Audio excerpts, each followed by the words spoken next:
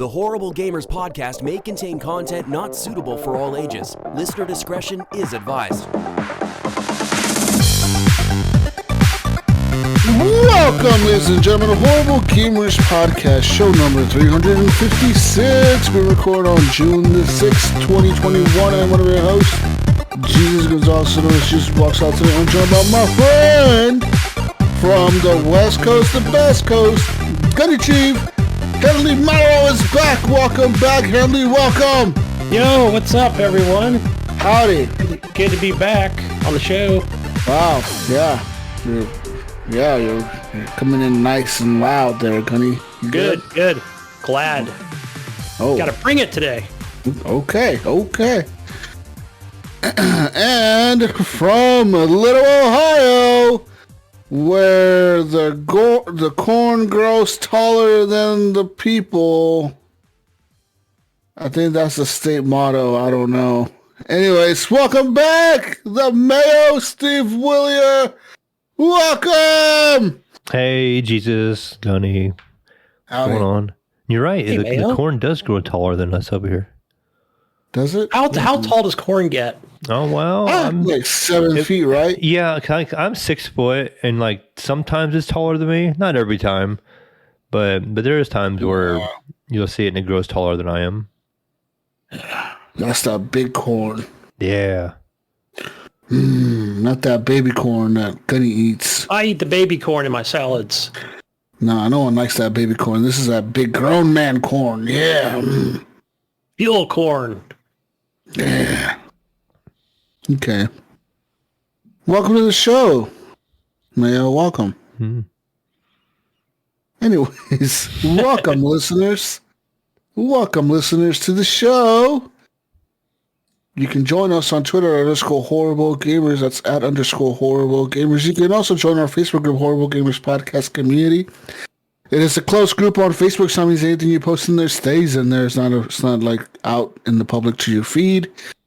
So you're like your mom, can't give you shit for being a gamer, or your dad or your wife or your husband or your girlfriend or your boyfriend or whatever you have. I mean, they pretty much can't give you shit because they won't see it. Right, Gunny? Right? Even my boss won't see it. Yeah, your boss won't see it if you post stuff at work. Yeah. Yeah. Anyways, go join the group, Horrible Gamers Podcast Community on Facebook. Unless they're part of the group too, then they'll see it. But if they're not part of the group, then they're out. Don't invite them. No. Anyways, go join that. You can also like our page, Horrible Gamers Podcast. That is a page that we have on Facebook that you can like as well. We post our show link in there every time it goes up and live. It's usually there first, so go find it. Anyways, Mayo and Gunny, it's time for me to give a quick shout out to our friends who support the show with the monies over at Patreon, patreon.com/horrible gamers. Like our friend, the Leahy, or Leahy, the legendary D. Oh. Jason Sams, Robert Noble, Sean Patrick, Chad, Vaderholic, Native Lives Matter, Henley M, Pork Chop Poo, Nipron, Best HGP host ever, Adam Sunday, John Jerome, Evan the Grower, Not a Shower, D Tanaka, and Jonathan Titan D Hall. And Bill still even, the biggest D Gardner the second. I was listening to GF&G the other day, and it was kind of a weird show. It was a little bit. I did listen to that this week. It started off a little different. Yeah. I like the part about the pedicure or the manicure. Yeah, we're... People are like, wait, Jonathan and then went and got a pedicure? You have to listen. Yeah, you gotta listen. Jonathan, I could just imagine Jonathan in that situation, just fucking laughing. And like, right? And, don't touch me! And the chick being like, okay, like, Like, what am I supposed to do now? I don't know. Right? Yeah. Like, hello. Like, you're here. Awkward. Around. Yeah, no, he totally made it awkward for her. You were being the awkward one in that situation, Jonathan. Oh shit. Anyways, I could just imagine him fucking laughing the whole time too. Just fucking laughing, dying laughing. like let's play a game. See if you can grab it. No, you can't. Stop.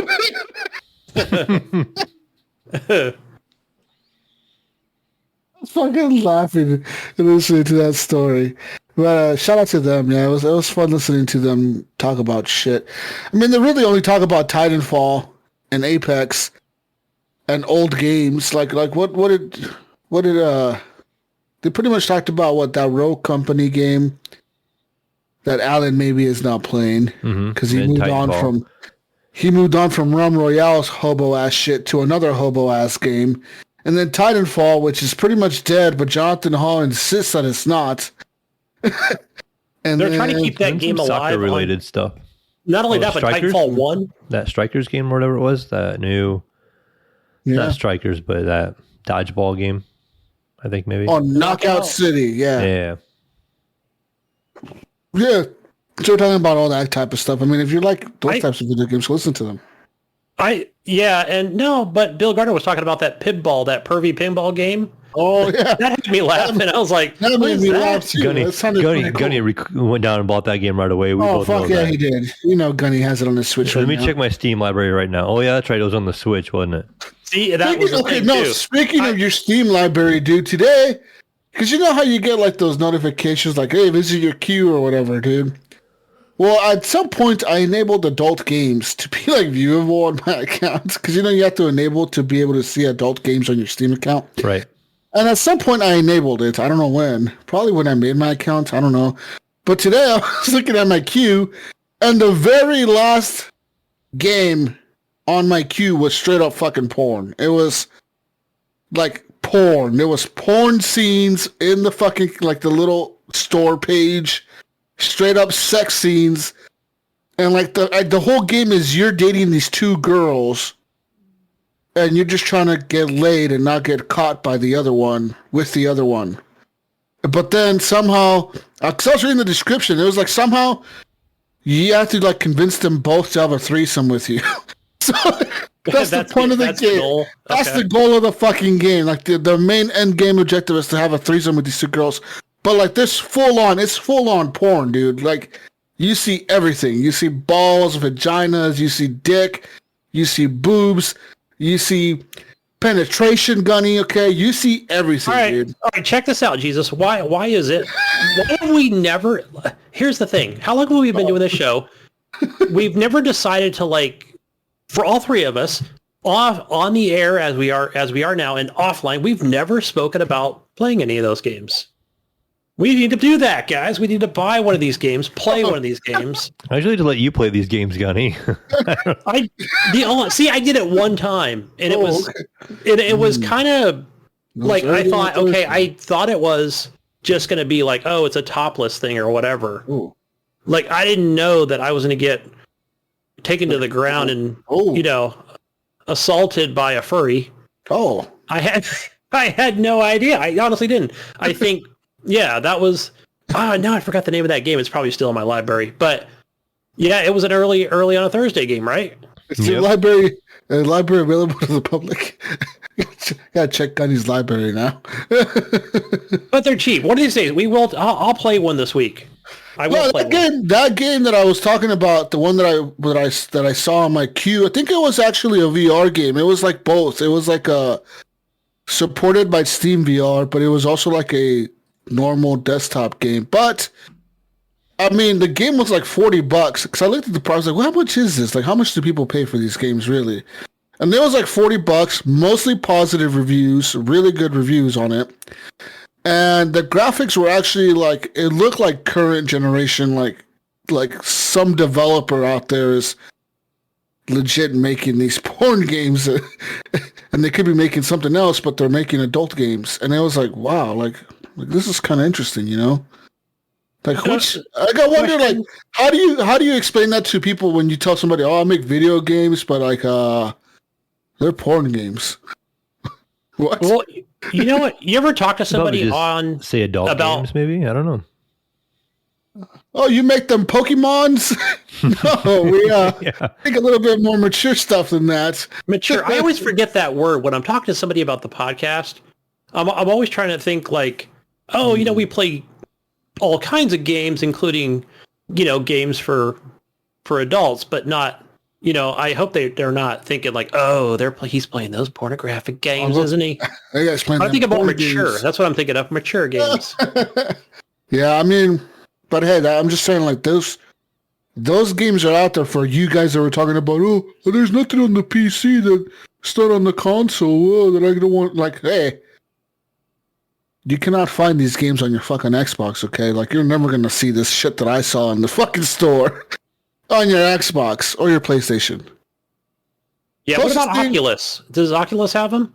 No. Closest thing you'll see on there is like some volleyball bikini fucking boobs flopping around playing volleyball on the beach or something. That's the closest thing you'll see on a console. And then there's Mass Effect. You'll see Mass Effect and Witcher sex scenes, but that's it. Okay. So nothing, yeah. Nothing more indie adult, yeah. No, this shit was like you pick the positions that you're doing the thing in, and you got to control the thrust movements, and you're using the D-pad or controller, fucking keyboard and mouse, something. I don't know. You're using something, all right? And you gotta make things happen, Gunny, okay? All right, I'm gonna check this out. We'll talk later on this. What? Yeah, it should be in my queue, my discovery queue. I could probably find it again if I look back. I do those every so often. Like I'll go through a queue to see what they recommend. I go through them all the time. I go through them all the time to see what they recommend. Half the time they recommend shit I kind of already played or own, and the other time they just recommend off the wall shit like that. Like, hey, because you played this other game in VR, maybe you want to try this porn game in VR. Why not, Jesus? Why not? You're getting porn games in yours. I'm getting like Mine Simulator or something. Was it Mine Digger or something? Like, really? Gunny sounds jealous over there. I know. I'm like, how are you getting those? And I'm over here like, hey, do you want to own a mine? You play. Let Kyle Mine World count for a little while. It'll probably change your preferences. Yeah. Yeah, it was pretty fucking legit though. Just listening to Jeff and Gio, and I was like, this is the type of shit you don't find on consoles, shit like this. But yeah, go listen to them if you want to. That's the GF and G Good FN Game Podcast. 4 letters. Just type GF and G. I'm sure you'll find it if you type that in. Maybe, I don't know. Maybe good try.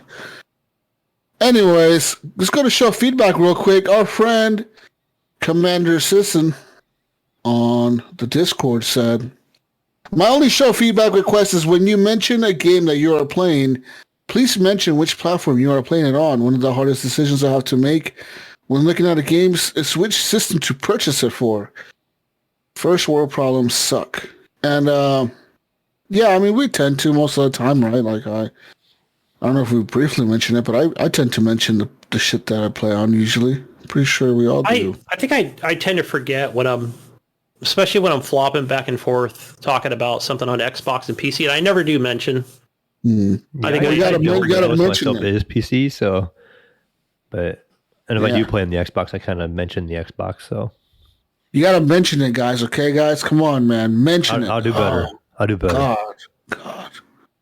I'll do better, Bo. I do forget when I tend to ramble. Yeah, I was speaking to him off air. He actually sent me a message on Discord talking about the show, and he was talking about how he's just been looking for a PS5 and he can't find one. Right. He's like, dude, I'm trying so hard to find a PS5. I cannot find one. And I was like, well, I'm trying to find an Xbox, and I can't find one. So that's kind of the boat everyone's in. You can't find the consoles you're looking for. But yeah, anyways, thanks for the feedback, Commander. Anyways, let's move on here. You can also support the show by heading over to Redbubble. At Redbubble, you can purchase some gear, some HGP shirts, maybe some socks, maybe some clocks, maybe a water bottle to keep yourself hydrated this summer, Mayo. Okay? Get yourself a nice water bottle. Drink some water. Put any kind of water in there. It could hold hose water, sink water, toilet water, whatever kind of water you're into drinking, it'll hold it for you. Okay, Gunny? Okay? Okay. But, I get thirsty. yeah, anyways.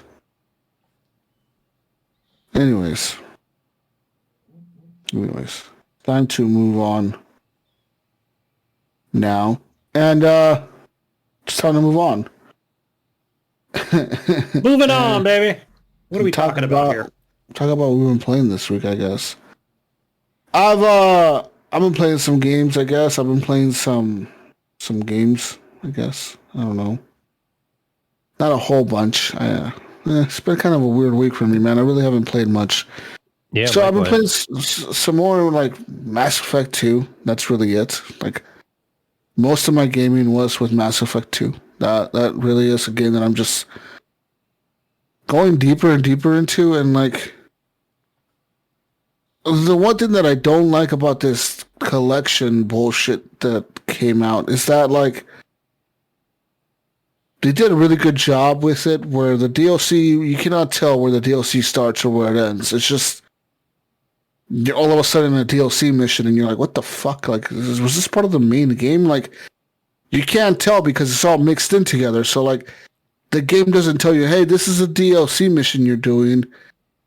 You're doing this DLC right now. Like, no. So, like, what happened to me was I ended up doing this mission where I found this. I was flying this, like, spaceship thing, like a flying car or whatever in the fucking game. And I was running around this planet shooting shit with a gun on it.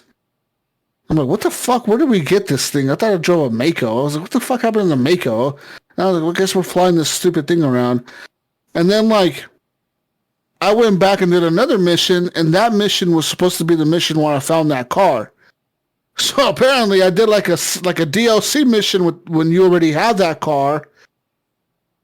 But then I did another story mission where you found the car. So it's kind of like a backward situation there, you know what I mean? Like, yeah. Like I did this whole mission where like, and it was weird because when I was doing that mission, I was like, how come there's no tutorial telling me how to use this fucking car? Like I had to figure out how to jump and how to boost and how to shoot and how to like do whatever the fuck you do with the car. Where usually, you know, when you do these missions with those types of vehicles, they'll tell you like, okay, press X to do this or press whatever to do that. And there was no tutorial this time, so I was like, what the fuck? But then when I did the mission, the next mission, it was the mission, or like a few missions later, I did a mission where I was on this planet and Commander Shepard and his crew find this fucking flying car thing or whatever. And they're like, oh, that's a Cerberus fucking flying whatever the fuck machine ship or whatever.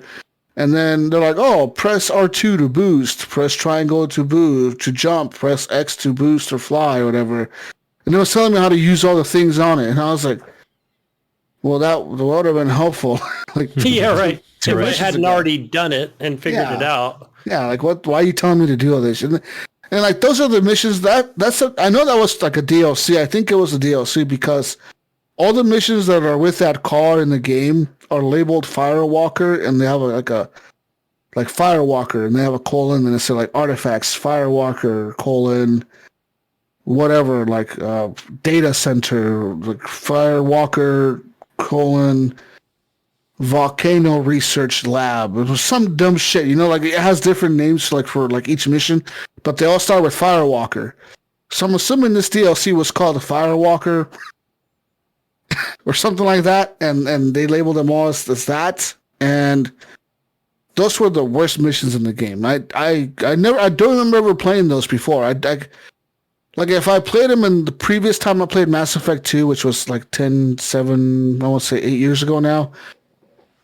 If I played these 8 years ago, these missions or these sets of missions, I don't remember them. I probably fucking hated them back then so much that I just kind of wiped them out of my memory. Yeah. And like playing them now, like I was like, these missions are so lame. They're so like filler, like it's just a filler mission. There's nothing like of substance there. Like, yeah, they're supposed to be getting this artifacts for the fucking Cerberus Corporation to fucking it's something to do with the story, with they're finding the Geth artifacts to get information on the Geth or something in their research. Because Cerberus is all about this fucking, they're all about researching shit to control the Geth or whatever.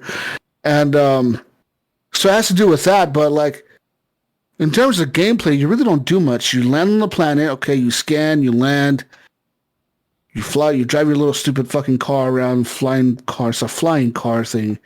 You fly a thing around, you fucking shoot fucking, like, enemies so easily. Like, they're so dumb. You just fucking kill them right away.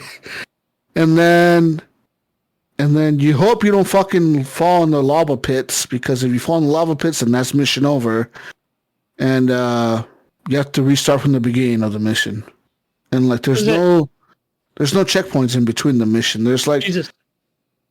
Does it ever feel like you're playing Halo Evolved at any point? Well, when you were playing the first one. No, not at all. No, not for me. No, what it felt like, it's just this. I don't know. These missions were just not likable to me. Like, I like everything else about Mass Effect 2 except these fucking missions. I was like, God damn, when the fuck are, like, I legitimately the other day, what was it, today, yesterday, last night, I went through and I finished all those missions just to get them out of the way. I was like, I just don't want to see these in my fucking, like, stupid ass journal thing anymore. Like, I want to get these fucking things out of the fucking way. And yeah, like, at the end, you find this fucking, like, glowing orb artifact thing that shrinks down to like a metal ball. And then all you do as Commander Shepard is give it to Cerberus, and they're like, "Oh, thank you," and this helps the research against the Geth.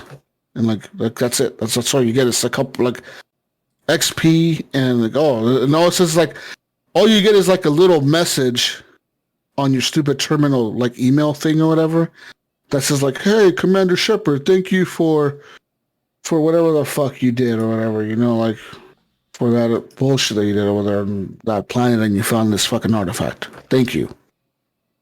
So I don't know what the fuck that's all about. I don't remember that. I don't. Yeah, that doesn't ring a bell. Yeah, but again, it was 8 years ago. The other things that I played, you know, in that game were, like, the other things that I do like about it was, like, it's like things that I don't remember that were in there were, like, for example, the stupid ads they have in the Citadel. Like, you can walk up to these machines and they play ads. And they're, like, personalized to you, like to Commander Shepard.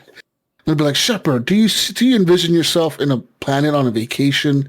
Why don't you visit this planet for vacation," or whatever? And it shows you, like, on a fucking beach walking around or whatever. Or it'll be like some penis pills. Like, "Hey, do you have problems in bed? Take this pill," or whatever, "enhance your fucking sex." Like, "Take this pill now." Yeah, boom. And then, like, it shows, like, Commander, like, some dude getting super horny when he takes the pill and shit. Like, like his fucking penis is growing in his underwear. There's some funny ass fucking ads on there, dude. There's some male enhancement stuff. There's like some, yeah, like there's some other shit. There's like and just the Citadel is kind of like a funny place, walking around the shops and listening to the conversations between the people in the shops. There's like a video game nerd guy that sells comic books, and he's all about board games. He's like, on this board game, blah, blah, blah, blah, blah happens. And he's like talking about, like, this board game in depth, and you're like, what the fuck are you talking about, dude? And so yeah, Mass Effect 2, it's a great game. I'm still liking it. Besides those fucking stupid ass Firewalker missions, the rest of the game has still been a blast. And it looks good. I can't believe that the game wasn't really, supposedly, it wasn't really enhanced much. The graphics weren't really enhanced much from the previous versions of the game, the 360 versions or whatever. But I just, for me, it's hard to believe that. I mean, I guess, but it's just hard to believe that because the game looks like current generation. Like, it looks that fucking good, and I just, you know, I can't wait to play more of it, and I can't wait to see how Mass Effect 3 looks like and how that runs. If you remember, remember playing, you would probably remember playing the first Mass Effect where I didn't. I jumped straight into 2, but I remember watching, like, YouTube videos going, "Oh man, what a step up," you know, even playing on the 360 and hell, was it even 720 or 1080p? I was like, "Oh man, this game looks so good," you know, like, compared to the first one. Yeah. It felt like a, you know, a good visual upgrade. Mm-hmm. So I can imagine. I can't wait. Jump into Mass Effect 2 after I finish First one. Yeah, no, yeah. Like this game was good, and after finishing the first one, it was a cool ending to the first one. I really enjoyed the first game, and it was fun going through all that, and it's fun seeing the decisions that I made in that game carry over now to this one, because there's things that they're mentioning that I did in that game. They're like, oh, you remember you did this on this fucking planet a couple years ago, and you're like, oh yeah, I did do that. Yeah, well, that's because of that, this happened, and they kind of like sometimes they show you kind of like what your actions, what the consequences of what choices you made. But yeah, Mass Effect 2, it's fucking dope. It's a really good fucking game. Like, how far do you think you are right now? Probably a quarter of the way through. I have to go. So the last person that I've recruited into my squad was the thief. It just said recruit the thief, and she was on the Citadel. And like when I showed up, she was like being super sneaky and like she could go invisible and shit. And she was like talking to Shepard about how like Cerberus sent her to the Citadel to wait for you. And now that you're there, like she's gonna meet you on your ship, and you got a mission to do. And Shepard's like, "What are we doing?" And she's like, "Well, we got to steal something or some shit. Like you guys have to go and steal something. I don't know what, but something has to be stolen." Jeez. So her ability is, well, her super is like stealth. Yeah, like she turns completely invisible, so like the enemies can't see her or whatever, and stuff like that. So if you have her in your squad, she does that occasionally. Like, I don't know how you guys play Mass Effect. Like, do you guys like to control your character, your squad's abilities, or do you like let them just do it? I just let them do it. Yeah, I just like let to control it. You like control, huh, Gunny? Yeah, I like control. So I will.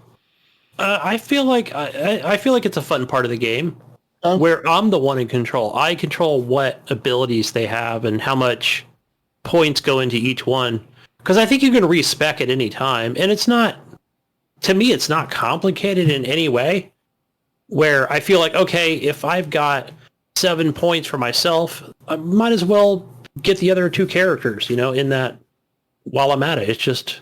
It's a matter of, since I'm playing on Xbox, it's RB for me. And then that just goes to the next character, which there's only, 3 in a squad. So it's easy to just go ahead and place your points. And I try to do that where whatever their, not their special, but I guess their class, it's the one way at the bottom, Jesus, that like, so if you're a, whatever class you are, and I try to fill that up first. That's my goal. Well, Mass Effect 2, the one on the bottom is the loyalty mission one. You have to complete their loyalty mission or it doesn't unlock. Yeah. So I think since I'm a Spectre, I mean, I try to put as many points into that as possible. Yeah, but I'm talking like I know that. I know how to. I'm not talking about specking the points, because I'm talking about the combat. In combat itself, do you let your characters choose their own abilities as you're shooting the people, or do you like stop the wheel and open up the wheel and tell like a character to them and tell them to attack this person or focus on this area or something like that? Half the time for me, the first half is going to be depending on if it's like if I'm running through a mission where, like, kind of where I'm at now, where I just finished with Mass Effect 1, where the blue chick comes out of that freaking beast or whatever, and then it like, but you got to meet her like 4 different times, where she'll come out, but she's powerful, but so she keeps killing my other 2 people, and I'm like, oh man, so I try to do like shields on those guys. So I don't know, sometimes it helps, sometimes it doesn't. You would think they'd be smart enough, my crewmates, to use them, but they're not. But in the game, in the first one, it's turned off by default. You have to go into the settings, into the control settings and gameplay, and then turn it on. It'll ask you, do you want... In all the games, it'll ask you in the game settings, do you want to have your squad where you have to issue their commands? Like, you have to tell them, hey, use this biotic power on this guy. use this fucking concussive shot on this other guy. Like, hey, you use your teleport ability on this guy. Or it tells you, like, just put it to automatic, where they automatically do it as it cools down for them. They automatically use their abilities. Which is how I have it. I'm going to change it to automatic. I might have it manual where I control it. Because sometimes when you control it, like, you may forget or there may be too much shit going on where you don't realize, whatever, Whereas when it's automatic, of course, they're not going to be really smart and use their abilities, like super perfect abilities, like, no, they're not going to do that, but they'll at least use them. Where sometimes if you're just non-automatic, you can go through a whole gunfight without using an ability. You know what I mean? Like, yeah, it almost feels like, is it Final Fantasy VII Remake? Does a similar thing? Right, Nightprawn, if you're listening? I'm pretty sure, like, because it almost reminds me of that. Well, unless Even I, when I'm playing, as Shepard, I forget that I have abilities as Shepard. Like, yeah. The game is constantly telling me in the fucking loading screens, hey, use your fucking abilities. And I'm always forgetting. Like, I'm like, oh, fuck, I could use this fucking charge attack, or I can use this fucking biotic attack, or I can use this... I try to fortify whenever I can. These bullets or whatever, these fucking fire bullets, or these ice bullets, or whatever the fuck I have on my gun. I can use all this shit, and I forget to. And then I realized, like, oh, fuck, these bullets are actually pretty handy because they do a lot of damage when you put the ice bullets and it freezes the guys and then... Saving it all for in-game. I guess.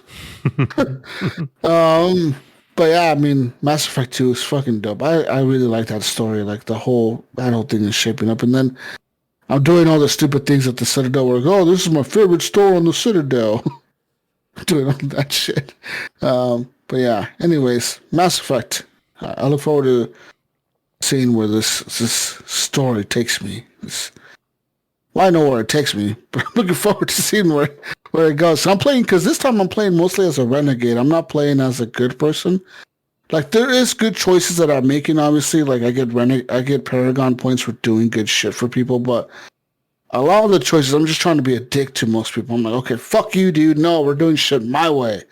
And yes. And like, my Shepard is just a fucking asshole. Like, he's mostly a renegade character because sometimes, like, options will pop up and there's just bad options. It's just like, tell them to fuck off or just kindly tell them to fuck off. Oh, okay. I'm doing the same playthrough because I went all Paragon the last one. Yeah, no, why not? It was so long ago. I know I went Renegade, Paragon, in the different playthroughs, but this time's definitely a Renegade for me. Yeah. And but yeah, so I play a lot of Mass Effect 2 this week. I'm probably a quarter of the way through. I haven't hit the DLC with the lizard guy, which that was my favorite DLC of the game. I look forward to hitting that sometime soon. I think that'll be the next thing I do, actually, because I gotta go to this planet, and there's like 5 missions on this one area of the map, or whatever I have to go to. It's like 7. It's probably at least 5 or 6 missions on this one planet. Is that part of the DLC? Yeah, all that shit's part of DLC, man. Like all those side characters are. See, I only did Lair of the Shadowbroker. That was the only one I think I truly played all the way through. I mean, I know I played the best one, but I never did like what's the other one called?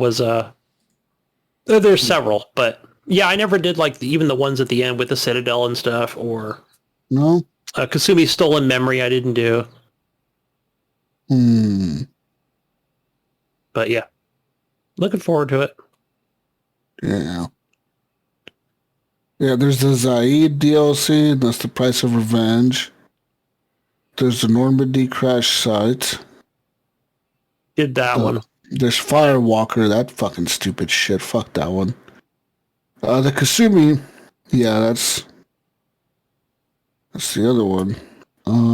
There's a lot of DLCs for Mass Effect 2. There's Kasumi, there's Overlord, there's Lair of the Shadowbroker, there's Genesis, and there's one called Arrival.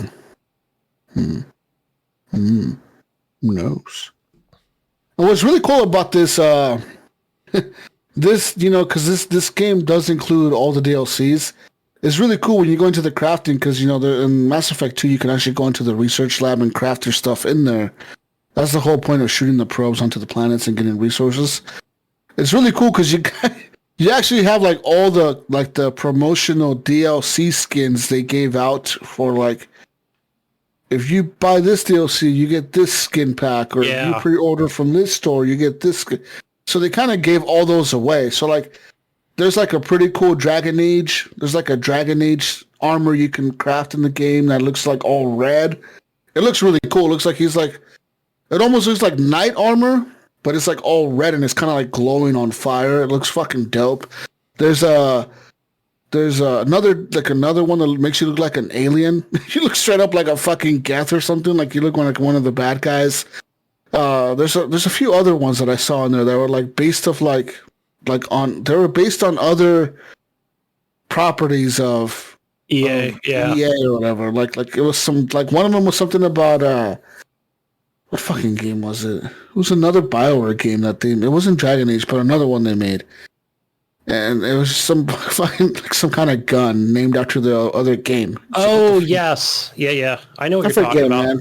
But there's a lot of cool shit in there that you can actually craft. Yeah, it was really cool, man.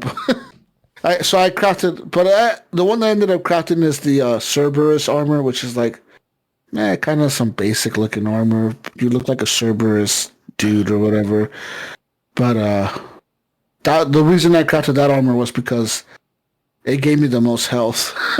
I was like, I ain't fucking hell. I don't want to fucking be dying, dude. I'm gonna be dying all the time. Was that a Dead Space weapon? Do you think? Yeah, that's what it was, wasn't it? Dead Space. I'm pretty sure it was. Yeah, it was something like that. Yeah, because I was like, oh yeah, it's fucking EA bullshit. Yeah. But yeah, besides Mass Effect, been on the PC lately. I found a really cool, there's a really cool mod out there, guys, made by this dude on Patreon. Forget his name on Patreon. Gunny brought it up to me because like, who the fuck is this guy? So what happened, Gunny, was... I got an email about it. So this dude makes this DLC as a mod for Red Dead Redemption 2. And the mod is actually a VR mod. You can play Red Dead Redemption 2 in VR all the way through. The entire game in first-person perspective in VR. I'm talking everything. When you're in a cutscene, when you're in a cutscene, Mayo, you are in first person in the cutscene. Wow. That's quite a bit of work. So like you're actually... The whole game is in first, which is fucking nuts to me. Like everything is in first person, where like you're riding the fucking horses, you're in first person, you're hanging out with the gang, everything's in first person. And what's really cool is everything is in first person VR, so it's kind of like in perspective almost. You know what I mean? Like it's really fucking cool. The downside to it is it only supports gamepad, which it's not really too much of a downside to it. You know what I mean? Like it'd be cool if it supported the whatever the fuck you call those, the stupid Oculus controllers or whatever, but it doesn't. But it would be kind of cool if it did, you know, like think about like pulling out your revolver or whatever and fucking shooting or whatever. That'd be kind of cool. But I feel like that's a lot of work that may come later down the road. But this dude has done a really decent job by himself to make this mod. So yeah, you can play with an Xbox controller or a PlayStation controller. And the whole game, I'm talking from beginning to end, it's 160 hours worth of gameplay. It's there in VR. And like you could do everything. You could fish. You can run around the map. You can do bounties. You can do whatever you do in the game in the first person mode. And that's fucking amazing. I'm assuming it's something to do with like, you know how Red Dead Redemption has that first person mode or whatever where you can play the game entirely in first person. Yeah. I'm assuming he's doing something, where he's pulling that into your headset somehow and tricking the game and doing that. Because when you launch the game, you have to do a few things to get the thing looking right. For example, you go into video settings. The cool thing about the game is very customizable. So you can go into video settings, you can turn off the HUD, and like you can make the reticle smaller on the gun, so like you can have like a really tiny dot, so like it's really not really noticeable in the headset when you're wearing it.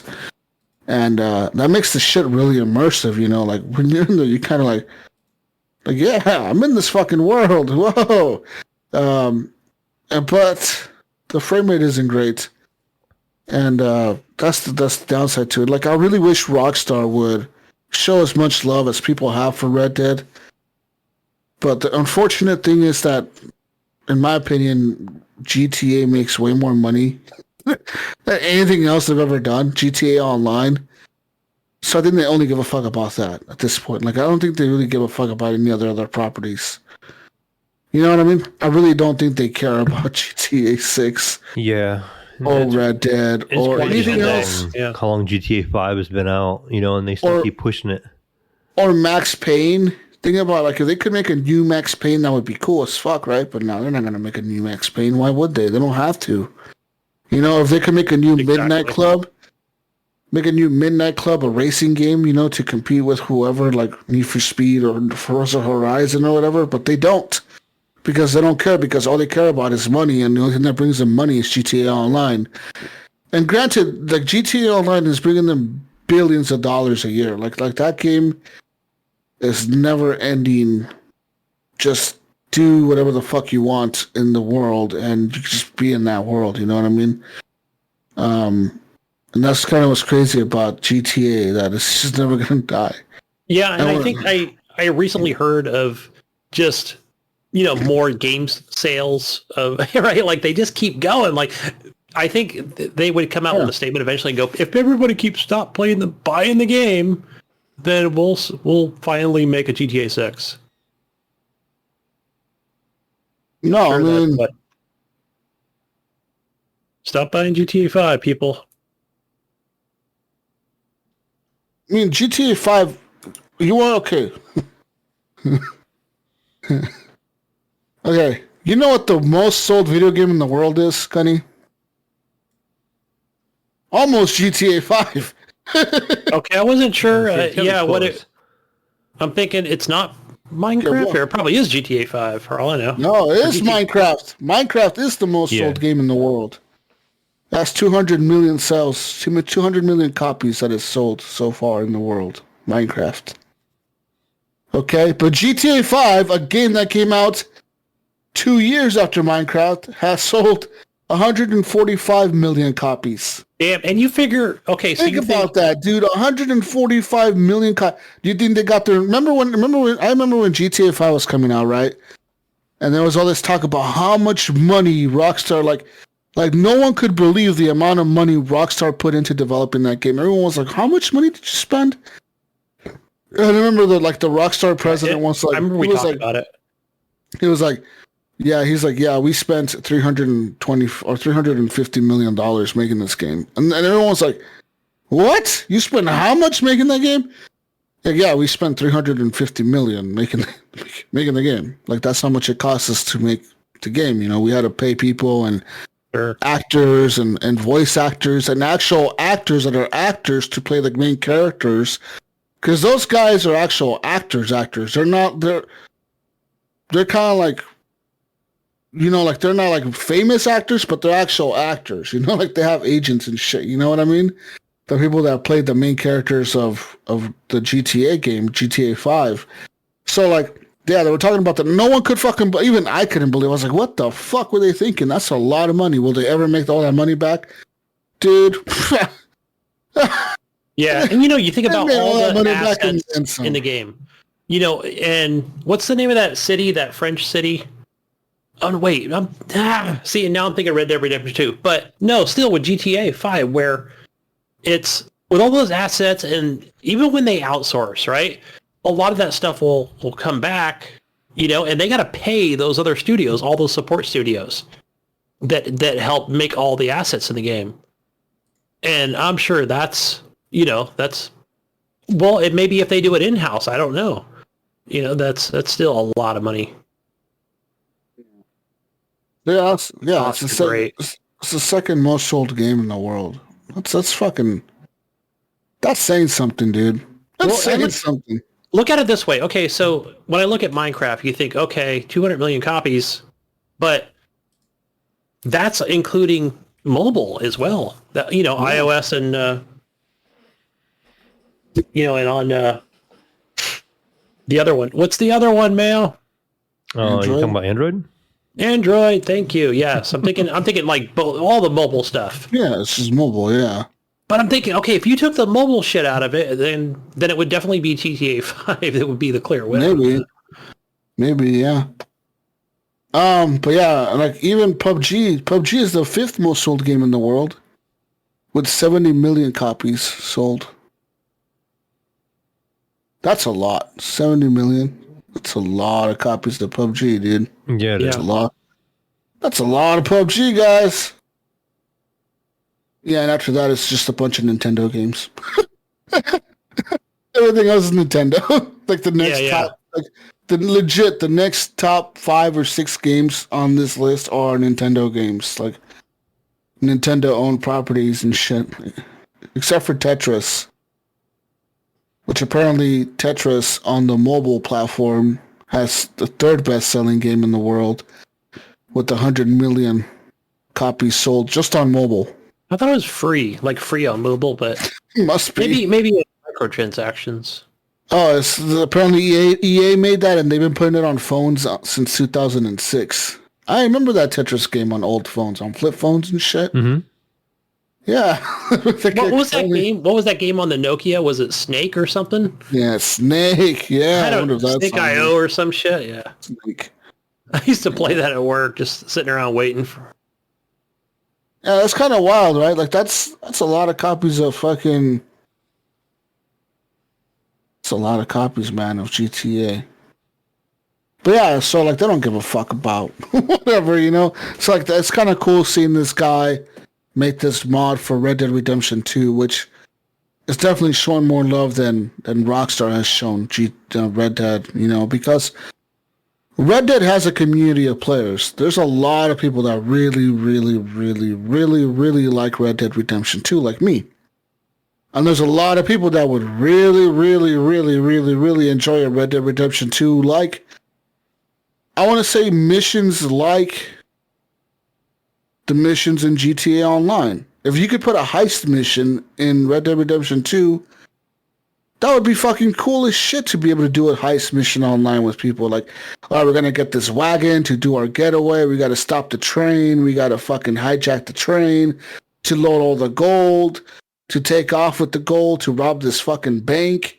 You know what I mean? All kinds of cool shit you could do with that, Yeah. Because in the game... I fired it up yesterday on the Xbox. Yeah, because in the main game, you really only do like 2 or 3 heists in the story. You do the first bank in that little town. You do the big bank in Saint Denis, which is the big one. And then that's really it, right? Like you do those 2 and then that's really it. Like the big bank is supposed to be this all like, okay, we're going to do this one big thing and we're all going to retire and go to Tahiti, boys. Isn't that where, what's his name, Dutch keeps saying they're going to go? Tahiti? Yeah, right, yeah. We're all going to Tahiti. We're all going to Tahiti, boys. We're all going to be waking up in Tahiti. I got a plan, Arthur. That's what he says. But yeah, I mean, it's like you only do 2 heists, and they never, like, it would have been cool if they released some kind of patch to the game where, like, if you're in single player, you could just be free roaming. If you could just rob the bank, or like, because you can rob stores and shit, but you can't really do much else besides that. You know what I mean? Like, yeah, you can't do much. So it's kind of weird. I don't know, man. I know what you're talking about. That would be cool if they did something like that. They did so much in that fucking world that's so like advanced for video games. To just let it not be fucking utilized for whatever reason. We're just gonna put this game out and then whatever, we're not gonna whatever. We're just gonna just let it go. Kind of forget about it. I actually played some Red Dead this week, actually.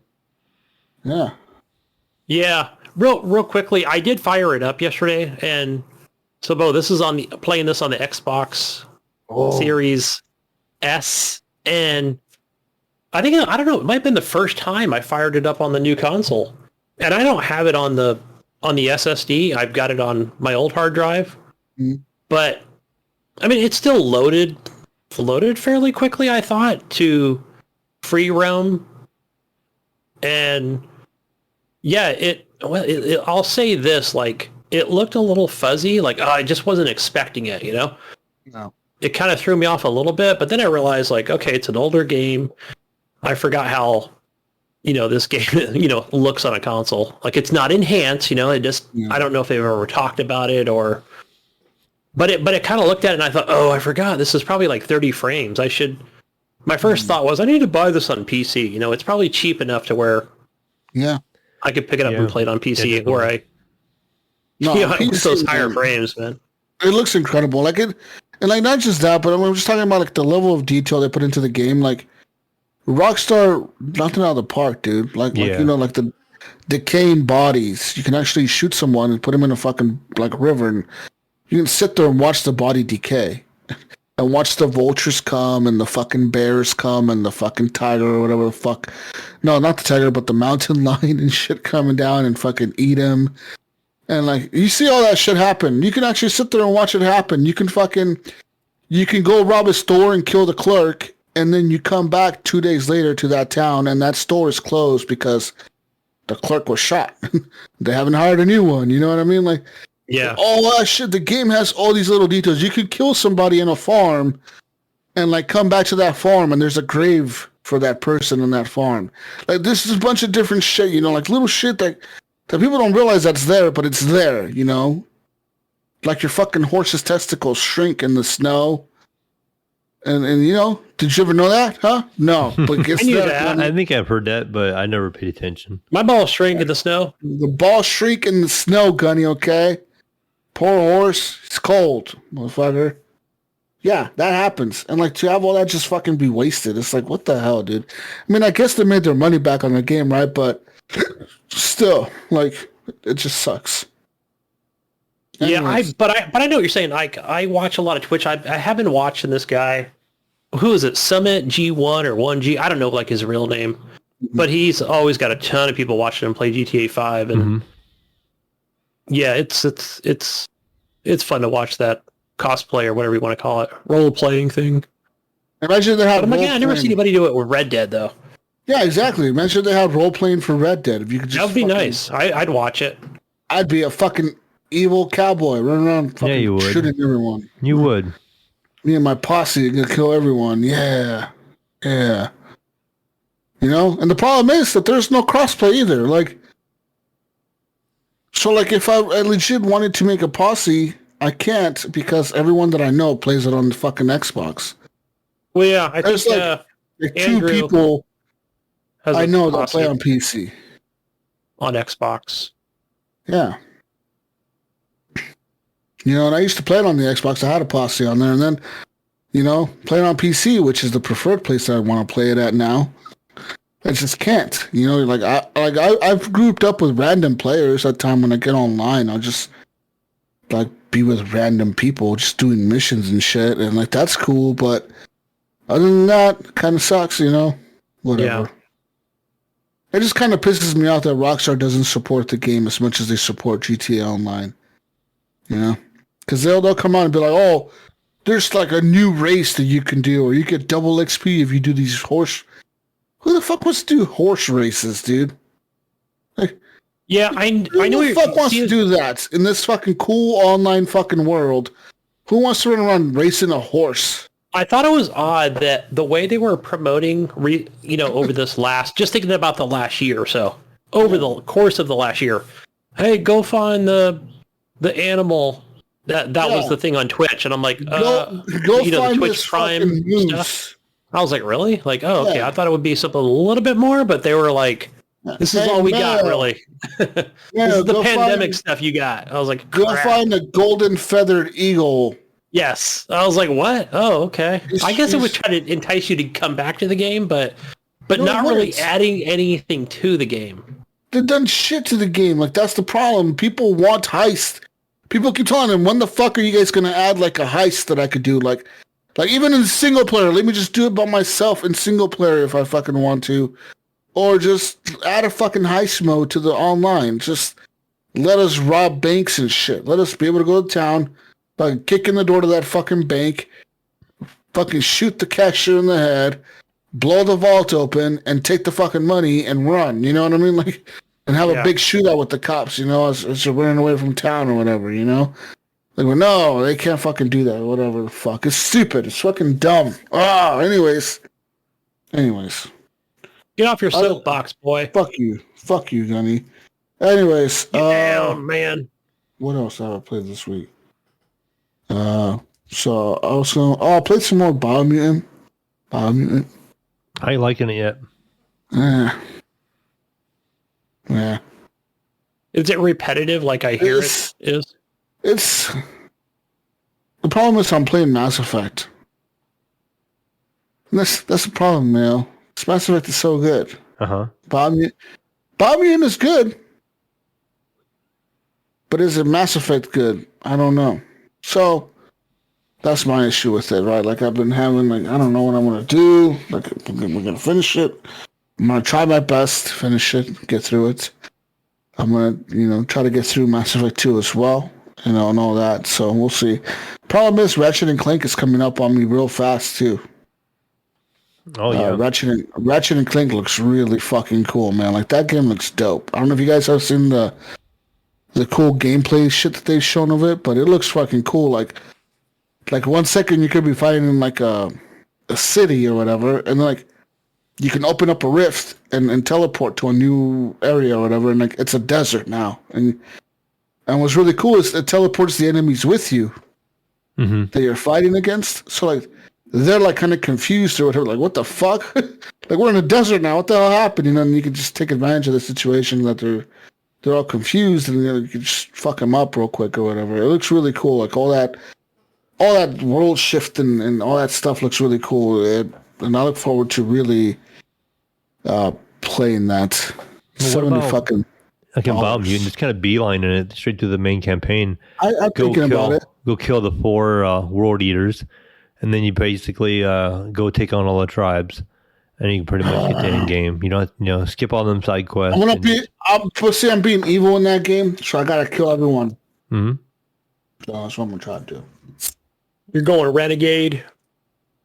And I'm going whatever the fuck the little rats, the evil ones, the samurai ones that were all black armor guys, black and gold. Yeah, I'm with those guys because they have cool armor. I'm like, yeah, you guys have cool armor. I'm wearing what you guys wear. I'm not wearing no stupid yellow armor. That hobo shit, pink armor. Have you gotten the cool sword yet? The fire sword? Mm-mm. It's kind of like, it's got like embers of fire on it. And like when you swing it sets people on fire. It's great. It's actually pretty cool. Still. It's it's in one of the vaults. It's like a legendary type item. So it's really powerful. Nice. Yeah, I look forward to checking that out. What the fuck else did I play this week? I know I played something. Where do I need to pick this up on this Biomutant game? Should I get it on PC? Get it on PC? Okay. I mean, I played it on the Xbox One X. It's on Steam? And it struggled. It's on Origin, actually. You can get it in the, if you have the EA Pass, whatever, you can get it in there. Yeah. So pay the $15 for the EA Pass, and you could probably play it for a month to be done. Yeah, that premium EA subscription thing or whatever. Mm-hmm. Yeah, do that, Gunny. $15 a month. Yeah, do it 1 month, knock it out. What? PC has nothing the consoles can offer us, guys. They have nothing, right? Right, Bill and Jonathan, right? Oh, PC doesn't have cool subscriptions you can subscribe to and just play 500 games in 1 month and then unsubscribe from. Oh, no. You mean like Game Pass on PC?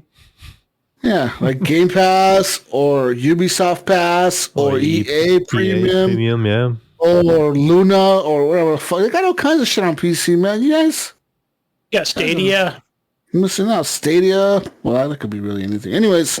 I know I played something else this week. What the fuck did I play? So I know I played Mass Effect. I played that. I played some more Frostpunk. Still haven't figured out how to beat that game. I think I'll never will. I'm still playing the Rifts. Big announcement from the Frostpunk development team. They're making a mobile version of Frostpunk. That's their next game, Ooh. I guess. It's going to be a mobile version of Frostpunk. Yeah, could be good. Could be. Well, we'll see. Either way, I'll play it. It's going to work because it's a touchscreen. You're going to be able to rotate the fucking world around. It's going to work just fine, I think. It's not going to be... I think one of the things, like, as soon as you mentioned it, I'm thinking, like, okay, I'm probably looking forward to some of the dialogue. I think because they do really good story stuff. Like, even though it's barely noticeable or hardly there in the game itself, but you know those things are going to be popping up constantly. Look, this girl, kid, female, young person needs a day off from picking up coal all day. You know, her hands are hurting. What are you going to do? What do you want to do? I can work more. Triple shift. Fucking 24-hour shift. Bam. Bitch, get in there. Throw her back in the fucking coal pile. Get to work. It's those decisions that really make you rethink your moral compass. Or Gotta have no morals in Frostpunk, Gunny, okay? It's either you could have morals or no morals. No, you can't. You don't need morals because you live or die, Gunny, okay? That's it. There's no... This is life and death. Spoiler alert. Jesus. Okay. Spoiler alert, you want to have a fucking moral compass? You're going to lose the game. How about that? Yeah, you little bitch. You want to cry? You want to cry because a little girl wants to take a day off? You want to give her a day off, Back Gunny? to the coal pile. Guess what, Gunny? 20 below zero. You give her a day off, that's 50 less coal you're going to be able to get that day. That's 1/2 hour less of being able to power your generator to keep things warm. That's 1/2 hour of people getting sick and dying because some little girl didn't want to do her fucking job for 24 When she hours. comes into my office, her mom comes into my office, I'm going to tell her, if I give her the day off, I'm going to have to give everybody else the day off. Yeah, exactly. And where's the production? And we're all going to We're die all of dead. frostbite or... We're fucking dead, lady. Yeah, this is like, there's almost life and death. You know, Yeah, this yeah. is So your put away life those depends on crocodile this. tears. Okay, wipe those bloody tears off and back to work. Yeah, get the fuck to work, lady. Get the hell out of here. You tell her, if your child dies, we'll bury it in a cemetery somewhere around here. Yeah, we'll actually bury her in a cemetery. How about that? There's a benefit. Yeah. We pay for the funeral. Yeah. Yeah. Fucking lady telling us to fucking not work her child to death. How dare you? No days off. This is how we all survive together. Yeah. Woo! So we Yeah, survived. renegade choices, baby. Yeah. Woo! Anyways, so I played some more Frostpunk. I said I was going to play Cloudpunk. I really need to play that, so I need to get back to that. I have downloaded it, but I haven't played much of it. And just today, me and the Brink and Mayo, we played some Apex Legends. How'd you guys do? Well, We did bad until I wow. left. We were playing with Mayo, and we were just getting our asses kicked. And then Mayo left, right? And like it was just me and Brink, and we forgot to like. Well, what happened? Yeah, we just pressed ready, and Mayo had left, so we just queued into like a trios match or whatever. And the guy that we were with in the beginning just quit, so he just like left right before the match even started. So it was just me and Brink, and that match was kind of like a perfect match. We landed in a really good spot. We looted the shit out of that spot. We saw some people. We kind of engaged them, kind of not really. We kind of let them do their thing. And then we ended up in a situation where it was us and like 2 other squads left. So we were getting sniped from across the way from this other squad. And these guys were like pretty far away from us. So they were just sniping at us, taking like one shots, right? Like trying to kill us with the one shot. But all they were doing really is hitting our shields. So what me and Brink were doing is we were fucking with them, and we were like, okay, dude, we're going to go down, heal up your shield or whatever. Go up there, let them shoot you again. Go back down, re-heal your shield, go back up. So what we're doing is, without them even knowing, we were letting them level up our shields to like the red level. Ah, yes. And once we did that, we did a crispy flank to the right. Yeah, to the right. And I was playing as Watson. Brink was playing as Lifeline. And there was a squad in this room, camping in this one fucking room, right? And And we could hear them in there, Gunny. So what did me and Brink do? Since I was playing as Watson, I just put up a fence in the door. So they couldn't get out of that side. But there was a couple doors on the other side, right? So I put a fence on the door, and I look in the window on the door, and I just see like two dudes standing there pointing guns at the door. I'm like, oh, you motherfuckers know we're here, huh? And they knew. I was just trolling them or whatever. And then the other squad that was sniping us in the first place, they were on the ridge across the way still. But the problem is Circle was closing in. So the other squad was in a tough position. And they had to either come to us or... Because me and Brink were like... I told Brink, dude, we're not moving. He's like, no, bro, we got to go around. I was like, no, Brink, we're not moving, dude. So we're going to stay put. We're going to let them come to us. We're on Circle. They're outside. They have to come to us. And sure enough, I set up a bunch of fences. I got sniped. I got knocked down once. Brink was scared to revive me. I told him to just run and dodge. And he's like, I don't want to run out there. They're going to snipe me. I'm like, dude, just fucking run. And what happened was the other team had knocked me, right? They got cocky and they started to push towards us. But for some reason, they decided to not push straight towards me and Brink because they had knocked me out. And Brink was reviving me. They thought they were going to cut to that building that the other squad was in, the one that we had fenced in. They thought to cut to that building to come around. Well, they fucked up because as soon as they broke that door, the other squad was in there and they started a gunfight with the other squad. So me and Brink were outside healing and shit.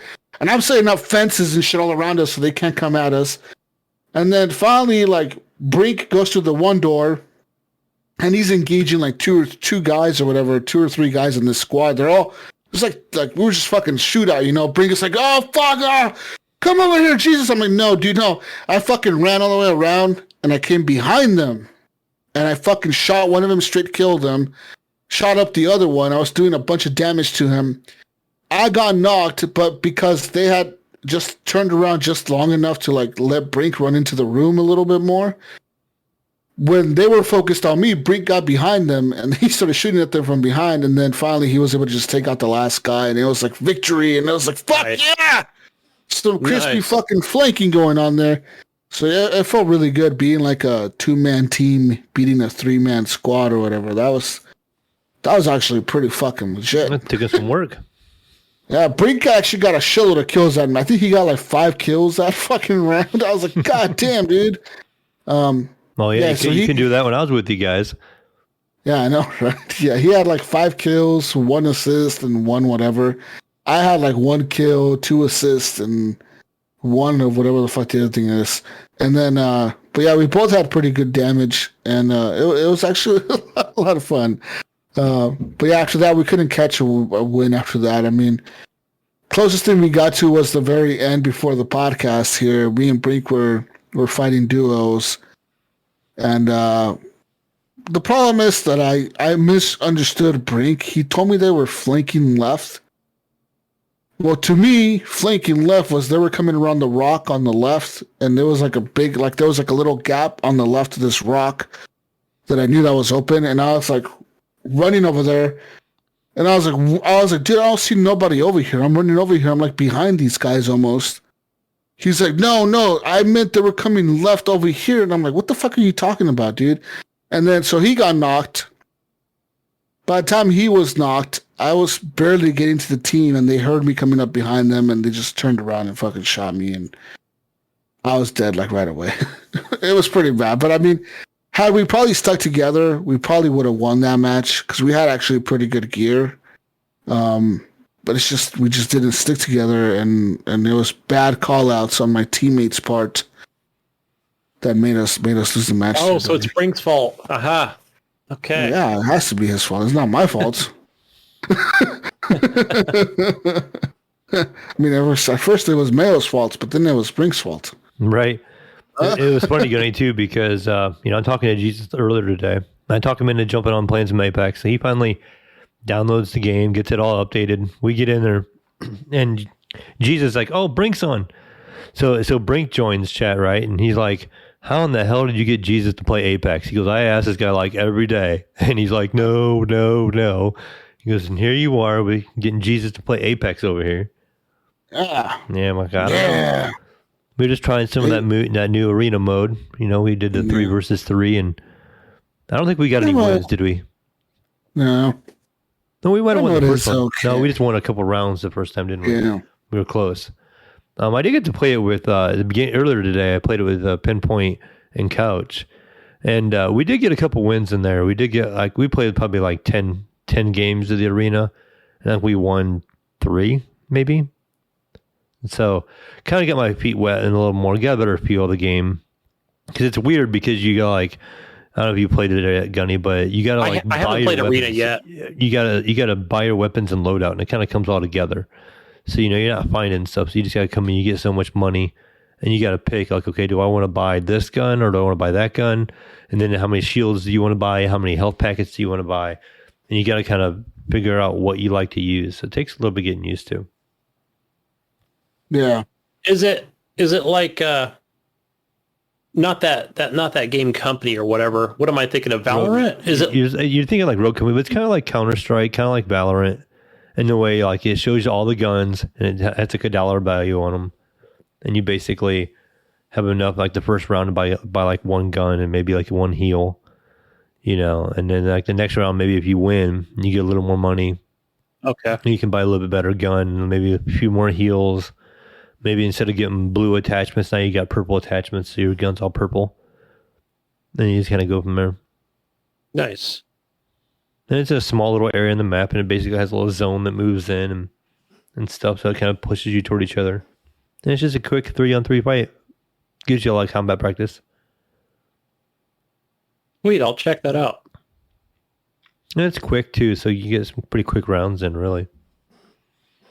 That's kind of one of the nice things about it. Yeah, it's the one game I have installed on the EA PC app, Origin app. Anything else? It's funny, I downloaded that. I downloaded that just for the Game Pass. And it's like, but the only thing I put on there was the free game, so I could play that on PC. So much for that. Yeah. But yeah, man, besides all that, that's all I played. So just that stuff. I mean, yeah, what else is there to play?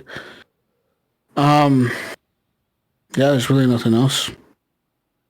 Yeah, it was a light week for me too. Like I played a little bit of Apex today with Pinpoint and you and Brink and and Couch and then earlier on the week I played a little bit more of Undermine. No real progress to really talk about in that game. It's just continuing to get my character stronger. I get so much money, I can buy a new upgrade for my pickaxe or buy an upgrade for how much gold you keep when you come back out, but no real progress to really mention. I didn't really get any further. There's another boss I'm trying to work my way towards. And then a little bit of Biomutant. We talked about it a lot last week where my son had beat it, so I kind of know what's coming. And I kind of fell off of that pretty quick. I did download, like you said, you were talking about Red Dead 2. I did download Red Dead 2 when my PC was hooked up to my TV. Oh. And so I was playing Red Dead 2, and I actually started the game over from the beginning because it's been so long. I couldn't remember. The controls are all complicated and stuff. And then when I played it on mouse and keyboard on the PC. So since my PC was hooked to my TV and I really wasn't going to do that, I went ahead and played it with the Xbox controller. And so, trying to get a feel of the Xbox controller and with that game is a little different too. But it looked really good. Played, ran pretty smooth. I can't remember what kind of graphic settings I had it on, but I got it made it so it had a good constant frame rate. But looked really good in the OLED. But nice. I mean, that was it for me. I mean, I just kind of dabbled here and there. Like I don't know if it was a short week or what, because it's a holiday week or what, but not a whole lot of game time. I was off for like 20 days straight, so I had to go back to work this week, so that probably threw me off some too. Yeah. Getting back in the flow of having to get up at 3 o'clock in the morning for work. So used to getting up late, huh? Yeah. So you're so spoiled. So yeah, I mean, that was pretty much about it. And I'll probably jump into some more Apex this week since I got it reinstalled again, and I might grind through some of the Season 9 since I haven't really played any of it. That's all I can think of. I almost picked up a card game today. I can't remember what it was called. It's on Steam. It's one of those card games. Almost reminds me of like Slay the Spire with like really nice looking graphics. I've been looking at that one. The one you're talking about. They keep advertising it on the front page. I can't remember what it's called. Yeah, I can't remember what it's called anymore. And I can't find it earlier when I looked. So I'll find it today. Maybe I'll pick that up this week. I haven't played a card game in a while. Yeah, I've been looking at that because I play so much Slay the Spire. I think that they recommend that game to me a lot. Mm-hmm. They recommend that game more than that pornography stuff. That's part of my queue. I did play a run. I guess I forgot I played a run of Dead Cells. Went back and I haven't played that for so long. But I got like 3/4 way through on 2VC and I died. So I was kind of like, all right, I'm good. So you can turn that off too. So it's kind of an off week. Yeah, same here. What about you? Yeah, guys? You were gone for a minute, so you guys were roughing it. Pretty much roughing it from last week. I know over the weekend, and everybody, I was telling everybody in Discord, like, oh, this sucks. I got no internet. I got 2 bars of T-Mobile up here. What am I going to do? And I didn't even think about because... Why didn't you steal your neighbor's internet? I did. I tried. Everything's locked down. I checked everybody's Wi-Fi and everybody's got it locked. I'm like, damn it. Why do all these people have their shit locked? They should have it unlocked. Hey, neighbor. This is where you can sit there and say, like, nobody out in the house will have internet, like your wife and your son, and you go over to the neighbor and you slip them a 20 for the Wi-Fi password for your phone, and then you have internet on your phone, and then you just don't tell anybody else.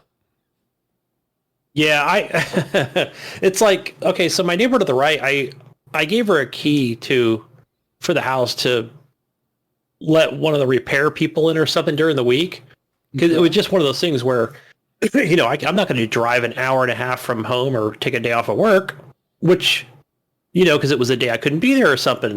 So I was like, because I did want to ask her for the Wi-Fi password, but I didn't want to. I would have been like, lady, I'm trusting you to go into my house. I want your fucking Wi-Fi password now. You're doing me a favor by letting somebody in my house while I'm gone, but give me your Wi-Fi password too. Yeah. That's what I heard. No, it's probably about Mediacom, I think is the name of the company. I think the normal, regular, everybody I asked up there, it's like, it's $60 a month or whatever, $59.99. Good though. Is it good though? Is it Comcast quality good? So everybody I've talked to said it's not. It's almost at Comcast quality. They said everybody said do not go with AT&T because what happens is then they want you to get the satellite, which I already have the dish. Everybody has a dish on their thing because they don't have that AT&T Uverse thing or whatever they call it. It's more or less like their dish network plus their crappy Wi-Fi. So I'm definitely going to go with the Mediacom, which is the cable, TV, and internet. What? Why is Comcast not available to you up there? It's not. It's just because it's up on the hill or something. There's no Comcast available. What's it called? What's that cable company called? Mediacom. I think it's one word. I only went to the website once, but I'm gonna go to their website right now. Mediacom cable. All right. This website looks pretty cheesy. It's like Extreme, powered by Mediacom, and it's like an X and then Tream. That's how they spell extreme. Do I get a great good Extreme powered by Mediacom. Okay, let me tell you about discover their fast internet speeds, Gunny, and great reliability. Okay, you get access to internet 60 plus variety television. You download speeds up to 60 megabytes per second. You have only Gunny. What? Bad news? Data cap, 200 gigs. Ooh. Well, that should be good for if it's going to be like on a weekend. Let's say it's going to be a Saturday, Sunday thing. No, Gunny, your kid is going to go through 200 gigs. Yes, the way that kid downloads crap for Roblox is insane. All right, Gunny, your kid is, okay, let me tell you something, Gunny. Your kid is going to go through 200 gigs in a fucking day, bro. Okay, as soon as you guys get any new console, you download Warzone, you're going to 200 fucking gigs in that day, okay? Yeah, so I might as well load up everything on my... see, that's going to suck. I'm not going to sit here and take my my Xbox Oh, Gunny, okay, One so- X and download shit here and take it up there, it's going to be a pain. I'm just their internet plans here, Gunny. Okay, their internet plans says here that they're going to give you $19.99 a month for a year. Okay, this is a required contract for a year. You get 60 megabytes, up to 5 megabyte upload. That's so low. And you can only use 4 devices. Whoa, they even limit to how many devices you can use at the same time. What? Really? Yeah, it says here, that sucks. up to 4 simultaneous devices being in use at the same time. And for that $19.99 a month plan, you only get 200 gigs a month of usage of allowance. It says here, excess usage, Gunny. You want to know how much you're going to be paying if you go over this data cap? Let me tell you here, buddy. Will be billed at $10 for every additional 50 gigabytes used. So I'm better off just going with Wow. And it says here, unlimited. there's a Internet 100, Gunny. There's an Internet 100 package for $50 a month for a year. This gives you, this is the fast one, Gunny. This gives you 100 megabytes. You're going up a little bit, so you're up to 100 Yeah. meg. You get 100 megs per second, and you get 10 megabyte upload speeds, and you can use not just 4, Gunny, okay? Not just your 2 phones. Because who just uses 4? Okay, Gunny? Come on. Not just your 2 phones, your iPad, and your computer for your internet. You can also be using your son's laptop and your PS4, because you get 6 devices with this plan. And you get 1,000 whopping gigabytes of usage. Nice. That's the one I'm going with. No, Gunny, let me tell you, that's some hobo shit, all right? All right, Gunny, you don't want that fucking trash. That's some... Okay, this is the one you want, Gunny. This is the fucking boss right here. Internet's 1 gig. Oh, there you go. $79.99 per month for 1 year contract. There's a term and conditions apply to that, Gunny, okay? Maybe after a year it goes up to like $200 or something, I don't know. Up to 1,000 megabytes per second download speeds, Gunny, up to, not really at, but up to 1,000. Up to 50 megabyte upload speeds, Gunny, okay? Gunny, okay? And you get to use 20 plus simultaneous devices at your house, Gunny. 20 plus. It's currently what I'm using now. Yeah. It's like what normal people use. But we're paying like and this actually gives you a pretty decent data cap of 6,000 gigabytes of usage per month. yeah. So if we send Kyle up there for the summer, 6,000 gigabytes is pretty good. I feel like you wouldn't probably go through that in a month. That'd be very hard. yeah. Seeing how we're only going to be up there a couple weekends a month, that might be a good option. I'm telling you, my brother's always, he has like 400 games downloaded on that fucking Xbox of his. So they're constantly always being updated. Like those, like every time you see his fucking stupid ass fucking Xbox live queue of downloads, Yeah. it'll be like 70 games being updated for no reason because he never fucking plays them. So this Same here. motherfucker, we go through a lot of data at our house, you know, and then like, we do the podcast and we do all this other bullshit. I'm fucking downloading games all the time on the PC and shit. So the most we've ever gone through in data between the two of us is like 3,000 gigs a month, which is a lot. But I don't think you'll go through 6,000 unless your kid is doing some crazy shit on the internet. He doesn't do as much as he used to. Like he used to download these scripts for Roblox. Yeah. Like whatever, he had a thing for it. But I think now he's kind of calmed down on that shit. Where now he's like, all right, I'll just play the game the way it is. All right. Well, I mean, I'm just telling you, Gunny, you might want to go for that 1,000 gig. I was just looking at mine, and I didn't really do any gaming or downloading this week or this month. And I did 519 gigabytes this month. Think about that. So that's just random usage, you know what I mean? Like Netflix. Yeah, just a lot of TV, movie. Netflix, yeah. Probably 1 or 2 games, maybe. I mean, I downloaded, I guess, a couple games. I did download, like, Red Dead this week and that, but not a lot. Yeah. So that is one thing I think. I don't. Okay, so on my Xbox Series S, I say, yeah, keep games updated and keep the console updated. I don't know if that's exactly true or not, or does it only do it for the SSD? Because all the games that that I go press play on, like, oh, hey, I need that update. So it's kind of weird. Like, what was it, last week? I think it was, Jonathan, remind me. It was me, him, Kyle, and Andrew, and I think or Andrew left or something, but we were playing Gears of War. But I was like, hey guys, yeah, I kept that on the SSD so I can keep that updated and play Horde or whatever at random. And it only needed that 10 gig update. I don't know. Maybe Gears of War, that could be a separate situation where there's not only there's almost like a separate update for online. I don't know. It's freaking weird how that works.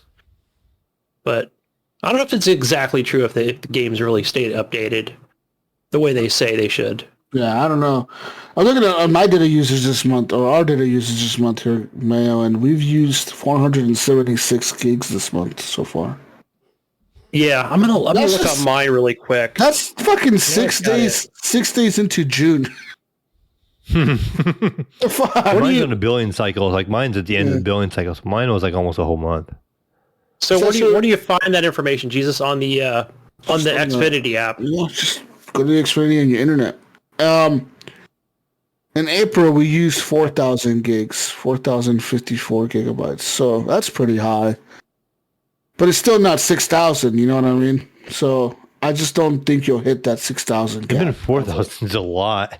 When I'm thinking like mine was only 500. So say if I double the amount of usage I was using, that's still only 1,000. So I'm telling you that's all my brother, dude. All he does is download these fucking games that he never plays. And I always tell him, why did you download this? When the fuck are you ever going to play this fucking game? You know, he'll be downloading shit like Assassin's Creed 2 from like 2007. Then what do you do? Like play it for a minute, then uninstall it and re-download it again? I mean, I don't know what the fuck he does with these games, but I don't know. He's like, oh, I like to have them in my hard drive. I'm like, what the fuck for, dude? Like, it makes no sense. Okay. Oh, here we go. No, anyway, I don't see it. It just shows like all my devices connected or whatever. I don't see like data. Gunny, I'm just telling you, Gunny, you need to tell the wife, dude. Hey, we're not going for no hobo fucking package. We got to get the 1 gig package here. Yeah, because it was, I gotta say, Ruffin, it was kind of cool. I did play one of my favorite mobile games was TD Bloons. Oh, 6. God. Yeah, I know you're like, what is that crap? It's it's I know what it is. oh, Evan's all happy now. He's like, oh, my game. I know what it is. This is a tower defense little balloon shooter thing. I know what it is, Gunny. I don't know. It's fun. I like it a lot. I think Kyle got me into it.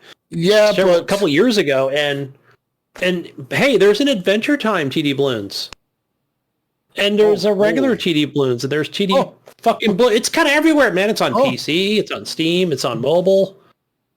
They should bring this to console. Yeah, but sure it's a version of it on console somewhere, or some other if there is tower defense game. Have you ever played Defense Grid, Gunny? That's the tower defense. Yes, that's a good one. Once in a while, I will fire up the OG original Defense Grid. Yeah, me too. Just to see if I could pop some of those achievements on the first one. But the second one, I don't know if it was just called number 2 or whatever. I remember when that came out on Xbox One, and that was a lot of fun. It gets crazy at times. Anyways, what else? But yeah, just some mobile junk, some random Star Wars games. I couldn't even tell you the names. I was like, all right, I'm just going to play those and see how that goes. But like, no, I'm not buying any coins. All the coin money I spent, my microtransactions were on TD Bloons because that's my jam. Yeah, Mech Warrior 5 played that on the Xbox Series S. That was on Game Pass. That just had a new update, right? Yeah, where did I play this last, Mail? Was it on your account where I played it back in the day? I have it on the Epic Store, so I don't know if you played it on my account. Gosh, I know I played this game a while back when it first came out. Maybe I bought it on Steam, I don't remember. But I had already played it. But either way, playing this on the Series S, I realized like there's no display options for brightness or anything, because I was like, man, it's super dark. It has ray tracing in it now too. It's on the PC version. Yeah, not on the Hobo console version, because it was like, I was like, wow, did I do something here with the OLED? I don't know what happened, but yeah, I should have to change the display or something from like, vivid to sports or something, because it seemed really super dark. But other than that, now I just played through the tutorial. The controls it was weird playing on a controller. I was used to playing on mouse and keyboard. And I thought it would be easier, actually. The way you move your torso versus the upper top of your body. Mm-hmm. And it was it felt, I don't know. I didn't like it. I didn't like how the movements and everything for a controller. I don't know. I feel like because I originally played it mouse and keyboard, that yeah, it was just a lot more. What game is this? Faster. Mech Warrior 5. You know what I think it was? I think was it on the PC Game Pass first or something? Yeah. And then they took it off and then they brought it back. That must have been what it was. Because I played it on console. It was on PC. It was on PC first. It's been on PC for like a year. That's what it was, because I had played on there a few times, and then I think because now it's on the actual console itself. Yeah.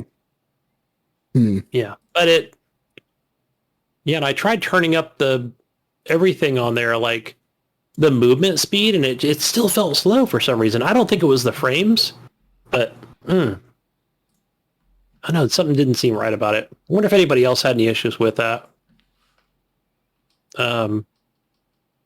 Yeah, let's see what else. Just a little bit more Mass Effect, but I haven't played that in a while, and probably this past week I didn't play it, probably because of the holiday. Yeah, still working my way, probably 5 hours into the first one. So I think I still have another 5 hours to go before I really see the end of that one. But so far, it's a good game. Let's see, what else? One other last thing I might have played. Oh, SnowRunner. I keep getting sucked back into that game. I'm playing on PC, on Epic. I bought it there. And on Xbox. I like to go back and forth. I don't know why. I just do. I want to see my progress just grow on both. So I don't know if you saw this, Mail. Was it? I don't know if I saw it in Discord or somewhere in the news about when it became available on Steam. SnowRunner, it is. No, I think it was when they brought it to Game Pass or whatever. They just had a lot of news talking about cross saves. Mm-hmm. But I don't think there was anything on like cross play or play together or anything. I haven't heard of anything like that. Yeah, so I don't know. It might have been something on Steam where where you can actually bring over some of your saves from Epic. But yeah, I did download it on the PC and the Xbox, but I haven't played it yet, really. Yeah, so it's the mods were done by Mod.io, and because it will open up like a window. Like if you're playing on PC on the Epic Store, you'll notice if you ever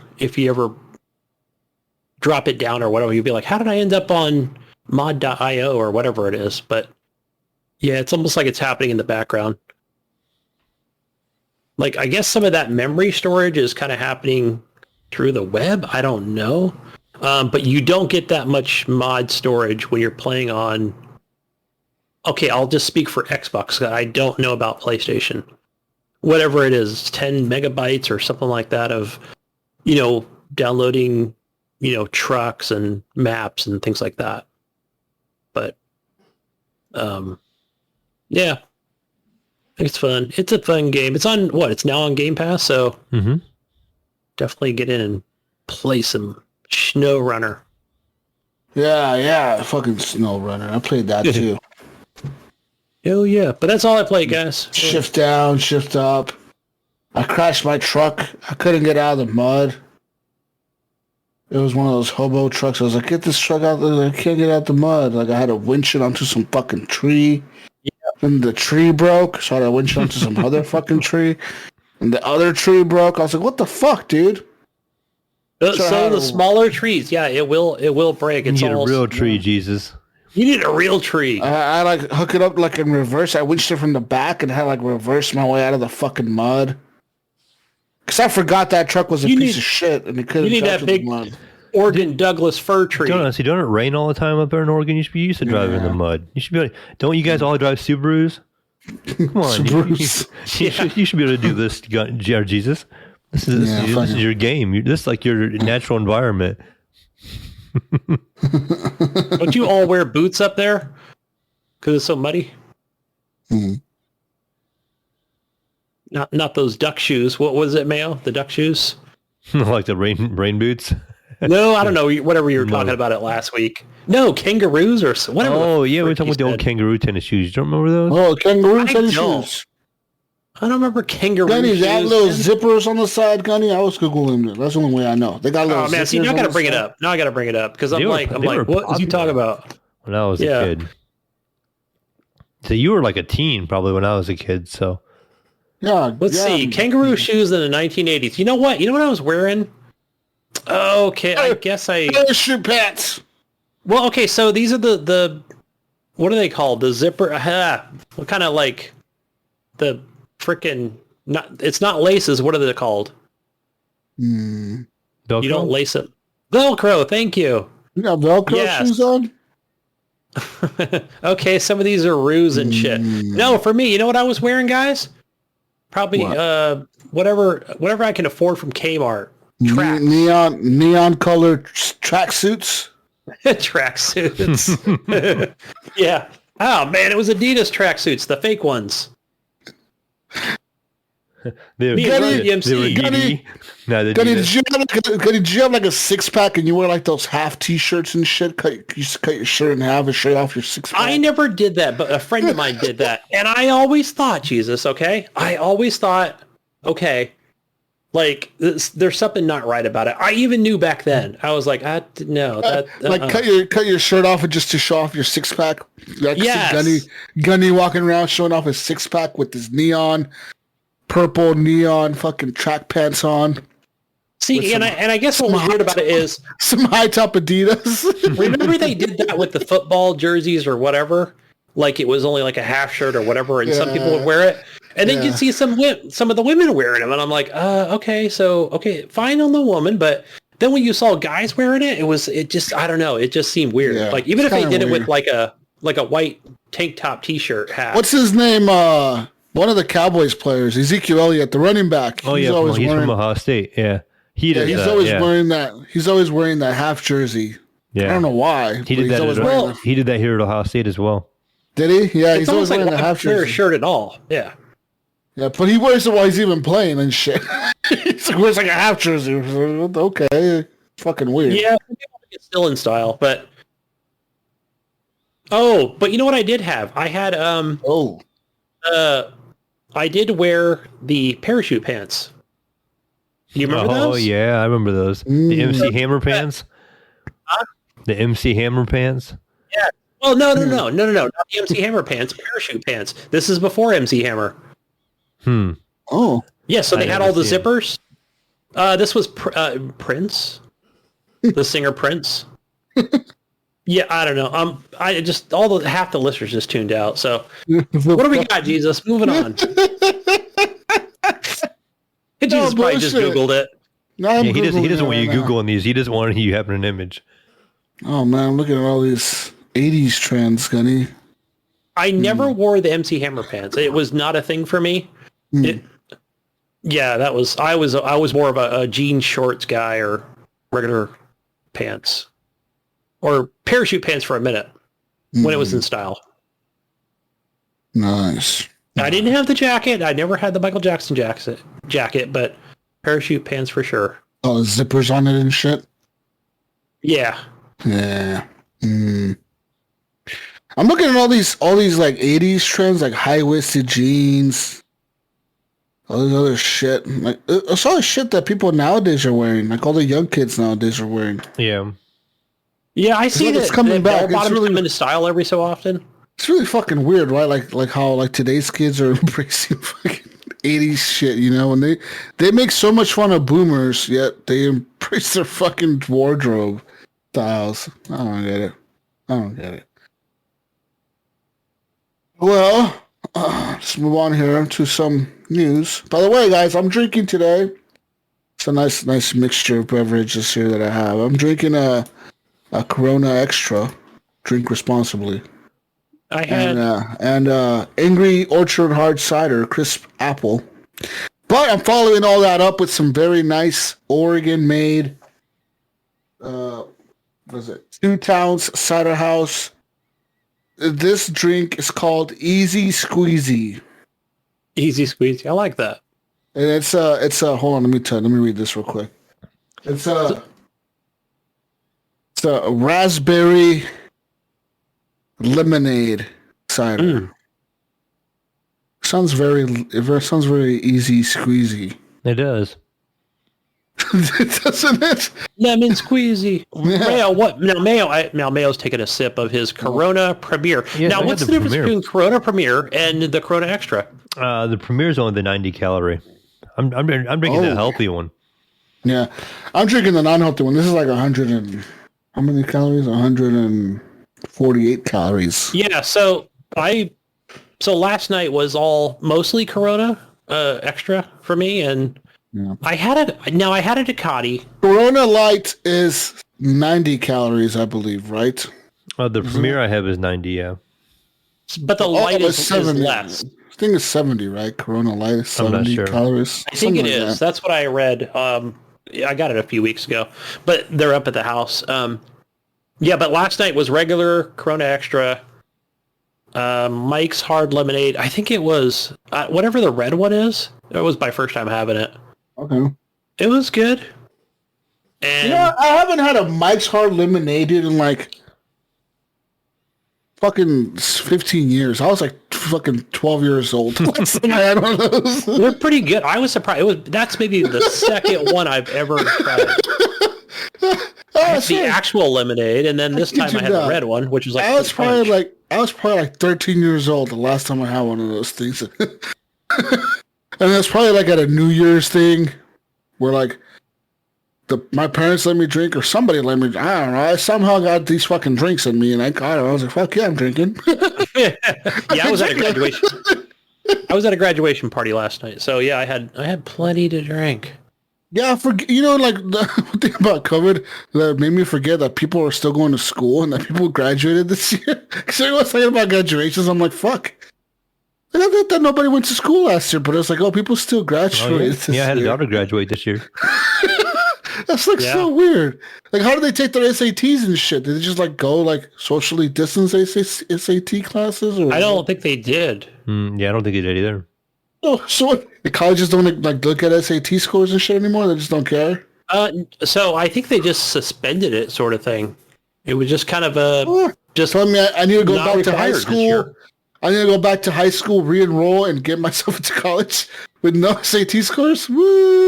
Yeah, I'm not sure what Yeah. my daughter had to do because I know she's going on to college in August. But I'm not sure what testing she had to take since she don't come here as often now. Because you know, when I was in high school, I had to, I took the SAT or whatever, needed to, or whatever, gets college.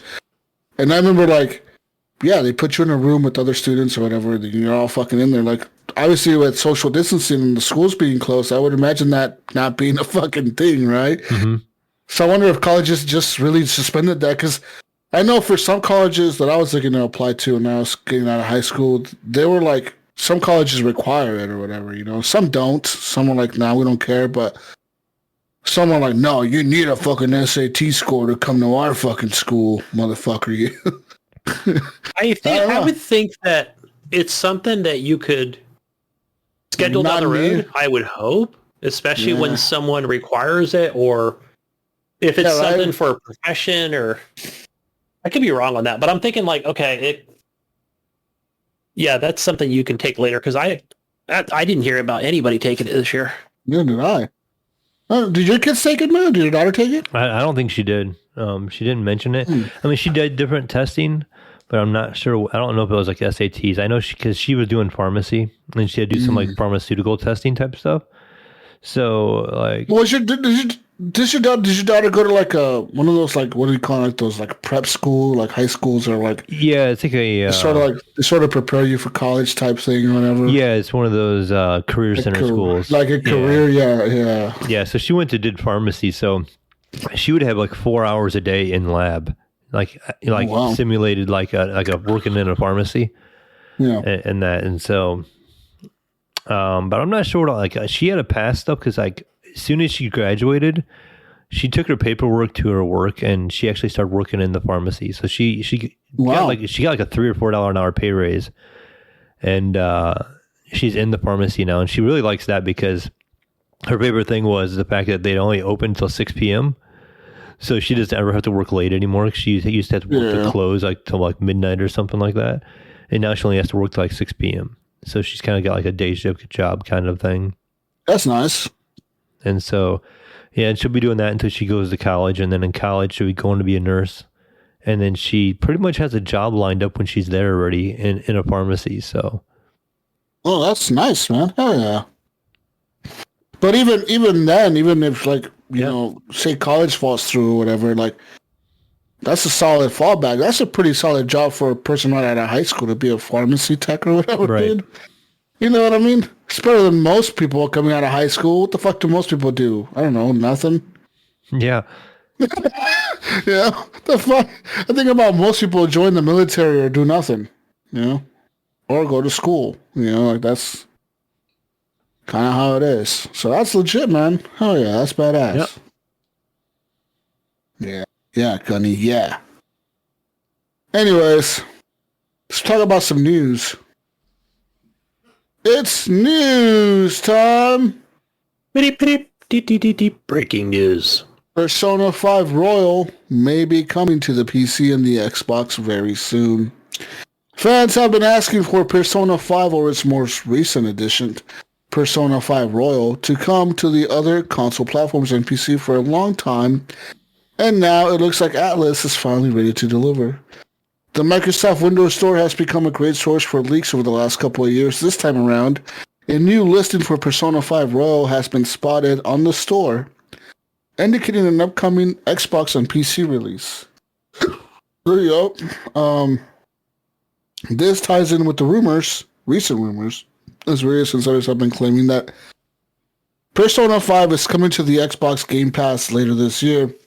Additionally, the Korea Game Management Committee also recently rated Persona 5 Royal for Microsoft platforms.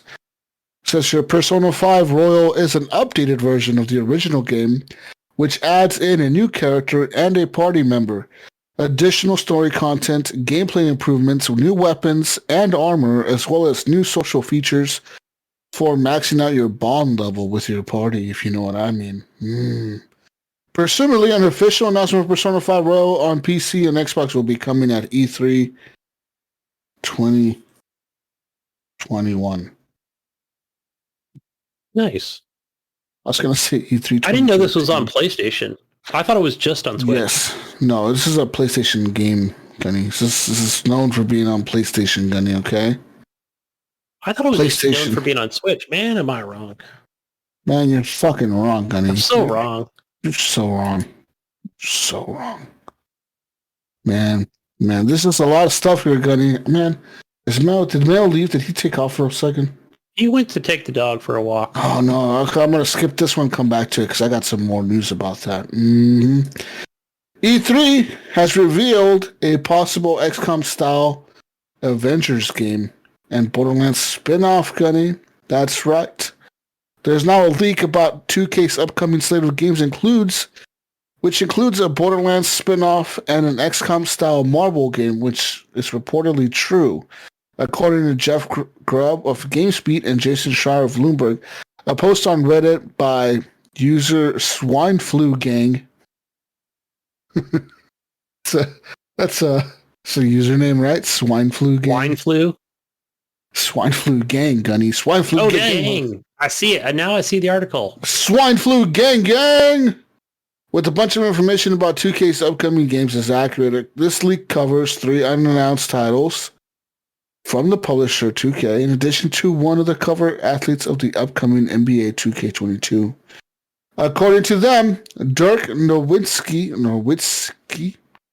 who retired from the NBA in 2019, might be the one on the cover of the premium versions of the title, similar to Kobe Bryant, who was on the Mamba edition last year.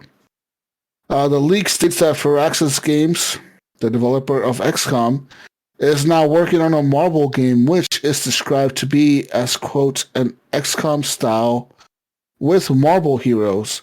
So you would expect some of your favorite Marvel heroes in a strategy game, Gunny. The Borderlands spinoff is being developed by Gearbox, of course, with Randy Pitchford tweeting out that any Borderlands title would be developed solely by Gearbox.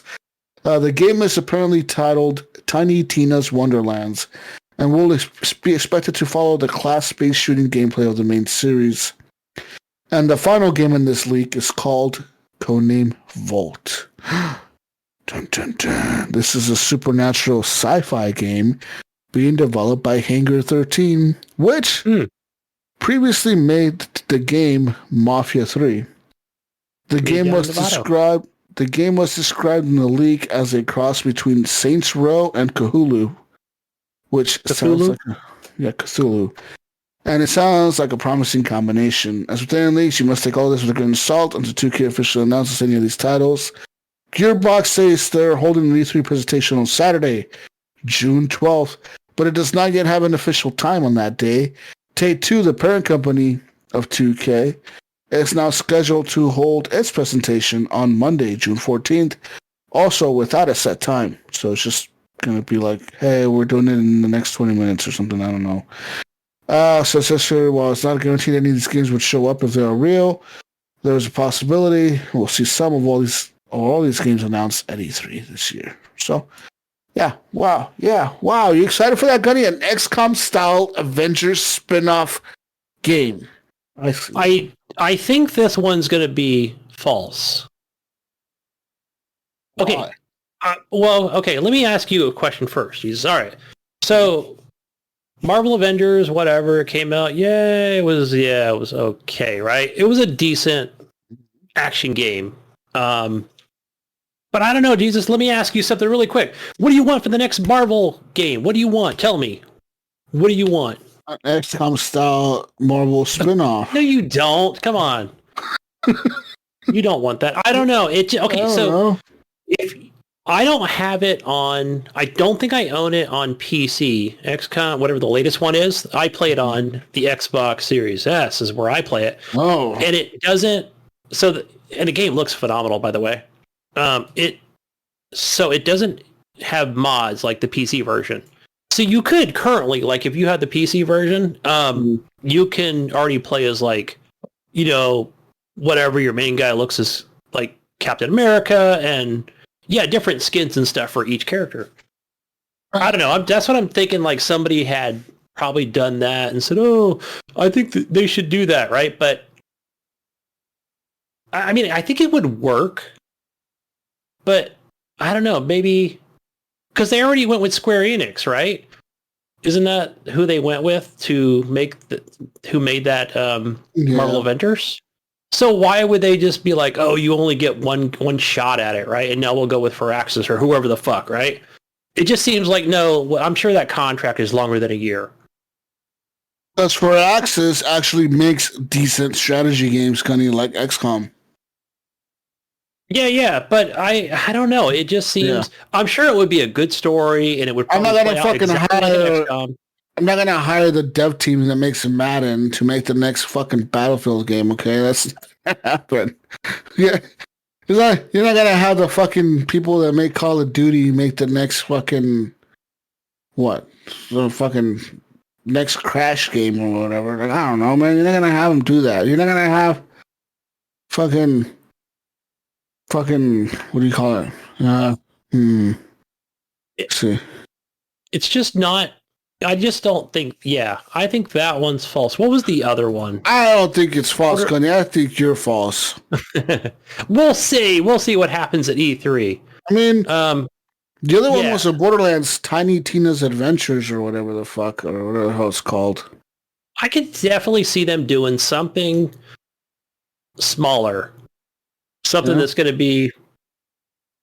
I don't know. It'd be nice to actually see something like not every 4 to 5 years. Like Borderlands 4 coming out in 2024. No, how about give us something smaller? Charge us $30. You know, we don't have to own the base game of Borderlands 3 or something. It could be a standalone, sure. That's fine. Fuck it, make it free to play, or I don't know, put it on Game Pass. There you go. I want all my shit on Game Pass. I don't have to buy it. Randy. No. You know, Randy, he's going to be like, one of the things that they do that really ticks me off, by the way, I know I keep bringing this up, but hey, guess what? The game's now on sale. Every time it's on sale, it's $29.99. Isn't that a great deal? $29.99. But the season pass is $59.99. Like, what the fuck? Lower the season pass, please. I don't want the season pass to always be $60 damn dollars. It doesn't make any sense. Why not? Because I want that DLC at a lower price. It's a season, Gunny. You're getting the season. The season's over. Stop charging for... It's a season pass, Gunny. But it shouldn't be more than the base game, is what I'm saying. It shouldn't be more than the game itself. It's a little shady, in my opinion, Randy. But Randy's already shady guy. He's already shady. Medieval pizza place that he went to. Dropping off USB sticks. Yeah. Who uses those things anymore, Randy? You fucking weirdo. He hasn't heard of the cloud. Yeah. It's more personal when you have it on a USB stick, Cuddy, okay? Yeah, and you accidentally drop it under the bathroom stall and pass it along to... I don't know. That was a bizarre story we read that time with Randy. Yeah. Yeah, so what do you think? A standalone Borderlands? Yeah, I can see that happening. I mean, why not? You know, fucking, we need the games right now, and that would be cool. Yeah, and the movie, right? There's a full cast now. I didn't read to see who the full cast is, but that's in the works. It's happening. See, okay, the Borderlands movie, Gunny, I think they're going to totally fuck that up. Why is that? Because in my opinion, unless the Borderlands movie is like the Telltale game, it's not going to be good. Because Borderlands is not a game, to me, that's set up to be a good movie game. You know what I mean? It's too wacky. It's too fucking do whatever you want to do and run around and shoot whatever you want to shoot. Where a movie needs to be more linear. Where I feel like the Telltale game was a very linear experience, which was my favorite Borderlands game, was that Telltale one, because I love the story. That was really good. It was excellent. I love the characters and shit. So, like, I don't think that they could pull off a Borderlands movie without copying that same style from the Telltale game. If they go for, like, the actual Borderlands game style, like, what are they going to do? Okay, there's a bunch of dudes. Like, there's going to be Claptrap, Tiny Tina, the big guy, fucking the other dude. They're all going to come down. Okay, they're going to be on that fucking planet. What's it called? Pandora? Whatever. Yeah. They're going to be on Pandora, and they're going to be looking for a vault, right? Is that the movie? These guys are looking for a vault, and they all gang up together and run around looking for a vault. So, to me, my first reaction... Sounds like an okay movie. I mean, at best. Right, because it's going to be what? Mad Max, except the movie, of course, Mad Max. But crunched down into a kind of a one-setting cell type thing, like you mentioned. Yeah. Like, okay, it only happens on Pandora, and everybody's driving buggies, these, sand dune buggies around and shooting each other. Yeah. Yeah, it's Mad Max, but not as good as Mad Max. Yeah, I don't know. Did you like that last Mad Max movie? Yeah, that movie was dope, dude. Yeah, I saw it twice. I went to the theater to watch that shit. That shit was fucking sick with the dude with the flamethrower guitar thing or whatever. Yeah, that was cool. The guy's playing the guitar the whole time, and there's like fucking fucking fire coming out of the sides and shit. It's like, hell yeah! Woo! Yeah, Yeah, America, bitches. Woo! I like how they took dude and they tied him to the front of the vehicle. Yeah. Like he was just on there for entirely too long. It was hilarious. Just fucking He was like, screaming the whole time. eventually he'll fall off of there, right, or something, or they'll forget, or they'll remember he's there, and no. I love Mad Max. That movie was dope. That movie was fun as fuck. The video game was really fun too. I really actually enjoyed that video game a lot. That game was actually really, really fun. I made it about halfway through, but The fucking media was being little bitches and they panned it, but that game was actually a lot of God. It was fucking fun. It was a great game. Yeah, you had Moving that on. fucking man creature. Well, he's not a creature, but just just some dude who lived in your trunk. There you go. He lived in the trunk of your car. Yeah. The guy that would jump out and repair your engine and shit. He's just like, here I am. What do you want? Okay, back. Hey, motherfucker! He like Get back in there. You kick him into the butt, and then he'd go back into the trunk and close the door. Repair the engine real quick and shit. He'll jump out and shoot people for you and shit. Out of your hatchback, yeah. Yeah, it's funny, dude. As far as the Hangar 13 codename Vault, whatever. Volt. Codename Vault. Supernatural sci-fi game. So Hangar 13, I think they do... What? They do 2K, right? They did Mafia 3. Oh, Mafia 3. Yeah. I don't know. Possible. New IP, whatever. Anything's possible. Sure. Cool. Bring it on, man. Bring it on, a new IP. I'd like to see it. Speaking of new IPs, this is not a new IP, Mayo. Battlefield 6. Yeah. Screenshots apparently have leaked. Oh, I'm so fucked. My body is ready, bro. All right, I'm fucking ready. EA and DICE will formally announce the new Battlefield game on June 9th, just 3 days from now. But ahead of that, what appears to be some screenshots from the military shooter have emerged. The images were posted to Imager. They show off what may be the first look at gameplay, and perhaps most notably, the images seem to suggest that the game is set in the modern day or near future. As had been rumored, Gunny. One of the images contains a disclaimer about pre-alpha footage, so even if these images are real, they may not be representative of the final product. One particularly dramatic image shows what looks like a sandstorm overtaking a city. Another screen shows a player in a tank moving through a city at night. Yeah. I mean, we've seen that before, though. We saw that in Gulf of Omen in Battlefield 3 and Battlefield 4, right? When that sandstorm would come in. That was actually fucking cool. It's still epic to play, yeah. Especially in that even that single player experience. Yeah. Rumor has it that the new Battlefield game could come to the Xbox Game Pass, and if this is the case, and if it's at E3, people are now saying that it may be Xbox showing the game at their briefing. EA CEO Andrew Wilson recently hyped the game up by saying, quote, "I think it's going to be huge. Battlefield is such a great franchise. It's been a number of years since we've been in the market with that game." And so, yeah. The biggest development team in the franchise history, Gunny, is working on the new Battlefield with DICE Los Angeles, EA Gothenburg, and Criterion all working on the same title. EA management has said the game could have more of a live service element than that before. And in addition to the new Battlefield game for console and PC, and EA's Industrial Toy Studio is also creating the franchise's first mobile game for release in 2020. That sounds lame. I kind of care about that. But yeah, biggest development team ever in the franchise history. But yeah, that does kind of... I mean, it seems like everybody's kind of going that live service route, but that kind of like hints towards Game Pass for sure. That statement. Ooh. But what is it? I'm trying to think of... Well, okay, of course. It's going to be... You get EA Play anyway. You get that free... we'll get the free 10 hours of multiplayer.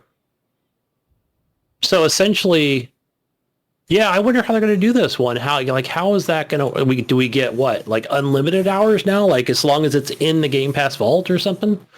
Well, probably not the single player, but...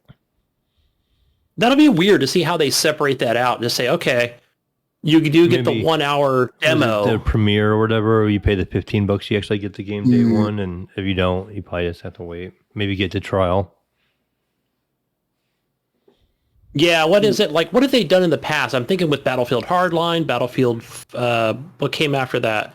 Battlefield 5 or 1 or whatever came after that? Yeah. And you got like the first 2 missions or something. Yeah, if you didn't have that premium pass, pretty much a demo. you get like 10 hours of gameplay. And then if you had the premium, you could get a day one. Yeah, so that's what, I mean, of course, you're going to get EA play out of it, for sure, if you got Game Pass. But don't expect to play the entire single-player game. That's not going to happen. I don't think so either, yeah. Says here, another thing that happened earlier this week was pretty much EA sent out a bunch of cryptic messages to a bunch of streamers, pretty much. And they all had to kind of get together and help decode this shit, because they sent like different like letters and shit and words to different people, and pretty much they got together, right?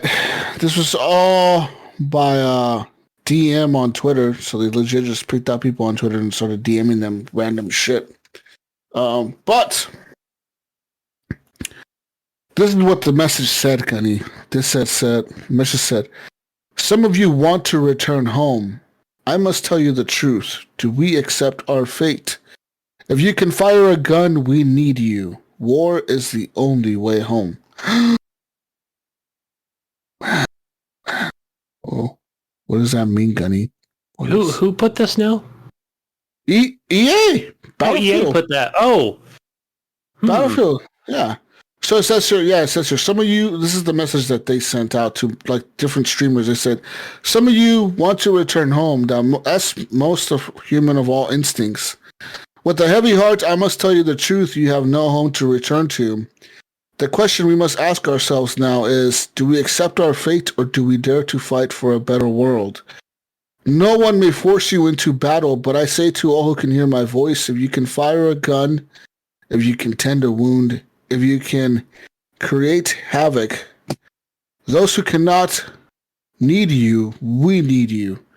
War is the only way home. So when I'm thinking, this game... Another planet? And this game was set where, like, it's not... The message, when it says intercepted, it was supposed to be like a Navy, like to like the U.S. Navy or something. And it says the message was intercepted at 3,600 hours, which we all know the military time clock only goes up to 2,400 or whatever, right? Right. So what's 3,600, Gunny? What does that even mean? What does that even fucking mean? Fuck if I know. Okay. Yeah. No, I'm trying to think of like, but I would think this would be more battle over water, but it does say fire a gun, but I'm thinking like, okay, we're talking about actual rifles here. Yeah. Who knows? This could just be more, yeah. I was thinking like, what? Home, like, but no, there's no sci-fi mentions or anything, so I think I'm off on that whole.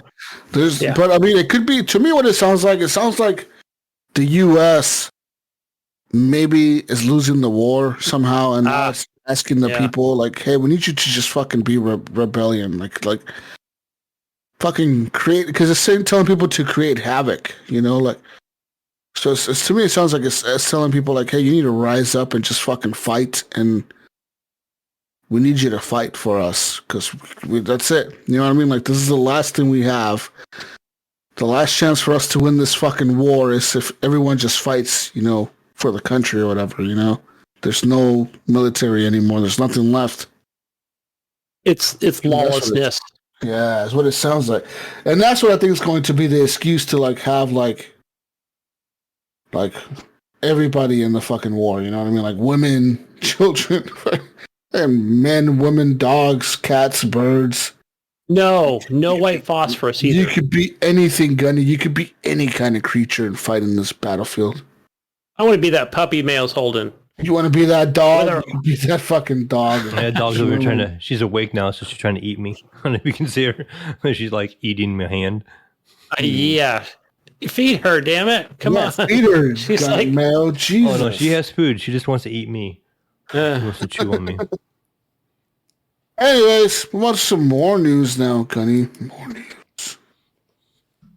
The Injustice mobile team is apologizing for their Pride promo where you beat up Poison Ivy. That's right. Injustice 2 publisher Warner Brothers Games has now apologized for its tone-deaf Pride Month challenge for a mobile version of the game, which asked players to beat up on a queer DC Comics character, Poison Ivy.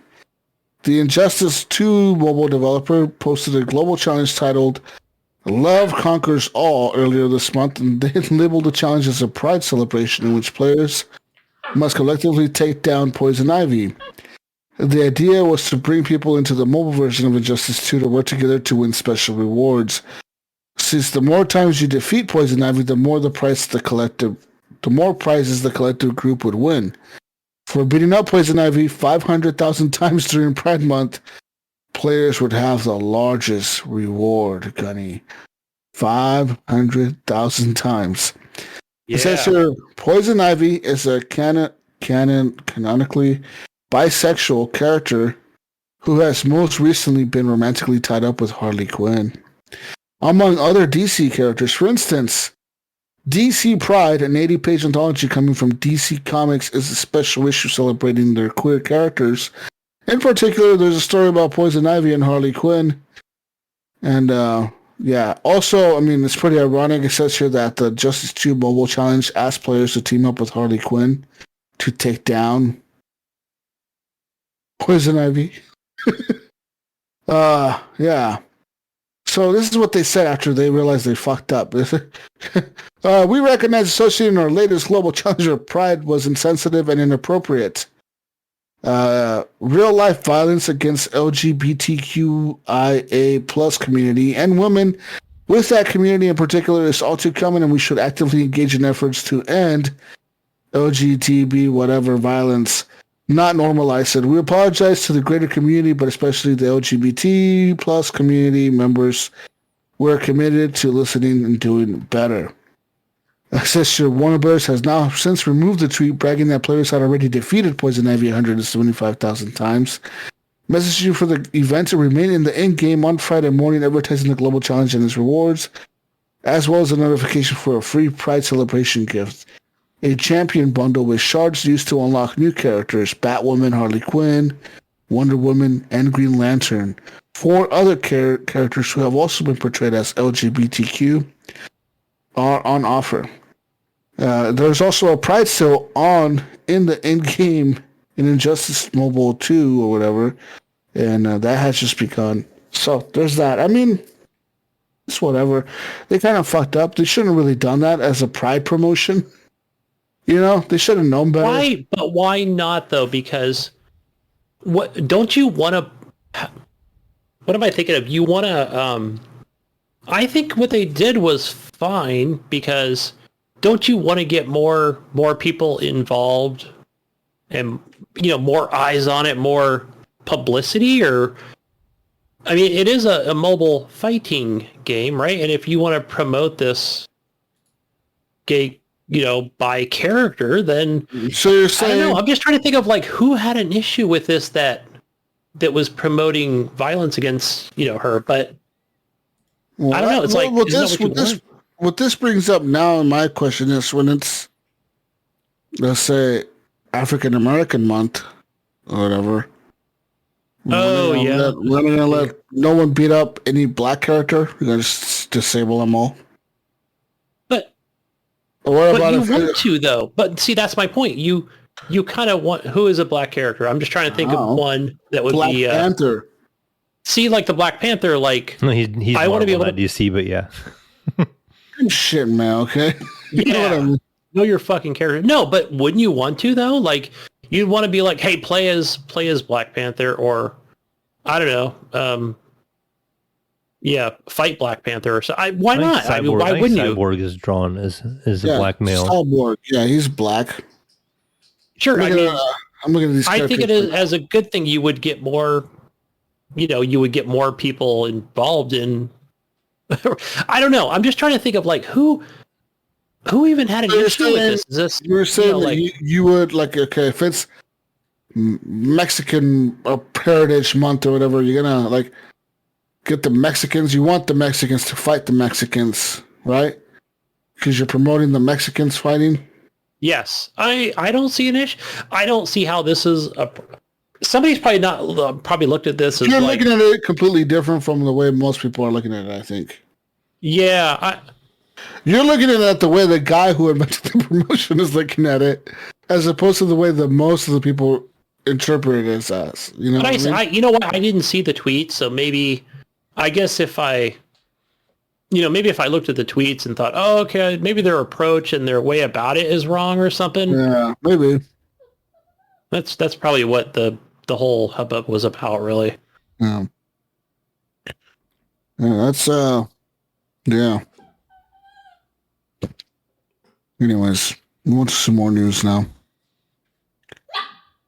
Mayo. I have a noisy dog over here.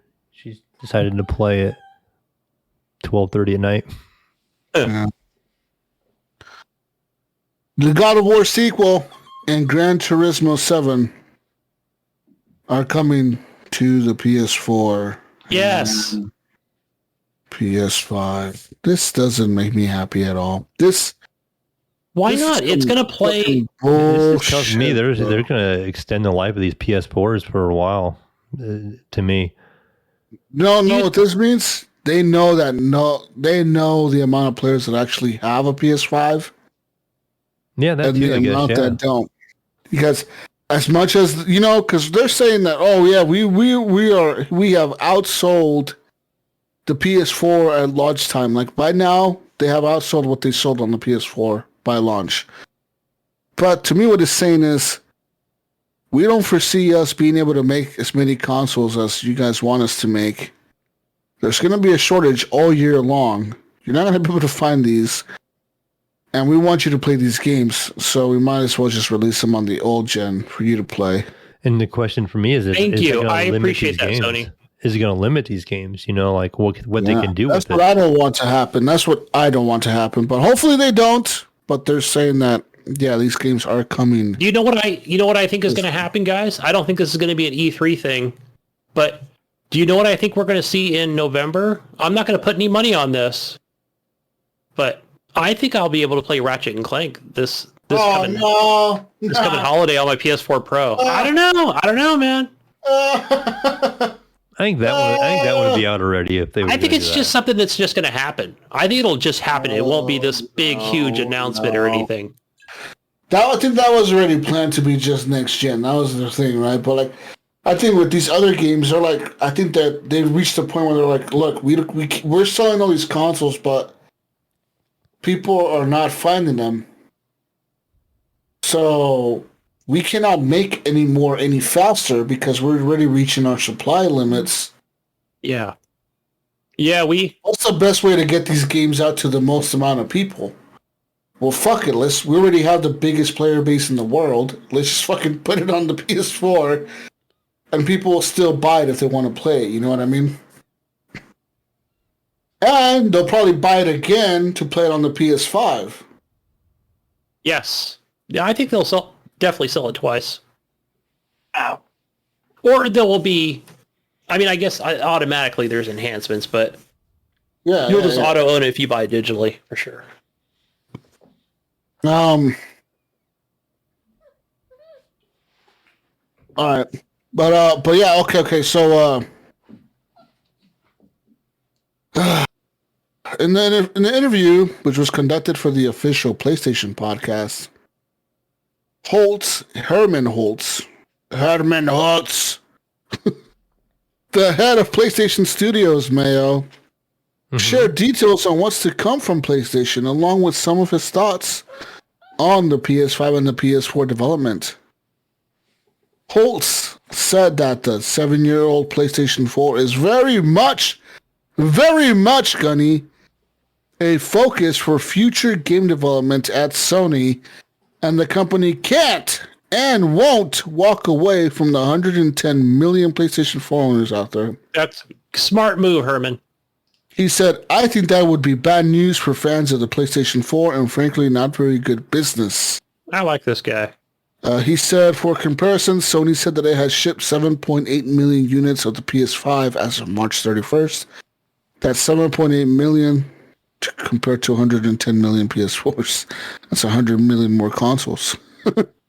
As a result, said Holds, Sony will continue to look at developing PlayStation games for both the PS4 and the PS5, and he named Guerrilla Games' Horizon's Forbidden West, which Sony previously said would be a cross-generation title, as well as the next God of War game and Gran Turismo 7.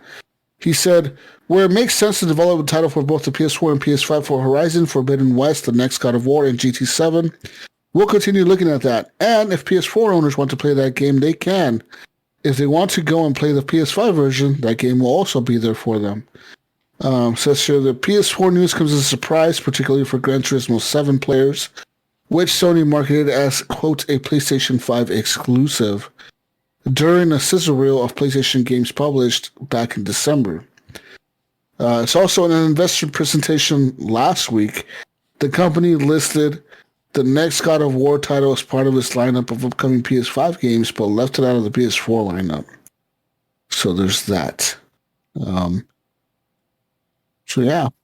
You guys excited? Are you excited, Gunny? I'm excited now. It kind of gives me this like sense of relief almost that my PS4 Pro is still of value and holding on to it. That I don't need to run out and get that PS5 right away.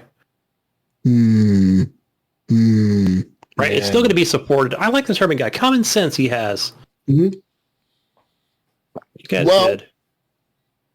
Fun fact, the PS2 was the longest supported console ever.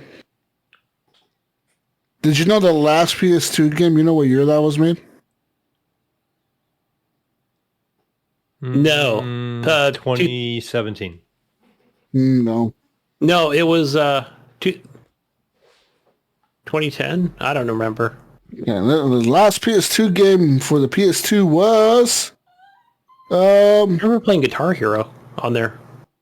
Pro Evolution Soccer 2014. Whoa. Yeah. That was officially the last game to come out on the PS2, Gunny. 2014 version of Pro Evolution Soccer. Damn. Oh, you know what, Jesus? I did go to a retro video game store here in my local town, and there were quite a few PS2 games on that wall. PS2 was a huge console, man. It is the most sold console in the history of the world. You know that, right? No, I didn't know that. That's nuts. Yeah, I think, it used to be, because I think the PS4 passed it. Oh, okay. I was thinking like Wii or something stupid, but... Oh, like maybe the Switch passed it. No, it still hasn't. So it looks here, okay, yeah, the PS2 is still number one with over 155 million consoles sold since 2000. Holy fucking shit. 155 million consoles, guys. You know, I think that's when, if you listen to some of those podcasts that Ryan McCaffrey does, I forgot the name of that podcast, but he'll have developers on the show. I'm not talking about Podcast Unlocked, talking about the other one. But yeah. And he'll have like former Xbox people or, they were there during the early days. Yeah. And they even mention things like, man, when you see like a PlayStation 2 in like every freaking home or whatever, like it was like, that's why when we went to Bill Gates and we're like, Bill, we're check this out, man. Look at what Sony's doing over here. I think we could steal some of their thunder. Yeah. I mean, they didn't say those words, but let's go to Japan, see what they say. And of course, Japan laughs them out the country. Get out of here, Xbox. You go away. And they were like, home. Right, you go home now. And then I forgot those guys' name. And then they came back and said, fuck it, we're still doing it. It's still going to happen. Yeah. But that's everybody I knew had a PS2. Yeah, that's the one generation I skipped from PlayStation 1 to PS2. Mayo had a PS2, right, Mayo? Yeah. Actually, I had a PS2. Everyone had a PS2.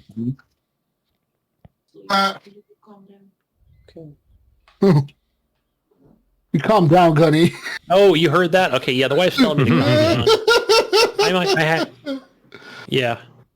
have to use my inside Gunny's voice. getting wife aggro. Oh, he's that inside voice.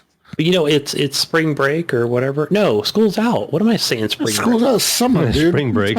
Holy cow! School is out. I forgot. It's out. So my son's going to be up till probably fucking 3 in the morning. Yeah, you don't care. But yeah, man, PS2 best-selling console ever, and the PS4 is right up there with it. PS4 is the 4th best-selling console in the history of the world at 115 million consoles sold. And right underneath the PS4 is its little brother, the PS1, with 102 million consoles sold. So PlayStation is really killing it with consoles, because even the PS3 is in 6th place. Because the price was... With 87 million consoles sold on the PS3. Yeah, wrong at launch. And that outsold the Xbox 360, which was at 84 million, and the Nintendo Switch is in between them with 85 million consoles sold. That's a lot. Yeah.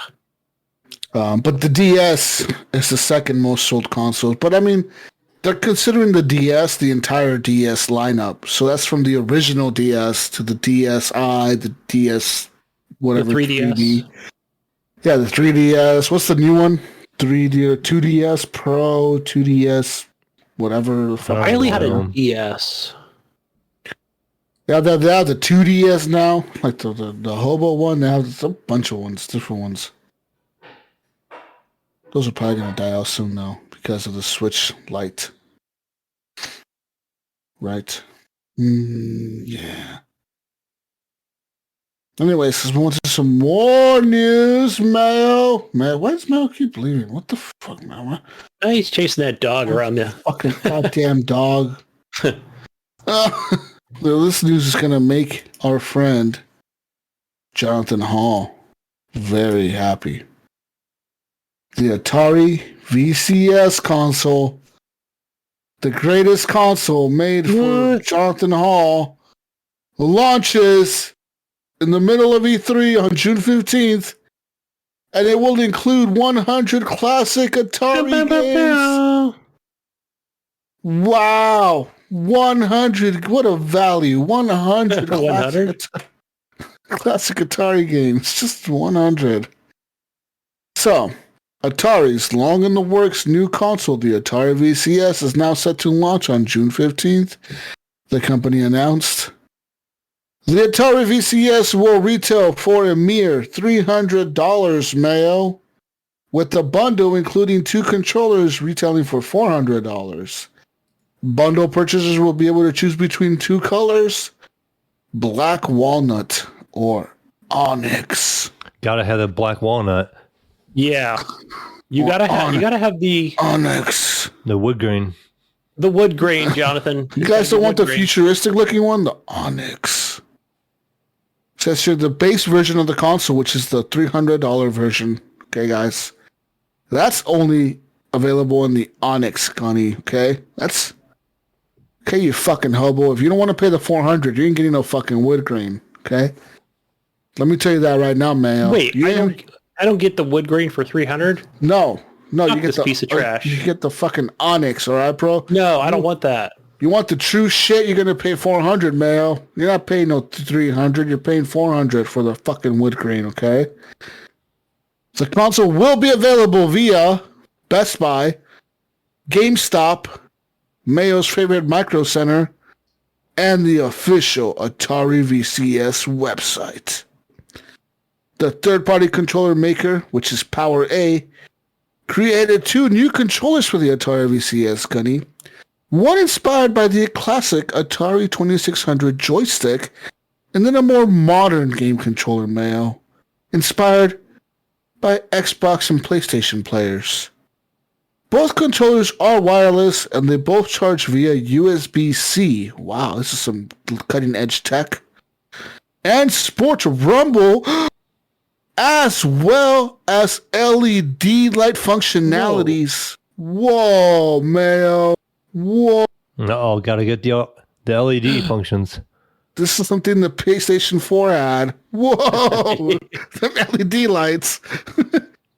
Each controller will retail for $60.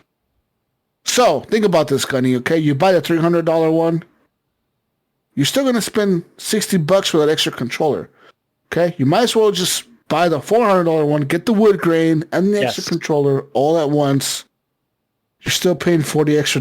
That's not really a savings, but you get the wood grain. I see the angle they're going for. Plan on spending the $399. Atari's new console may look retro, but is built to be a modern multimedia machine. More than a dozen modern games, Mayo, including Atari's own Missile Command Recharged, will come included with the console. In addition to 100 classic Atari 2600 games, and arcade games, users will also get access to Stream Arcade, which is a game streaming service with a large collection of retro games available, Mayo.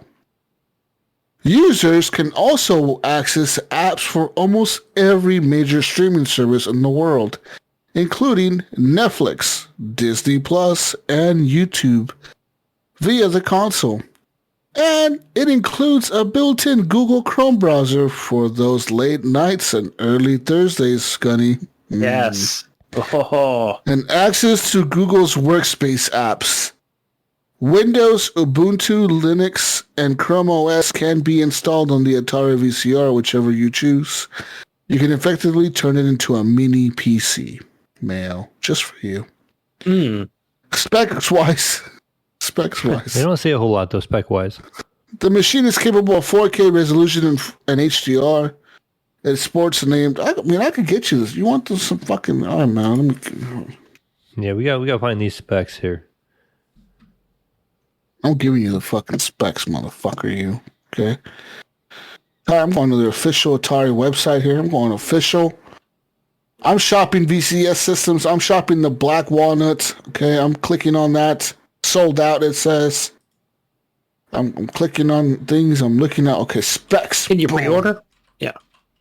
All right, Mel. You want to know what kind of operating system this has? Linux-based, Let me tell you, Mel. This is an Atari custom Linux OS. It says Debian-based or Debian-based. I don't know what the fuck that means. The APU is an AMD Raven Ridge 2. The GPU is an AMD Ryzen. It doesn't say what. It just says AMD Ryzen. Storage, 32 gigabytes of eMMC fixed internal. I don't know what that means. It also has an internal M.2 SSD slot. Unlimited external USB HD storage, I guess. And cloud subscription is required. Or it has cloud storage, but you need a subscription for cloud storage. It supports 8 gigs of RAM. This is the DDR4 RAM, which is upgradable, Gunny. You can actually upgrade this RAM to, I think, 16 gigs or more. Compatible systems, Linux, Windows, Chrome. It does have HDMI 2.0, has a gigabit port. It also has 4 USB 3.1 ports. It's 2 in the front, 2 in the rear. And it does have Bluetooth. It does do 4K video with HDCP 2.2 integration, Mayo. What is this, Mayo? Is this mini laptop? Yeah, what is this, Mayo? They're not. What are we looking at They're here? still not really giving out hard numbers. But Linux-based, right? Yeah, it's Linux-based, which that limits on what games you can play too. I know Steam does the same thing. But you can boot. But you can retro. But you can boot Windows onto this or Chrome. That's what it says. Yeah, it'd be interesting. It still doesn't completely say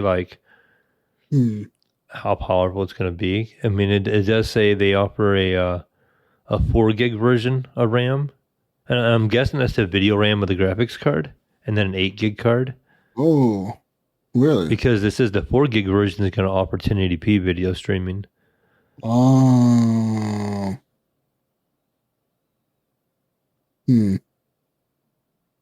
So I'm guessing this is probably something equivalent like Gunny's PC, probably like a 1070 maybe.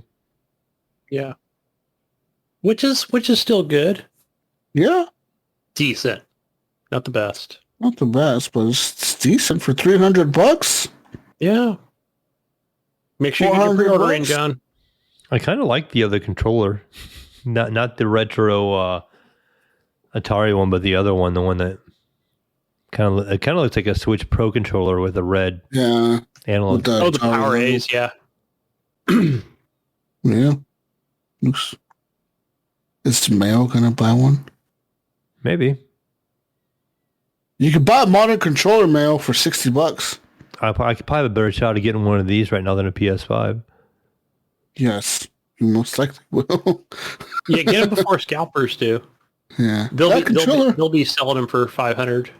The controller actually looks pretty cool. You're right; it does look kind of nice. Looks like an Xbox controller, but a little bit different, you know. Mm-hmm.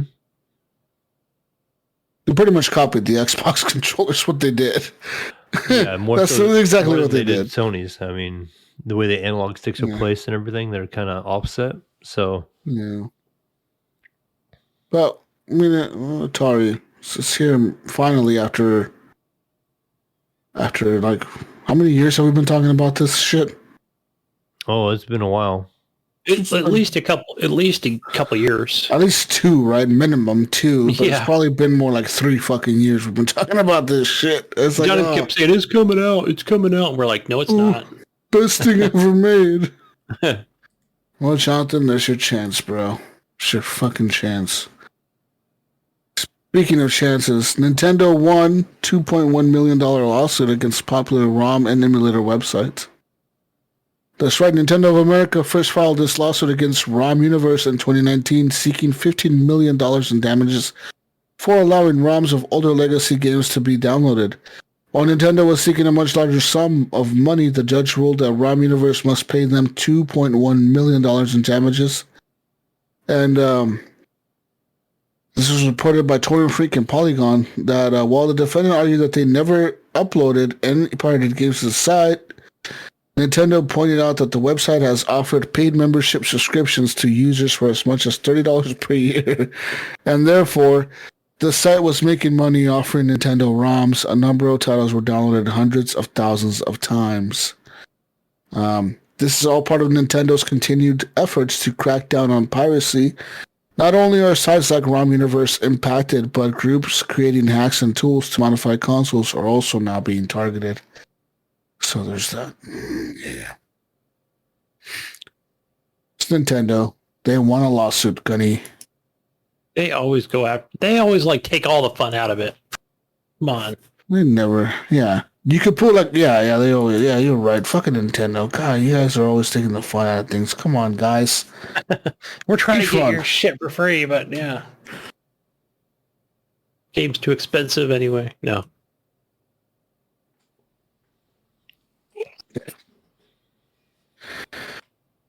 Let's go to my favorite country in the world.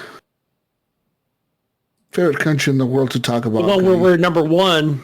HGP is number one. China. Number one stay away list. Hey, listen, Gunny. We may talk a lot of shit about China, but our listeners in Hong Kong, our ranking is going up in Hong Kong. Okay, so people in Hong Kong like us, but maybe not the rest of China. But shout out to the Hong Kong people listening to HGP, okay? Shout out to you guys. You guys are dope. The rest of China, not so chill. Not so chill, guys. They're not cool like you guys, okay? Okay, Gunny? All right. Tencent, Big Brother Tencent is shutting down Call of Duty Online in China, Mayo. Oh, that's right. Call of Duty Online, this is a free-to-play installment of the popular franchise, is now being closed later this year. This move was announced via the game's official website and spotted by Nico partners Daniel Ahmad. In the post, the title's operations team confirmed that the registration will close today, and the game servers will then shut down on August 31st, 2021. Citing this announcement, Ahmad said that the declining revenue and lack of renewal from Activision are responsible for the game's closures. The PC title Call of Duty Online launched exclusively in China in 2015 and is operated by Tencent. Players are also now being encouraged to move over to Call of Duty Mobile following the shutdown. Yeah. So I don't know if you guys know about this, but Call of Duty Online is like a free-to-play Call of Duty Online. This is exactly what it sounds like. It's a free-to-play version of Call of Duty Online, Gunny. You play on your PC. Only in China. Okay. Yeah, I'm a little confused on this, but I think I follow. You follow? Are you with me? I'm with you. You play for free in China. Call of Duty. Oh, yes. Okay, yes. We had talked, right, when we had... He is with me now, yeah. We did an article on this way back in the day. Yeah. Yep. Back in 2015, probably, when it came out. I don't know, because I was like, what is Call of Duty Online? Like, yeah, I didn't know, like, I forgot that version was free in China. That's how Tencent was. Okay, guys. I don't know. I don't do the Call of Duty mobile. I get advertisements for it all the time, but... Okay, guys. But I'm not in China either, but... Moving on to more news. You guys thought I was done with the news, huh? You thought you were finished. Over there searching for more news. Jurassic World, the game, is happening. That's right. During, a few days before E3 and Summer Games Fest, there's a new image on Twitter by the official Jurassic World Twitter account, Mayo and Gunny. It's time for a new Jurassic game. This is where we can see a dinosaur behind some leaves, Mayo. Uh-oh. Says here, additionally, the profile for Jurassic World of the game, the 2015 mobile game, responded to that post with the eye emoji, which generally hints at something interesting. Says here, there's still no official announcement time. Everything seems to indicate that the possible new Jurassic World title announcement will take place on June 10th at 1 p.m. And so this is going to be the initial, whatever start of Summer Game Fest. Oh, we're going to get a new Jurassic game. Hopefully it's like, what do you want from a Jurassic World game, guys? Do you want like a underground story of what? We've seen the movies. You guys seen all? I've seen all the movies. Mm-hmm. You seen all the movies? What do you want in that story? Do you want to be like a soldier going in, trying to kill dinosaurs, or what? Do you want to be like in there before the shit goes down, or what? I think we need to do like a crafting survival a little bit. Like you're kind of like stuck in there. Like say you were a tourist when it all went down, and then you have to kind of get your way out and craft and survive. That would be cool. And you'd have the dinosaurs hunt you down. Yeah. I'd want something where I want to be able to play as the dinosaur, but more in that, almost that third person view. Okay. And then I'm thinking but also like if I'm, if I could fly like a pterodactyl, whatever the hell it's called, like some flying pterodactyl? Yeah. Pterodactyl, right? And I'm flying around, but I don't know. I'm just trying to think of it like how I want to, can we make it maybe like more of a sandbox game, something like that, where, but that's the view I get is that third person. Maybe there's an option for a first person, right? Depending on what kind of game this is going to be. But Mayo, you had mentioned like crafting and survival and stuff. Mm-hmm. Wait a minute. Why can't I be dinosaur and do the crafting? Because I want to be able to craft my own. You give you a T-Rex with your little arms and a crafting table, making a knife. Yeah, like a knife as a T-Rex. But I can chew up leaves and spit them out and make a house of my domicile.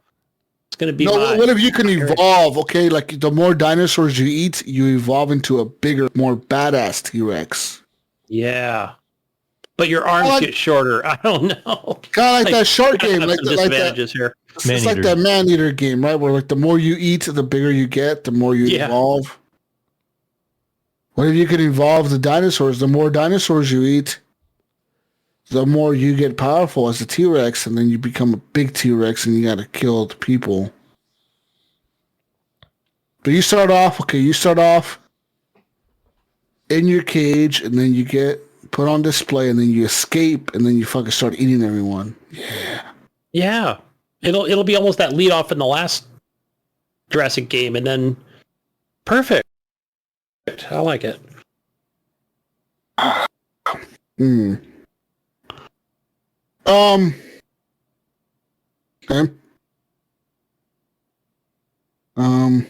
Make it open world. Whatever, man. Just we're ready for a new one. I got some more news for you guys. Okay. I'm on Reddit right now. I'm looking at leaks for E3. Mm-hmm. And some stuff has come out, Mayo. Okay. So this actually has been confirmed by the studio making Ratchet and Clank and PlayStation. Ratchet and Clank, a Rift Apart or a Rift in Time, whatever the fuck it's called, something like that. Something Rift. Will support Mayo ray tracing at 4K 60 FPS on launch day on the PS5. Boom. Mic drop. That's a mic drop moment right there. If it's true. So they're saying 60 frames with ray tracing enabled at 4K on the PS5 on day one on launch day. So that's fucking amazing. There's more news here that at least one more acquisition may be announced from Microsoft at E3 2021. I keep wanting to say 2013. What the fuck? It's not 2013. Mm-hmm. But this is one thing that I found on 4chan. Okay, we're going all kinds, but we're going 4chan. Okay, 4chan. E3 leaks. We're going to Reddit E3 leaks. We're going to all kinds of shit. Okay. Yeah, who would Microsoft buy? We talked about this so many times. So could be anybody at this point. This news. This is coming straight from the 4chan boards, guys. Okay, this is straight news. So. Wow. Oh, wow. The actual thread was taken down, but this is what people got out of it. So, this is apparently the format that Bethesda and Microsoft are going to announce they're going to do their E3 presentation. Bethesda's going to come out off the gates with Machine Games. They're going to talk about Wolfenstein 3 or King Studios, and they're going to show Deathloop. And they're going to mention Game Pass Day 1 for PC. Not on Xbox, because there's a deal with the PlayStation where Deathloop is exclusive to the PlayStation for the first year. That is true because I already pre-ordered Deathloop on the PlayStation 5. It says here, Arcane Austin Studios' next game will be teased via a CGI trailer. And Ghostwire Tokyo segment with a Game Pass Day 1 is going to be shown as well. Also on PC, also on PC, Ghostwire Tokyo. Day 1 Game Pass. Cinemax Studios, online studios, they're going to be the new contact for the Elder Scrolls Online. They're going to show a teaser for that for their next game. And they're going to show an original IP MMO from Bethesda and another superhero-based. But this original IP MMO is going to be a superhero-based one, Gunny, but not Marvel or DC.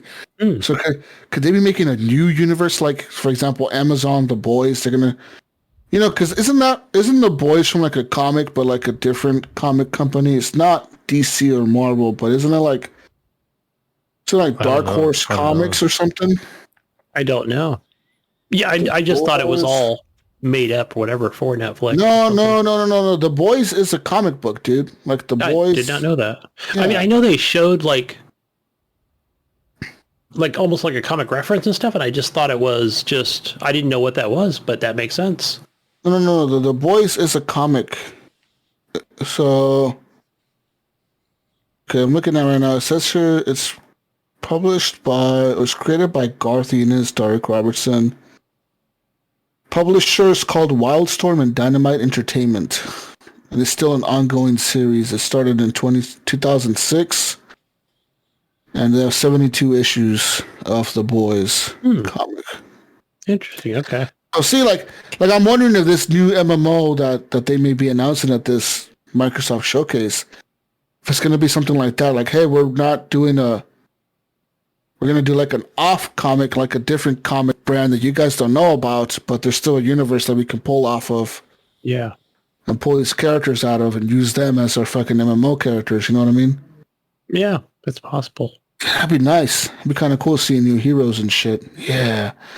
Also, Starfield will be getting a huge showcase a la Fallout 4 in 2015. So they're going to show gameplay, scenes, cutscenes, Mayo. Also, for us that really love this stuff, there's going to be a mobile companion game announced for Starfield. That's fucking stupid. I hate mobile. So what is this going to be, like Fallout 4 in space? And then it's going to be Fallout Shelter, except Starfield? I don't know. Get your caps, but you don't get caps. You get space dots. Space caps. Space caps. That sounds like a keyboard thing. What? Everyone's confused now.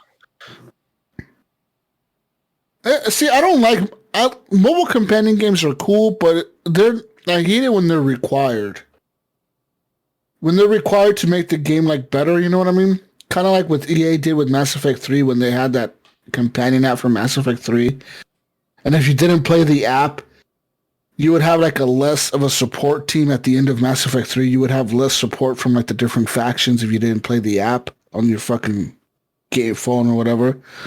So that's kind of fucking lame. But there's going to be a new CGI trailer for The Elder Scrolls 6. Ooh. That's going to be clearer on the setting of The Elder Scrolls 6, but it's still many years away. They say that there's going to be no announced date. Don't bother. No. Don't bother showing it, please.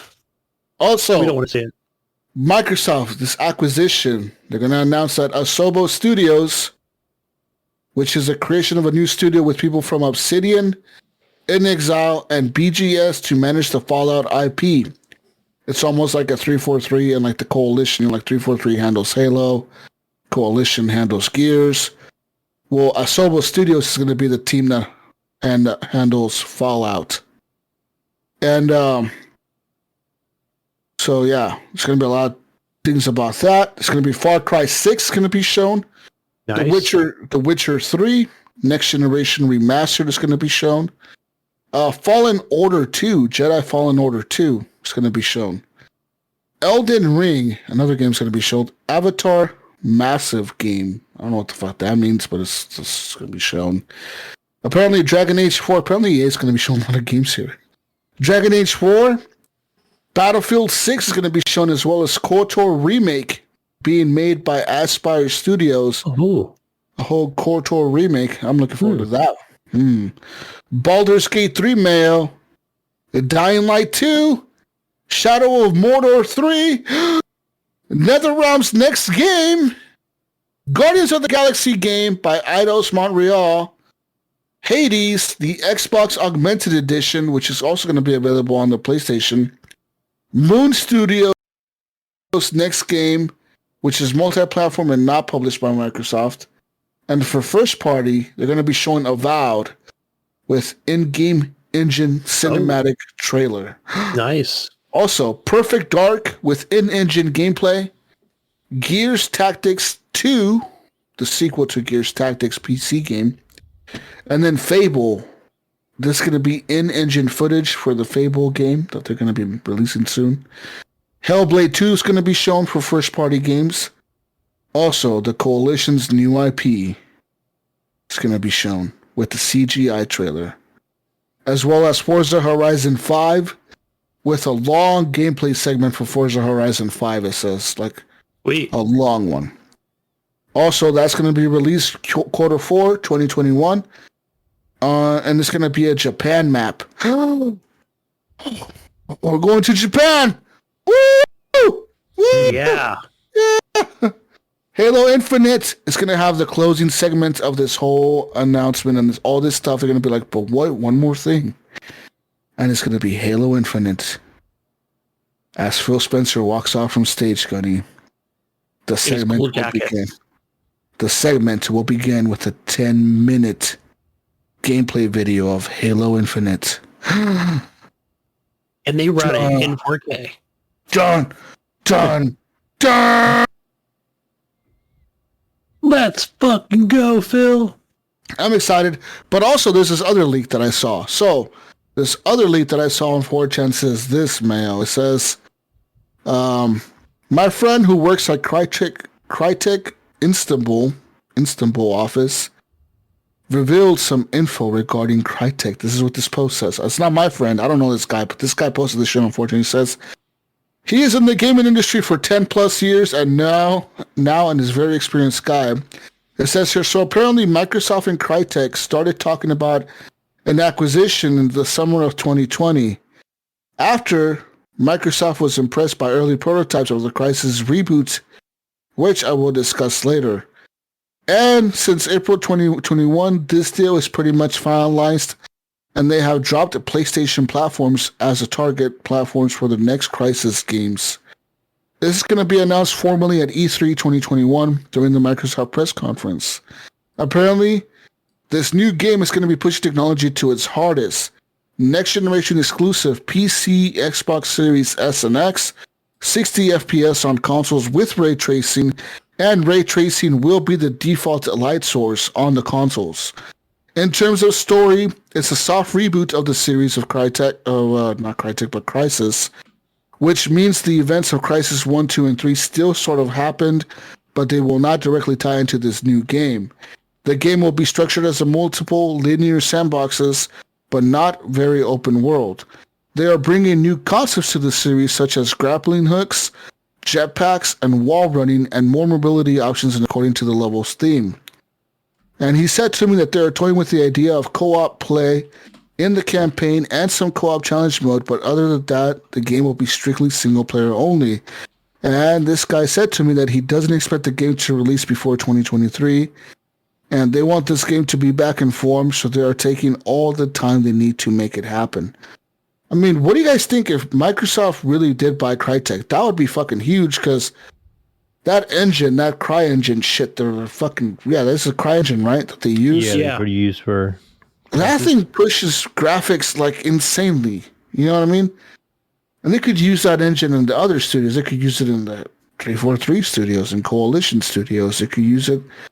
You know, they could drop Epic's bullshit fucking Unreal 6 crap. Be like, no, fuck you. We don't need Unreal. We got CryEngine, bitch. And then they just drop that, you know what I mean? And they could just use this engine. Because that's what people don't realize. When companies acquire other companies, they don't just acquire like the games. They acquire all this shit, you know? They acquire their fucking writing team. Their engines, everything, like pretty much everything Bethesda had and you know ZeniMax had with all those games. Yeah. Microsoft acquired it all. You know, that's all their shit now. They could use it in whatever game they want and however they want. If they want Bethesda to help fucking Gears of War with the shooting, hey, get over there and help these guys. Help them figure out how to fucking make the shooting better or whatever, you know. Or they want these guys to help these guys do something else. That's what they do, you know. And I don't know about that one. That's just a leak on 4chan, man. So I don't know if you guys are going to believe that. I don't know about that. I don't know. It's kind of a tough one, right? To really, because people have been saying Crysis Remastered. Crysis Remastered means that new Crysis is coming. But why are they remastering it? Obviously it's to build hype for a new Crysis game, but yeah, I did watch a video a couple months ago on Digital Foundry where they went over and like to the office. I guess it was during COVID or whatever. So there wasn't like anybody there except for maybe a couple people and, you know, just kind of showing around the office and Yeah, just showing how they remaster Crisis. I don't know. It's something I didn't pick up or bother with, but yeah, I don't know. It's I need to relaunch. so I think it was in Germany. They added DLSS in that and the remastered Crisis. So since I own it, I could probably check it out. But I like how one of the cool things I think about the Crytek engine, I have heard there are some issues with the PlayStation 5. Oh. And on the other hand, yeah, what did they say? You know what, Microsoft? Hey, look, I want to pause this piece. Can we just drop it? Can we just make it for you guys? Here, just buy us out, Phil. Just give us $10 or something, bro. $10. Yeah. Join you guys. It's cool. Yeah, whatever. Yeah, more like 50 million. I don't know what it would cost, but or how many studios they have. Yeah. Other leaks that I have here. Apparently, the new DLC for Assassin's Creed Valhalla is going to be shown. This is going to be called the Siege of Paris. Ooh. Gunny, Siege of Paris. We're going to Paris. To the south, the Kingdom of Francia has unified under a single king for the first time in 100 years. Charles the Fat, the great-grandson of Charlemagne, now wages a slow war against the Norse in Francia. England could be next. Ravensthorpe must make new allies in Francia to avoid the threat of war. A visitor will arrive at Ravensthorpe's dock to launch the adventure. The DLC will take place in 8085, or 885, which is a few years after the events of the game, which take place in 877. If you were expecting the hidden ones, you will be disappointed. One of the lines of dialogue from the DLC spoken by Eivor or a random character is also present in the game files. And they say, quote, just as they were in England, the hidden ones seem to be absent in Francia. What treasures could they have left behind? Release of this DLC is supposed to be November 9th of 2021, according to the PlayStation Store. But that's probably a placeholder. But that's the subnosis for that DLC. Are you guys excited? More DLC for... I'm excited. I haven't played that. I haven't played it in a while. I'm excited to pick it up again. Yeah. No. Oh, Mayo, come on, man. Mayo, come on, man. No excited? Yeah. Not really. I mean... Uh-oh. Holy shit. Oh, my God. I found it, Mayo. The holy grail of dumps. The Battlefield 6 info dump. Uh-oh. Holy shit, I found it. Don't blow your load so early, Jesus. Come on. June 15th. There's going to be a private testing session for big content creators and streamers. It's going to be an open alpha and beta later this month in June. I know. And it says here, the attachment system, Gunny. You can now hold and have two attachments on your character that you can swap out. It's pretty cool. If you have a crisp vector and you want to add a vertical grip, take off your red dot and add an ACOG. You can do that on the fly, Mayo, even if it's on your character. So you can swap out a small magazine with a drum magazine. You can grab a shotgun and take off the stock and barrel extensions to make it easier for in-far and in close ranges. The squad and heroes mechanic from Battlefront 2 called Professionals in 2042 can have a specialist professional per class in your squad. They are not overpowered, but they have a gadget or two that will make it worth playing as one and makes them unique. Medic Professional has a healing dart where he or she can heal people from a range. Every squad has the ability to call down or spawn down vehicles, primarily Jeeps and ATVs. Says here, maps and game mode information. Maps are the biggest in Battlefield history, Gunny.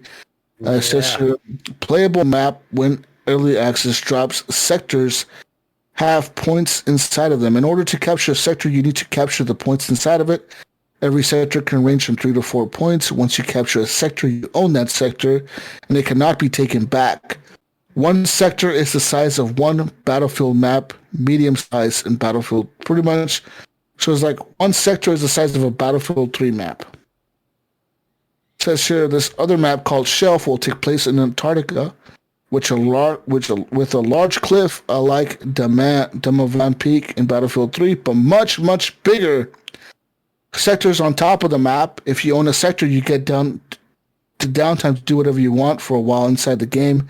You can capture a sector on the top of the cliff, and when you have that downtime, you can capture a sector at the bottom of the cliff, whatever. Essentially, the main goal in this Battlefield main goal in Battlefield 2042 was to be squad-based. You pre-plan and execute those plans, but this game has something different. You rush returns, and you're going to have a heavy focus on teamwork and not lone wolfing it. And it says here, yeah. So, I'm excited. It says here, 64 versus 64 players on maps. I wish there was a little bit more. But that's good enough, I guess. Still good size, yeah. Yeah. 120 something players per match. 128. So what is it about the sectors? I don't understand what they were talking apparently about. The sectors, it's the size of a Battlefield 3 map. So these maps are huge, right? That's why you can spawn vehicles. So these sectors have 4 points inside of them, so think of like 4 flags. Okay. Your team has to capture the 4 flags to capture that sector. Then you can move on to the next sector. Once a sector is captured, the other team cannot capture that sector, but I think whoever captures the most sectors by the end of the match wins that match. That's what So sort of like Bad Company. Yeah. Sort of, yeah. They say here that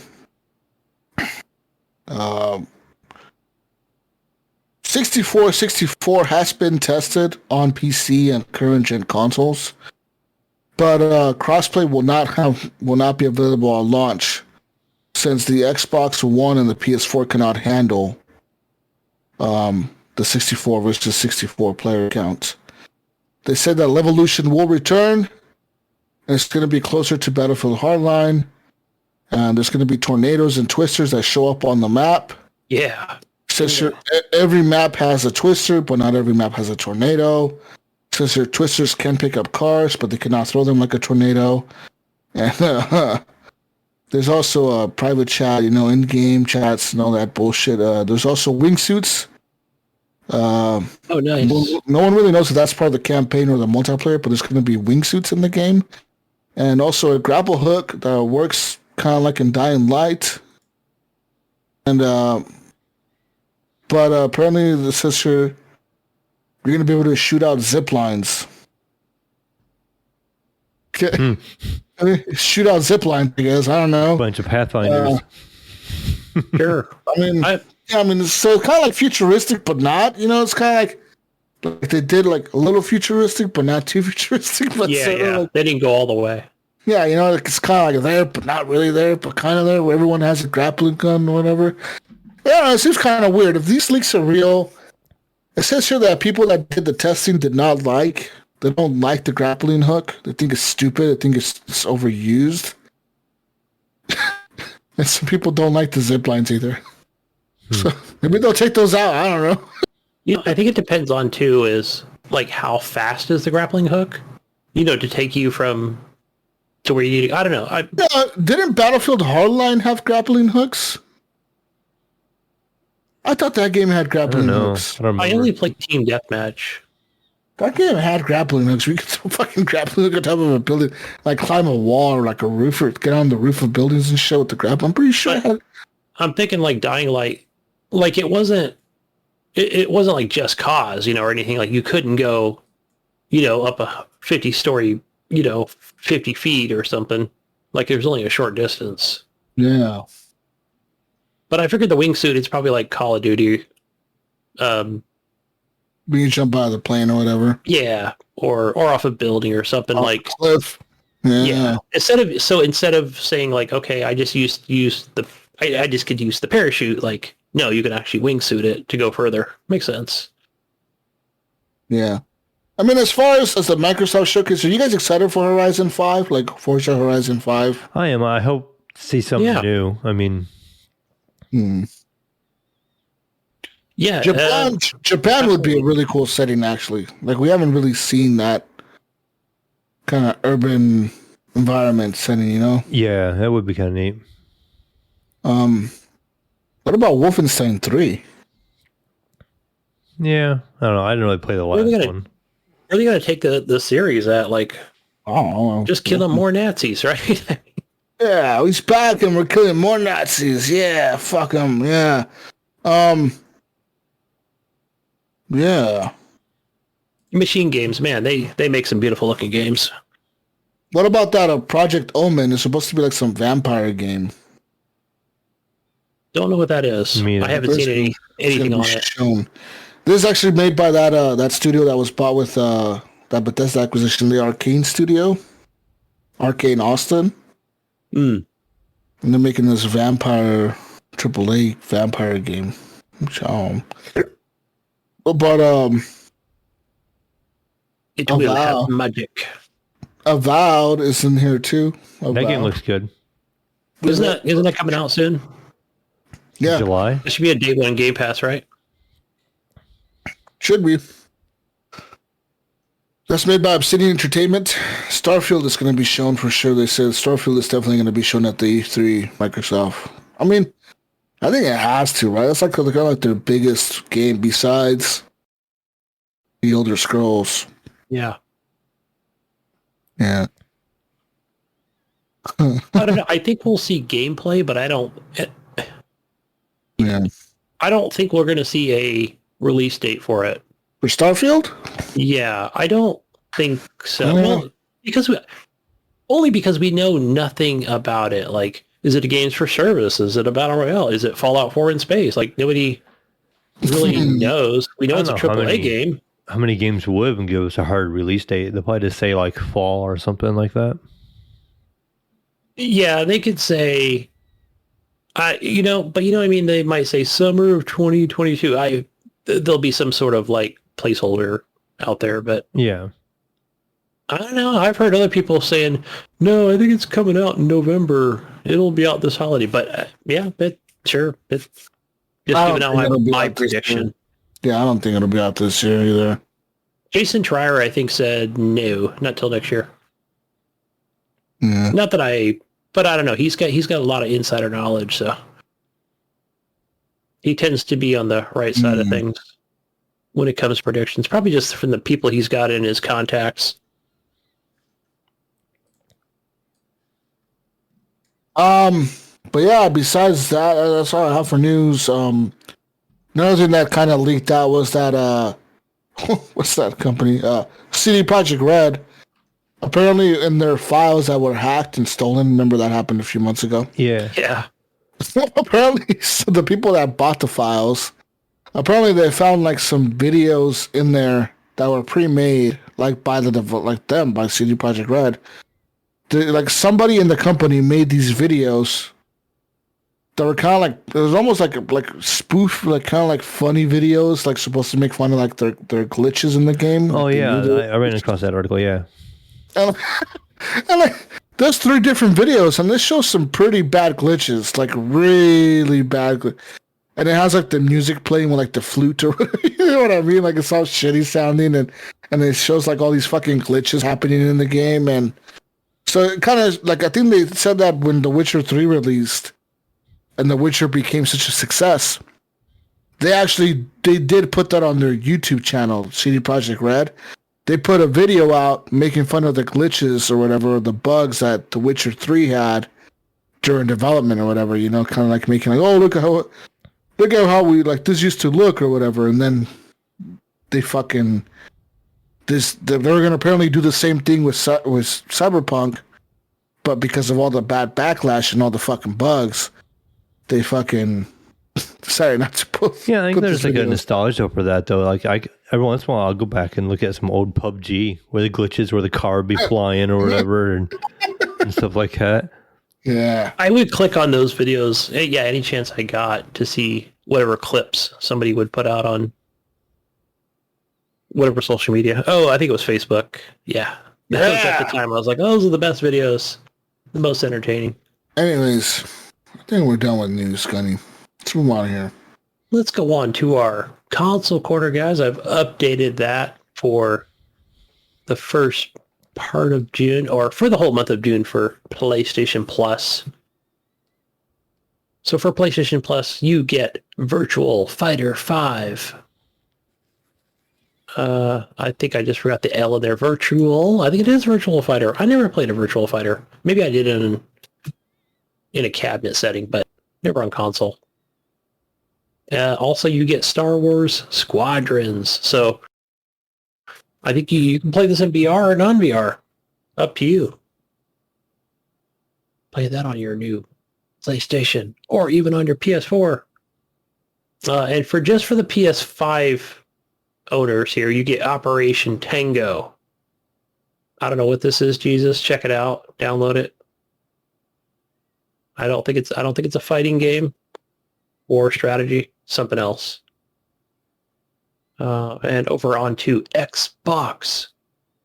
For the first half of June, you get the game called The King's Bird. Let's see what this is here. What's The King's Bird? It is award-winning artistic. That hit game, The King's Bird. Sounds like a winner. Escape into a world kept secret by a tyrant and discover the truth about your freedom. Oh, that award-winning game, The King's Bird. Okay, you get an old game here, guys. You get another old game. It's called Neo Geo Battle Coliseum. You got to play those Neo Geo games, man. This is all the best fighters that are waiting for you. They were known for the fighters for a while there, back in the day. Yeah, way back in the day. With a host of original heroes and unique characters that transcended time. Unleash this tag team versus fighter with all your favorite Neo Geo warriors. All under one roof. You'll get those guys. So those two free games, or games included with the subscription that you paid for. Let's see. Anything good on a Game Pass? The only thing I grabbed here for Game Pass was something I don't think I downloaded or played. Okay, so Conan Exiles. No, this is for the PC Game Pass, but it could be on console. Just go check. And another game called Solasta Crown of the Magister. Go check those out over on PC and or console if available. Especially if you are a Game Pass Ultimate member. Over to the Evil Epic Store, you have an amazing game called Frostpunk. That is free. Go grab that now. Claim Frostpunk, people. There's plenty. Conan is on the Xbox too. Is it? Okay, yeah. Ryan bought that way back in the day, or he got a code or something. I just never fired it up once. I don't know why. I think I was playing so much other stuff at the time. I was like, yeah, that game didn't look cool just building walls. I was like, I'd rather do that in Minecraft. Yeah, grab Frostpunk on the Epic Store. It's free and it's awesome. There's a lot of time you can pour into that game without even any of the DLC. Only because it's so hard. Or you can make it hard if you want. I just play on easy baby mode and it's still hard for me. I still lose at the end. But I like it. That's a game I can just continue to. I generally don't do a reload checkpoint. I just go straight back all the way to the beginning. Start all over again with a different strategy. And then I lose. It's a revolving door for me. But that's all we have for our console corner stuff, guys. That is it. All right. Woo! We're on to community questions. Do we have any? Yeah, we got a few. We got a few. Oh. The first one is from Nathan. Is it Sabka? He wants to know. He says, "What is the first video game that you played that you have memory of playing?" He said his was Hunt the Wampus on the TI-99.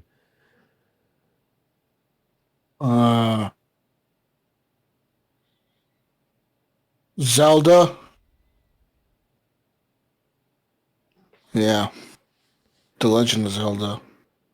Mine would be back to the Atari stuff, like early, maybe like Defender. Maybe some Space Invaders, probably. A Link to the Past is the one that I remember playing first. I think it might have been. See, the first thing that I remember when my dad came home with that Pong thing, that the one from he came home with that, and me and my sister would play. I'm trying to think of what, I don't remember what year that was, because the other one that always comes to mind is always not Space Invaders. Shit, what is it? What am I thinking of, Mayo? You just kind of play as that, like, God damn. No, I know there's so many freaking games out there. I'll think of it in a minute, but yeah, for now, I'll just say Pong. It's not Space Invaders, but. Yeah, mine is Zelda: Link to the Past. You young pup over there. Yeah, man. I remember playing this show with my mom because I would get stuck sometimes, and she would like come over and help me. But like, what the fuck are you doing, dumbass? Man, I don't know. Then she'd help me, and then I would keep playing. Man, what's the game where you're shooting the rocks out of space? Asteroids? Asteroids. Is it Asteroids? Maybe that's what I'm thinking of. I remember playing that on different arcades and stuff. I remember going to the store to buy my Super Nintendo when I was a kid. I remember people that live in Vegas, or have ever been to Vegas, you guys may have heard of the Boulevard Mall. The Boulevard Mall is like a fucking ghost town now. Like, there's like 3 stores in there now. But back in the day, it was popping, dude. It was the mall to be at, motherfucker. I remember we went in there to whatever fucking... What was the store back then? And then what... You know, Mayo and Gunny, you guys were older back then. What store was at the mall that would sell all the toys and shit? KB Toys? KB Toys? I'm probably KB Toys. That sounds right. Well, they had toys and video games, right? And video games, yeah. Because I remember going in there, and I remember they had like all the Super Nintendos lined up on the wall, like on the shelf. And I remember pointing at one, and my dad was like, "You want that one?" And I was like, "Yeah, I want that one." And we got it, and I went home, and I fired up. I remember it came with 2 games. It came with... Toys R Us. It came with Donkey Kong Country and something else. Fucking forget what other game it came with. But I remember playing Donkey Kong Country a lot, dude. That's a good game. A fucking lot. That game was so much fun. I fucking love that game. But my very first game memory was definitely like a Zelda, Link to the Past. I also remember playing Killer Instinct back in those days, where I probably shouldn't have been playing that, but I was. Yeah, I played Killer Instinct. I remember that. I thought that was so cool because it has the black cartridge. Yeah. I was like, it like stood out from all my other games. There was this one game with the black fucking cartridge, and I was like, that looks so fucking cool. I want that. So I got it, and I used to play that all the time. Fun times, Mayo and Gunny. Yeah, that was fun. I always played. Now I had the NES, and then my brother got one. But I think for the SNES, I think we just went to a friend's house to play those games. Yeah, I don't remember where I got my consoles back when I was really young. I remember going to Sears and like J.C. Penney and having like a gaming section, but yeah. I don't remember where I bought my Nintendo and my Super Nintendo. I want to say there used to be a department store here in Ohio. I don't know if you guys had it, called Hills. No. I think maybe I got one of them there. Or Kmart. It's like a Kmart kind of store. Yeah. Because Kmart was way bigger back then. Yeah, Kmart was the shit back then. Yeah. And Toys R Us, of course. They always had... Kmart doesn't even exist anymore, does it? You know what? They said... I don't know why, but they did say like, oh, we're going to do like little pop-ups or whatever. Like little pop-ups in the mall or just maybe on a smaller scale, but I haven't seen it. And apparently it's still a thing in Canada. I did not know this. I think... was it Matt that mentioned that they're still open in Canada? No, that's Toys R Us. Oh, okay. Yeah, I'm sorry. I'm getting the two confused. No, Kmart is the fucking... Right, Sears bought them up, and then they shut down. Fucking Eventually. Kmart. Dude, the last Kmart I went to, man, was in Salem, Oregon. And I'm telling you, this Kmart was fucking ghetto, guys. Like, there was, like, nothing on the shelves. Like, nothing was organized, literally, like, nothing. Like, you walk to the front doors, and, like, it was, like you walk into, like, some hobo store. Like, what the fuck? Yeah. Where the fuck am I gonna get stabbed in here as I'm walking through these fucking stores? It's like there's like the shelves, like you know, like they have like a clothing. Like usually, like most stores, you walk in there like a big clothing section in the middle. They had that, but there was like nothing in there. Like there's like empty racks of shit. So I was like, damn. See, Jesus, I'm old enough. Like I legit couldn't. I walked halfway through like the entrance, and I turned around and walked back. I'm like, this place has nothing. This place is fucking dead. Oh man, it was bad. Yeah, see, I'm old enough to where they had a cafeteria in those places. Oh, I remember that. Yeah, Little Caesars. I remember the ones by me. Yeah. Yeah, shit. I remember my parents, my aunt, and my mom used to go shopping together back when I was a kid, and they would just drop me and my cousin off at a fucking. Here, little fuckers, buy yourself a slice of pizza and shut the fuck up. We'll be back. We'll be back in 2 hours. Go get your fountain cup, right? For your soda. Yeah, it's unlimited soda. You can make kamikazes. And then remember back then, that was like the one place that had the icy machine. They always had an icy machine, and then you make the fucking ices, dude. And like, oh man, that shit was the shit. And pretzels? Oh, yeah. Yeah. Me and my cousin used to be back there eating pretzels and fucking ices and shit and just chilling for like 2 hours. That's totally irresponsible of parents to do. I mean, just fucking leave your kids. Like, I'm going to abandon my child over here. That never happened today. Yeah, exactly, right? That would never fucking happen today. Just like, I'm going to leave you fuckers here. Well, I always felt sorry for whoever had to mop up that area because I would always drop ices anywhere. Oh, man, no. And then me and my cousin would... Half the time we would end up like finishing our food or whatever, and we'd be like fucking bored, so we'd just go play in like the racks. We played hide and seek. Yes. Me and my sister did that. Same thing. We would hide inside the fucking clothes racks. Like the round ones where they're all here in the center. Yeah. Yeah, in the center of the fucking clothes racks and shit. Just fucking. I lived in New Jersey at the time. That's where we would go do that. Yeah, that shit was awesome. Yeah, nowadays kids won't explain. What the fuck? What is hide and seek? Right. Yeah, what is outside? Yeah, what is this outside thing that you guys speak of? This is bullshit. Fucking, you guys used to hide in clothes racks. What are you, some hobos? You guys didn't have Nintendo Switches back then? Right. Oh shit. Anyways. Yeah, weren't you playing online? There was a blue light, too, that would flash in the store, guys. Yeah.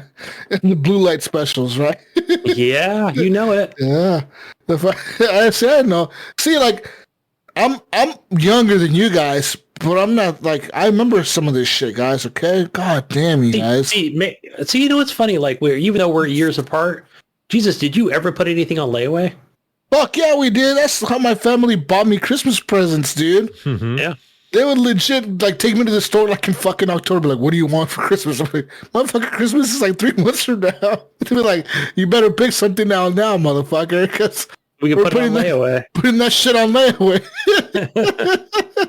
or, like, you know, like, I would, like, my mom would take us to the store, and, like, randomly, she would, like, for some reason, walk down the toy aisle and not let us pick any fucking toys.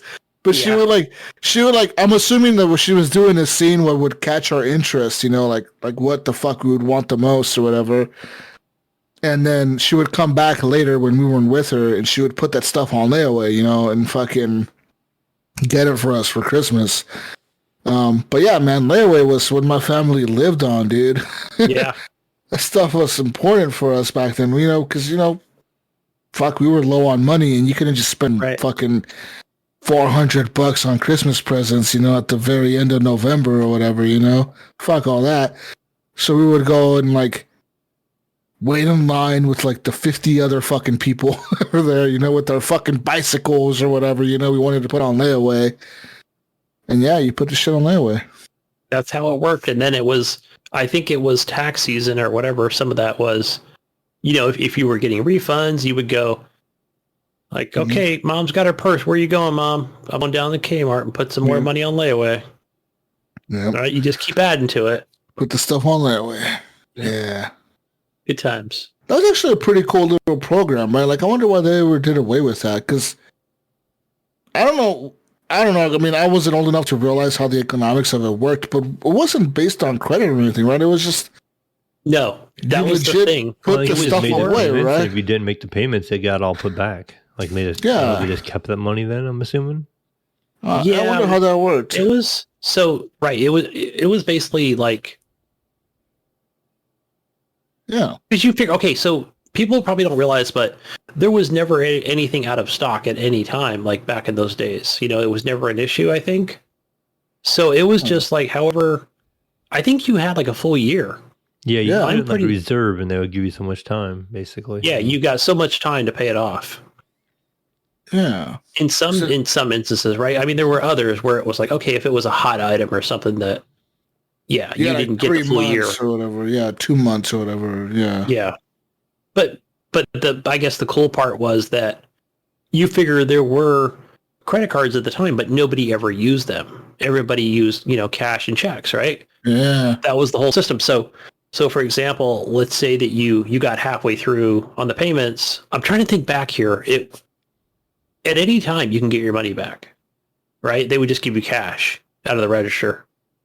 Because it flowed like wine back then, Oh, so like if you just couldn't make the payments anymore, you just decided to not buy it anymore, you could just be like, I want my money back, and they would just pretty much, yeah. And you'd get a receipt, like a paper receipt would right? Nothing was digital at the time, so.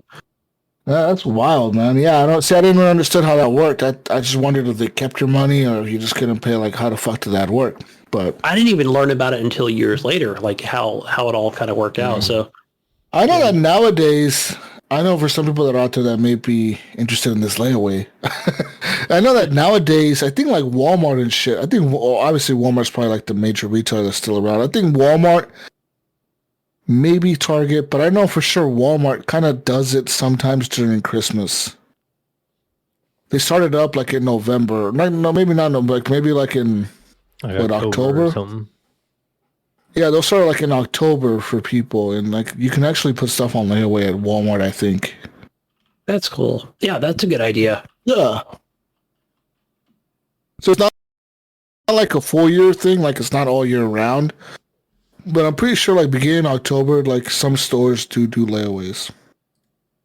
So, trying to buy a PS5 for your kid and you don't want to drop $500. All right, or whatever. We got the 10 stores with holiday layaway in 2020. Oh, fuck.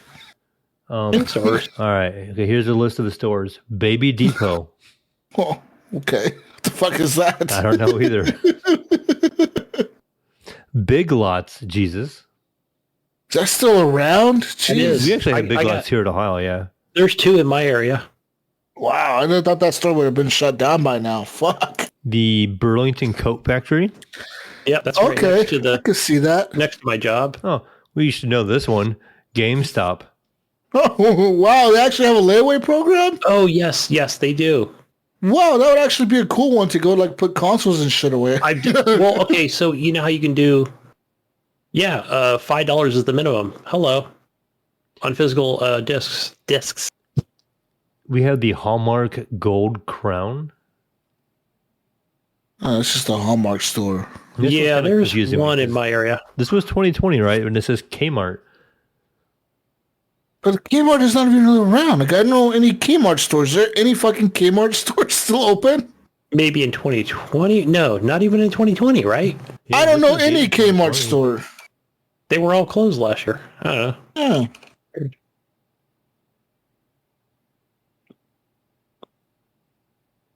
As you're looking it up, Marshall's is another one.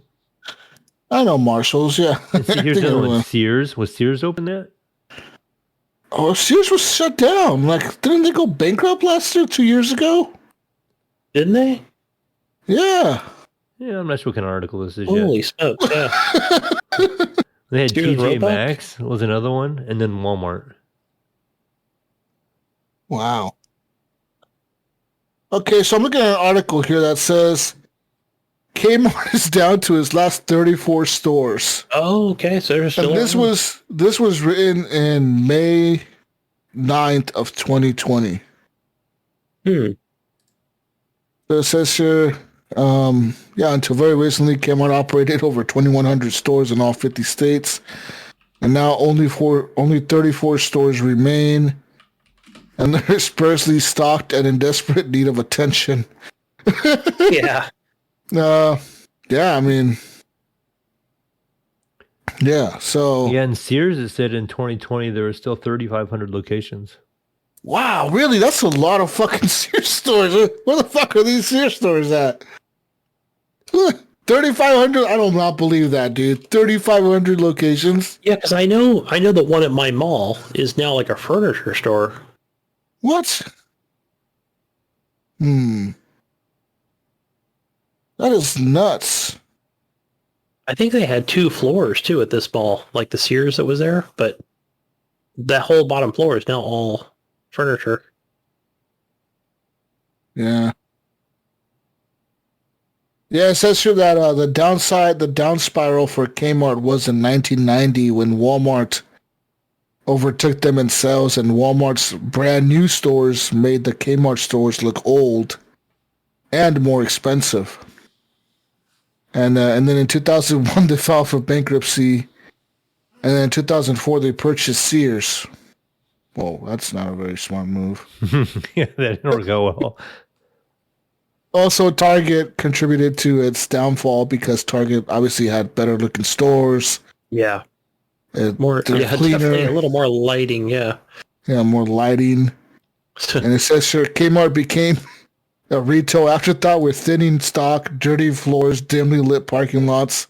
Pretty much. And slightly higher. And it's true, their prices were always higher than Kmart and shit, you know? But like, I remember that, yeah.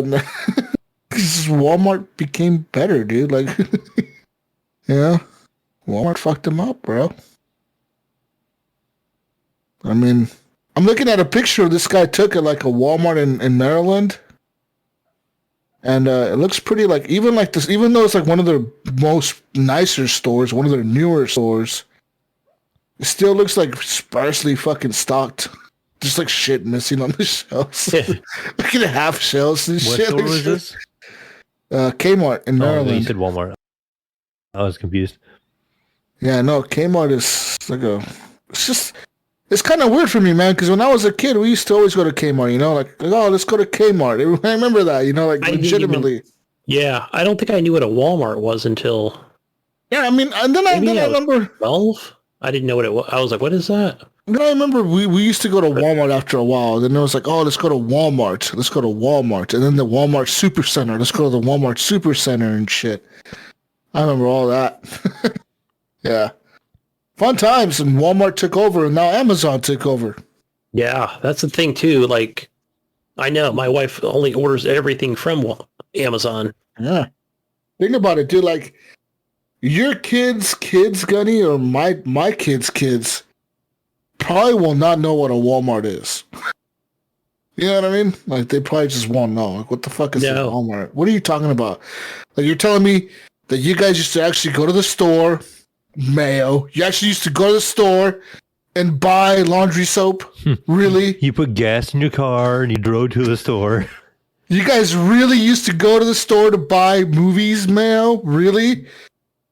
You would go to the store to buy a TV, Gunny? Come on, really? You would go there and buy a TV? Really? Like physically got in your car and drove over there? Yeah. You guys really?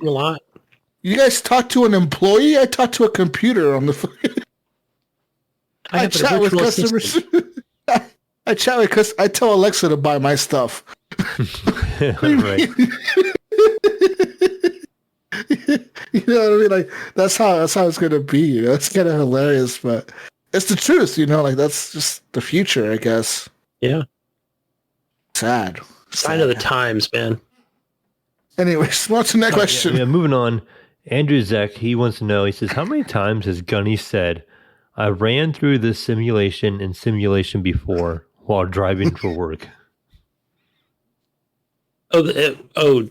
ran through a situation in simulation before? Yeah, situation. Well, like, maybe if you're referring to like something that reminds me of like a snow runner or something. If that's what you're talking about. I mean, yeah, the game's a little different, but I guess there's times where the only one that kind of gets me where I'll be driving, Jesus, you can relate to this one. Oh. And I'll come up to like, maybe even the town I live in or, just around my area here. And it'll be like, and I'll always think of city skylines and I'll think, man, I would take this traffic light out or whatever. I wouldn't put it so close to the freeway off ramp or something. And it always gets me to say, man, I'm going to play some city skylines tonight when I get home and I'm going to fix the city, I always think that like I can do it better, like whatever planning commission made this is stupid. That's the one that always gets me. Or I'll be like, it needs a circle, right? It needs a roundabout and it doesn't need a traffic light. That would work better. That's the thing that always gets me, especially when I'm driving around. I always think video games. How can you do it better in a game? I see. Yeah, so Andrew, I guess maybe if that answers your question, I would say at least twice a week. No. Yeah. All right, Brian Tulip Jr. wants to know. He says, "What's a trend that you've never understood?" Drinking bleach. Oh, right. What's the iPods. one that there was a recent one I know that my wife brought up where she talked about lighting your face on fire. I don't know, like what? I don't know where you might have saw it on Facebook. What the fuck is she doing over there? Lighting your face on fire. I don't know. Like, is that a trend or something? Like a TikTok trend? Oh. I don't think the goal is to light your face on fire though. But it happened. Apparently that happened. Yep. Yeah, there's where do these trends come from? Like that. I can't remember when was a trend. I remember when I was younger, that people would do. I think it was like whippets, and they'd knock each other out. Oh, you mean like that fucking, you would get really high and just fucking pass out, or what do you mean? I can't remember, they're taking like a whippet and then you come behind somebody and do like a Heimlich on them and make them pass out.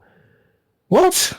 I don't remember. Okay, I've seen people do whippets, but like just get high and pass out because they got fucking high and then they just pass out. Maybe that's what it was. I never did any of that stuff. I always thought that was kind of dumb, but I saw some dude legit fall out of his car in the parking lot. High out of his mind, dude. Like he was doing a whippet in his car. Like all you see is this dude open the door and like fall. It was like a game, like a video game scene or something. Like the dude just legit opened the door and like just like fell out like sideways and like hit his head on the concrete and everything, just like passed out. I was like, what the fuck? And his friend was just high as fuck in the driver's seat, just laughing. I'm like, what the hell, dude? Like, your friend literally just fucking busted his head open almost on the concrete, but okay, I guess you can sit there and laugh about it. I don't know. Yeah, I don't know. One of the trends that I never understood, back when I was a kid, what were the trends? Well, back in my life, what the fuck are the trends nowadays? I don't know, what are man. they? I gotta Google it because I'm thinking I can't even think of anything on here that's Man buns. I don't like man buns. I don't like skinny jeans. You guys like skinny jeans?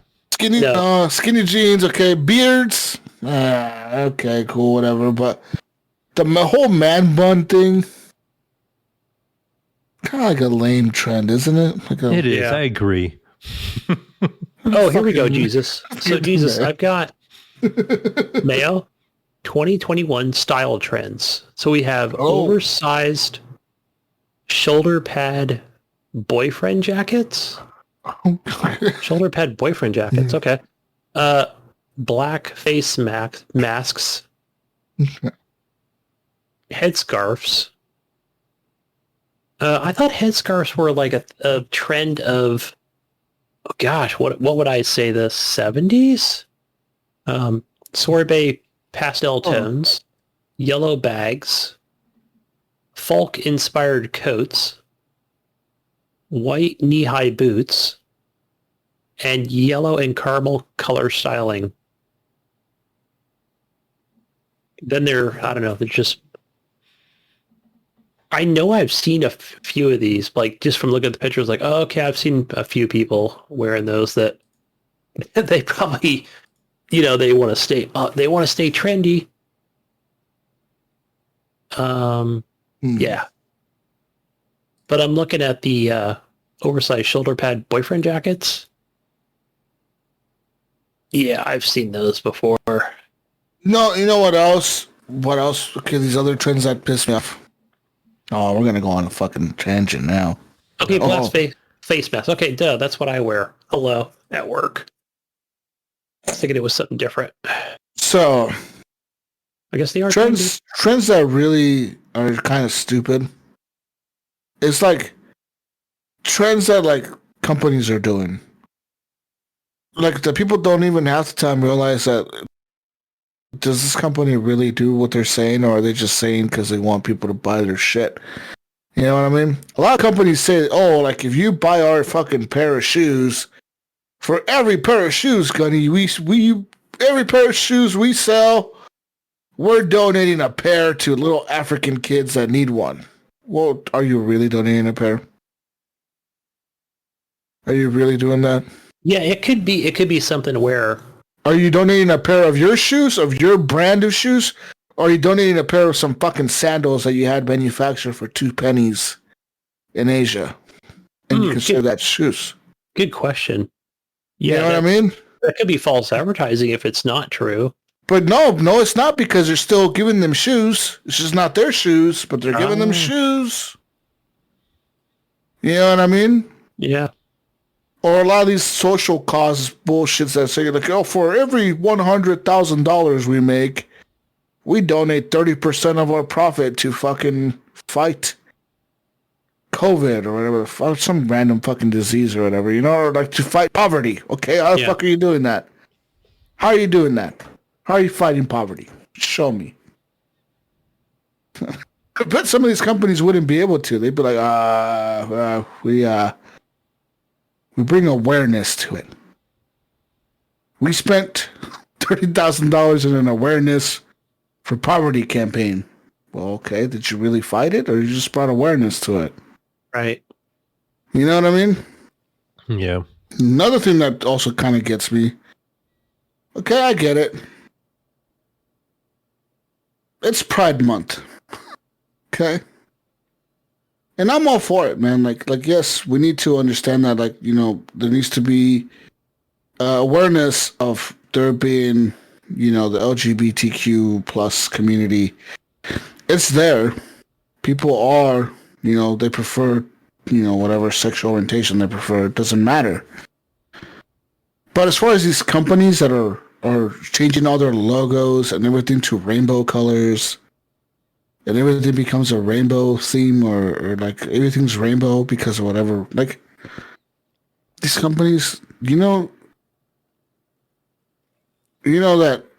like, Amazon and Walmart and fucking Kmart. I'm not naming these companies straight off, but like I'm just saying, like, for example, like all these companies, right?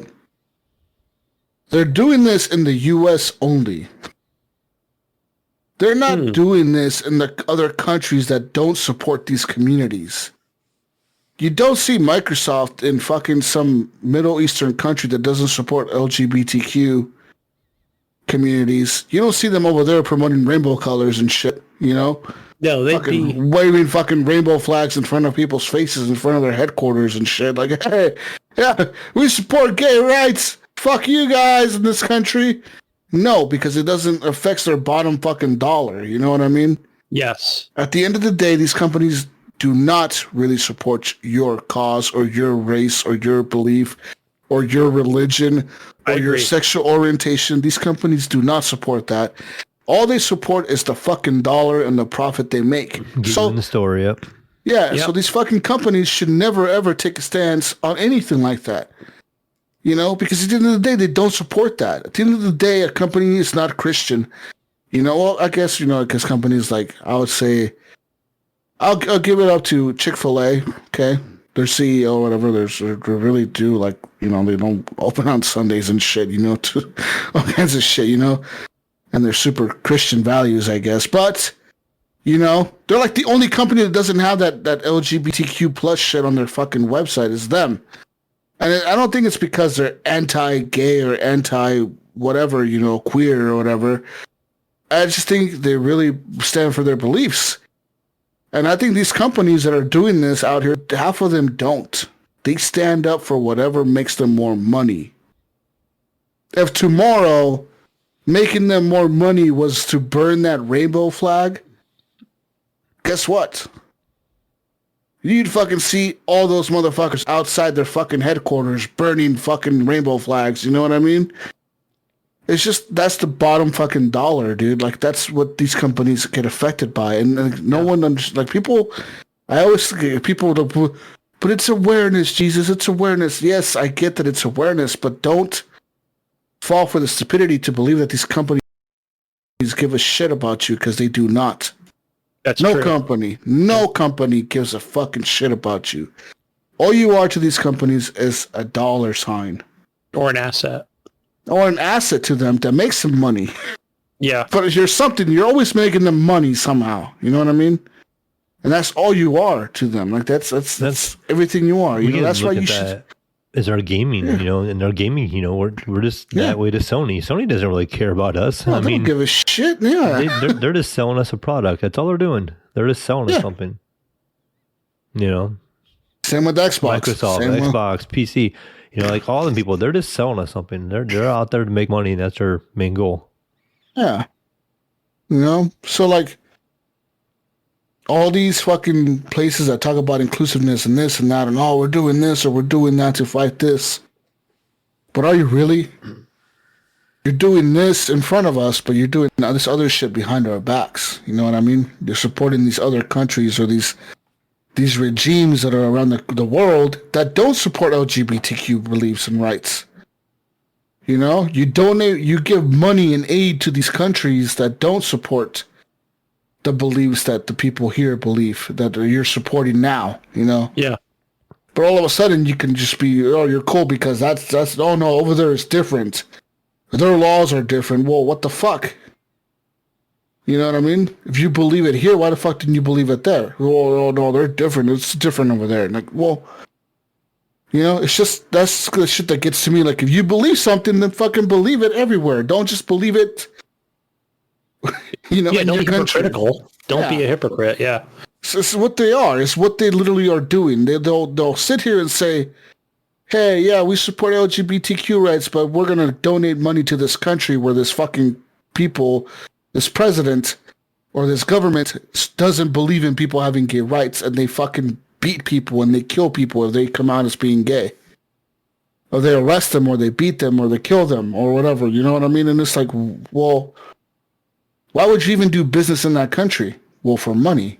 Because at the end of the day, that's all that fucking matters. That's all that matters. And that's, it pisses me off when people try to act like, oh, no, like all these things, awareness. Yes, awareness is cool, man.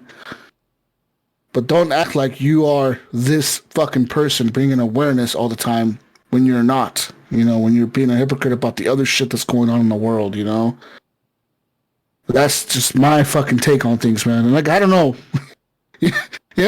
Like I know I stir the pot every time I bring up these fucking subjects, but it's just how I am, Like it's just, I like to look at things from the whole different perspective, and I like to look at all sides of things, and it's just the way I look at it. I don't know. Yeah, no, it's I just agree. me, guys. No, I agree too that it is hypocritical in some situation, like you said, like maybe the Middle East or China or wherever, Yeah. There's countries, that don't support gay rights at all. They don't even acknowledge that people are gay. They just don't fucking. I see what you're talking about, where they shouldn't be allowed to I'm just trying to think of a company. I don't know. Does Microsoft do that? I'm not even sure if they do. I'm just thinking of somebody who's global or worldwide that it could be AMD for all I fucking know, or some kind of UPS or, something that's massive. But to say that, where other people just might say, well, we give them a pass. It's okay. Where you look at it and say, hey, no, that's not okay. Yeah, no, it's not fair. It's not even fair. It's hypocritical and it's wrong. Yeah, you shouldn't be doing that. Stand up for what the fuck you really believe in. But if it affects your bottom dollar, then all of a sudden it's like, oh no, we double standard. Yeah, we don't really say that over here, guys. We only say it to you guys, but we don't really say it over there because Yeah, it's kind of a no. Yeah, we'll get kicked out of the country. We can't do business there. Sorry. It's like what's his name? John Cena apologizing to Taiwan or China for whatever. That's what it was. Right. Because big dollars speak. Yeah. Yeah. He apologized for saying Taiwan is a country. Yeah. Okay. Yeah. Because apparently Taiwan is not a country, Gunny. It's not a country. Apparently it belongs to China. Yeah. It was like, what the fuck? Says who? Says China. But you know who owns China? They're one of the superpowers, so. Yeah. Yeah. So and if it's affecting John's money, then yeah, I can definitely see him. I know I saw that apology. Whatever he said it in, he spoke it in Mandarin. Yeah, he spoke it in Mandarin. Yeah, in Chinese. I didn't know he spoke Mandarin. That's Well, apparently he learned a couple years ago how to speak Mandarin. I don't know. It's like Tencent forced him to learn or something. I don't know. But yeah, it's like, whatever. I guess. It is what it is. But that's just one of the trends that I don't like is one of those things. Where like, all of a sudden, everyone is woke. All of a sudden, everyone believes in a certain rights or believes in things that they never fucking thought of 10 years ago.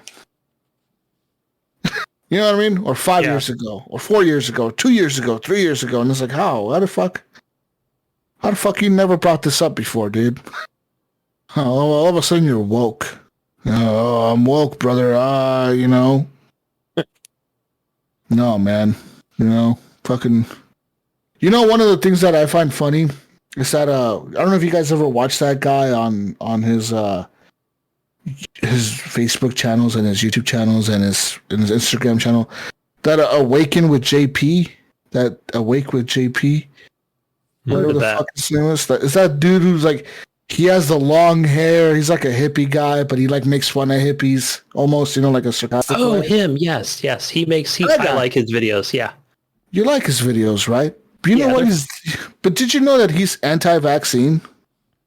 That I didn't know. Like legit, like he doesn't believe in vaccines. Yes. I've never seen him in a serious video ever before. No, he doesn't believe in vaccines at all. He believes that any vaccination is wrong. You know that? You didn't know that, did you? No, anytime I ever watch his videos, it's always like satire, I always felt. But it's not satire. It's satire with the truth in it. He was tricking everyone into thinking, I'm this anti-hippie guy by dressing like a hippie and looking like a hippie. But he's not. He legit believes in that shit. But he has you thinking he doesn't. That's the part where he got people drawn into him. And now he sells like this web seminar, like come follow me and I'll be your life coach type situation. And he has people paying him like $80 a month. And he does like FaceTime or like webcam shit with him, and he'll talk to him about life and shit. And he's coaching people. But this dude, I forget what it's like a religion or a belief that he's part of. Is it? They don't believe in vaccines. They don't believe in really doctors. They don't believe in fucking. Not Scientology. It's no, it's not Scientology. I know the one you're talking about. It's But this is legit. Like if you see some of his videos now. You know how before he kind of used to talk shit about Trump and shit? It's called Christ Science or something like. I know I'm messing that up. But now he talks a lot of shit about Biden. He talks about how if you get the vaccine, you're being mind controlled by the government. and they're brainwashing you, and you're not a true American, you're not a true believer of your freedoms because all you do is follow these mask mandates and these fucking rules about wearing masks, and if you get the vaccine, you are not a true patriot. Because he's not a fucking vaccine person. He's an anti-vaxxer, dude. So he's pushing all this rhetoric on the fucking internet about how the vaccine is a mind control fucking thing where they have us brainwashed to believing that we must take the vaccine. We must wear masks. It's a brainwash control situation or whatever. And this, like, everyone thought this dude was some kind of lefty fucking comic guy or whatever. It's like, no, dude. He's a straight, like, fucking, I don't know if he's Republican, but he's not left. He's not Democrat, that's for sure, because he doesn't fucking like the Democrats.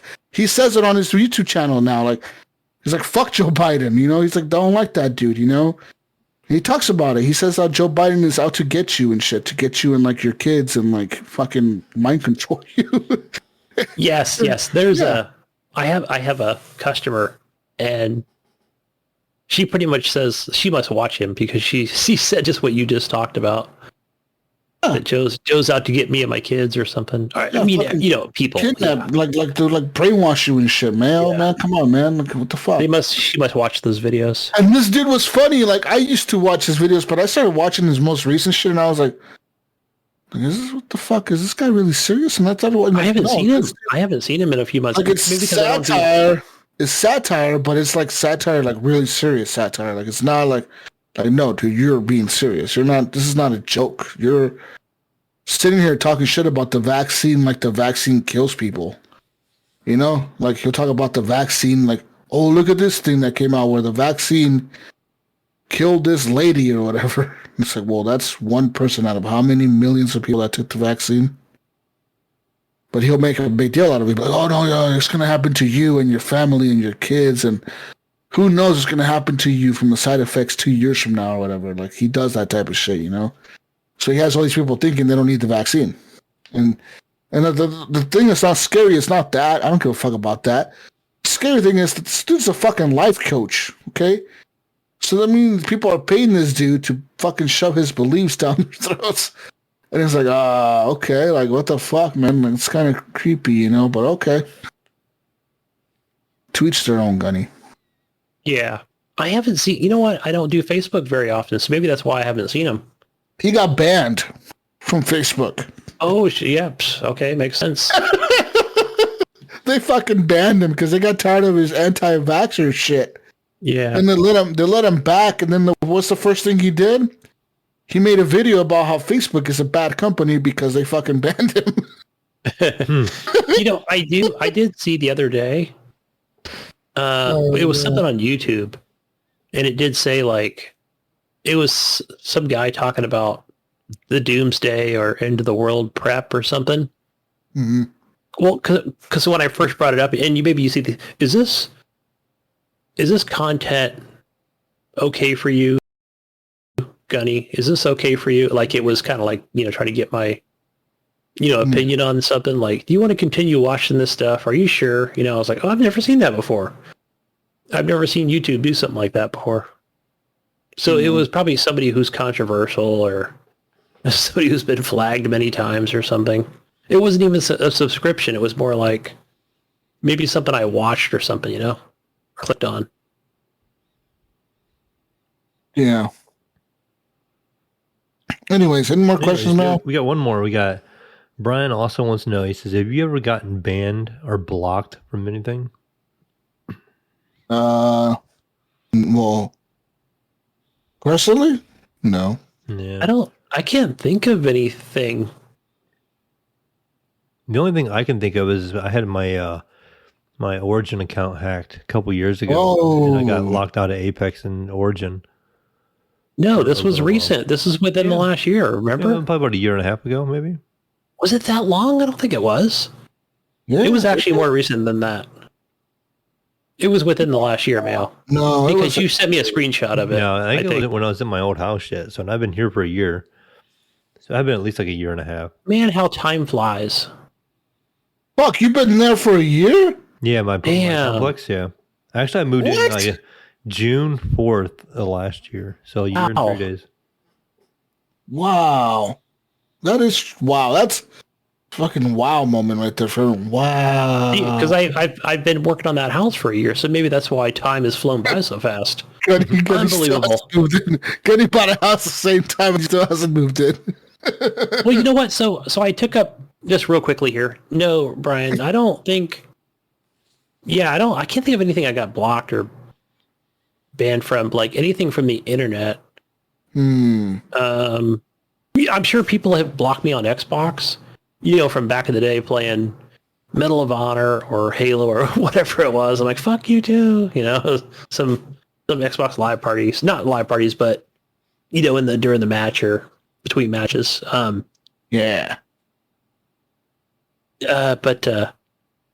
Yeah, no, like even took a friend's truck today. I finally got a microwave in the place. Like, finally I got a fucking microwave and furniture and and blankets and stuff and knives and forks and spoons and wall art and stuff like that. It's like even the security guard was like, because I don't have like a access to get in. I have to show like a residence pass or something. What? And yeah. What? Well, you didn't get that when you bought the house? No. So yes, you get it for your vehicles, but I didn't have my vehicle. I had something else. And the guy's like trying to tell me that he saw like, I think the way it works is like, you ever see those temporary license plates on cars? Yeah. Like that's what's on this truck. That's not mine. That's a friend of mine's. And he's trying to tell me like, oh, you got to get, you can take that down and do this and that. I'm like, whoa.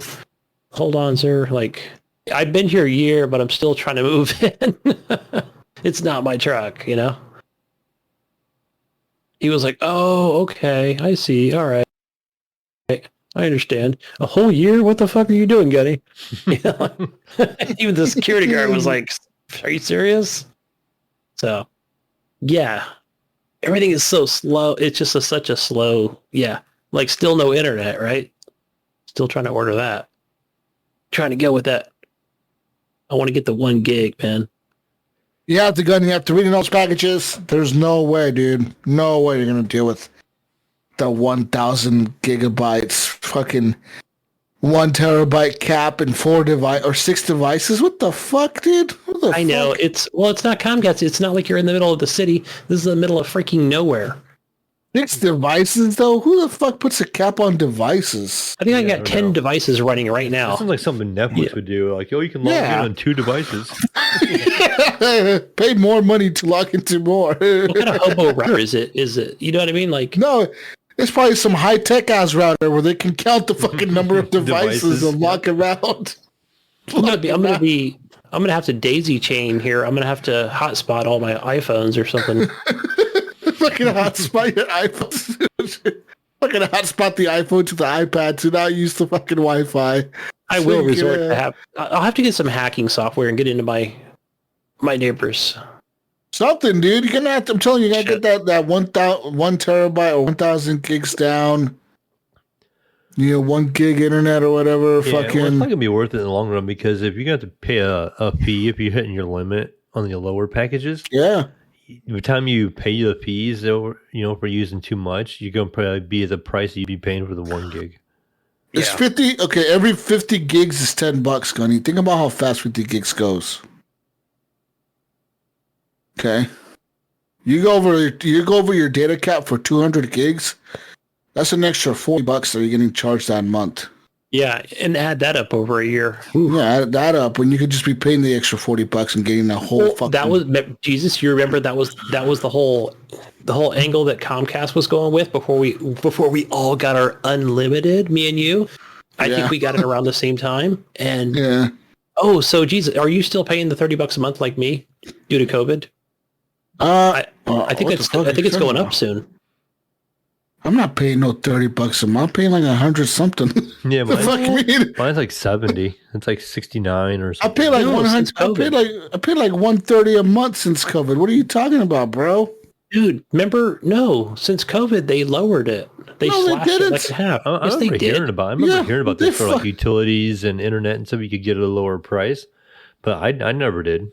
We've only been paying like $30 a month this whole year. Fuck? God damn, go away and tell me, bro. I'm over here paying $130 a month. I thought Okay, so we don't have telephone, but we do have the basic of all basic cable. Okay, I think we have like that same Internet. thing, but I do think we do have a landline in this house, but I never fucking use that. I wouldn't even know the number, but I think we have one. Because when I log There's a into phone my ringing account, somewhere, Jesus is like, I keep hearing a phone ring. when I log into my account, it shows me like a phone number, and I'm like, what the fuck? Whose fucking phone number is this? And I'm assuming it's the house line, but I don't ever use the house line. Who the fuck would use a house? Who uses a house landline anymore? You know what? So even in my new house, I've got the wires just sticking out of the wall. I got to cover them up. Just rip those fuckers out. You don't need them. Just fucking patch over him. Fucking stuff him back in the wall and That's what I'm going to do. patch over him. Paint the, Yeah. paint the I'm going to wall. stuff it back in the wall. Yeah. It fucking needs no fucking telephone wire. What is this, 1950s, dude? Come on.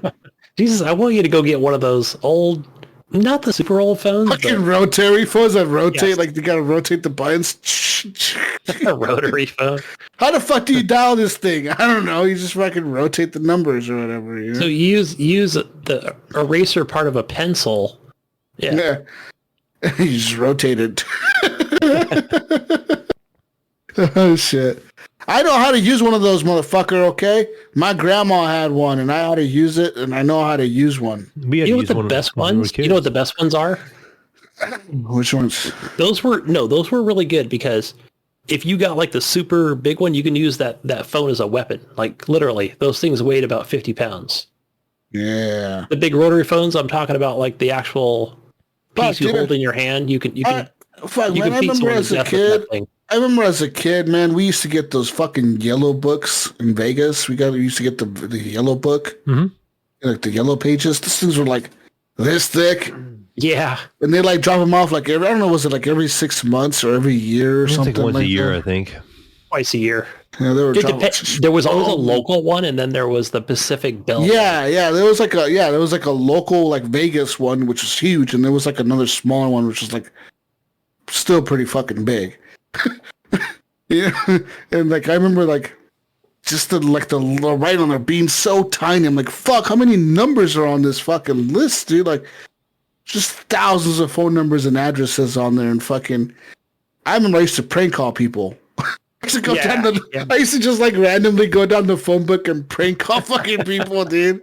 Oh man, I used to dial like was it *69 or whatever to block my number, or *67 or whatever.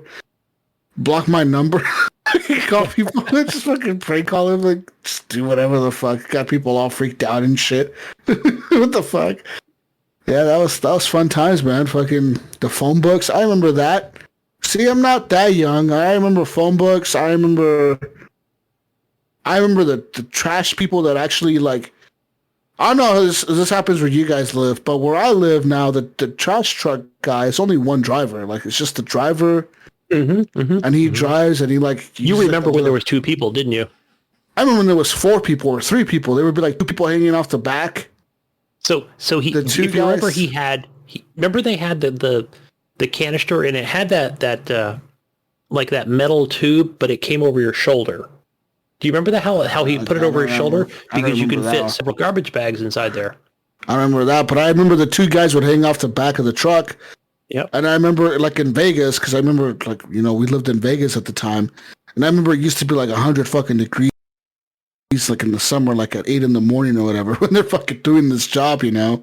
And I remember like these dudes, you know, they would always thank us, you know, because we would let them use our hose to drink water, you know, because they were so thirsty because it was so fucking hot outside, and they're hanging off the back of this fucking metal truck.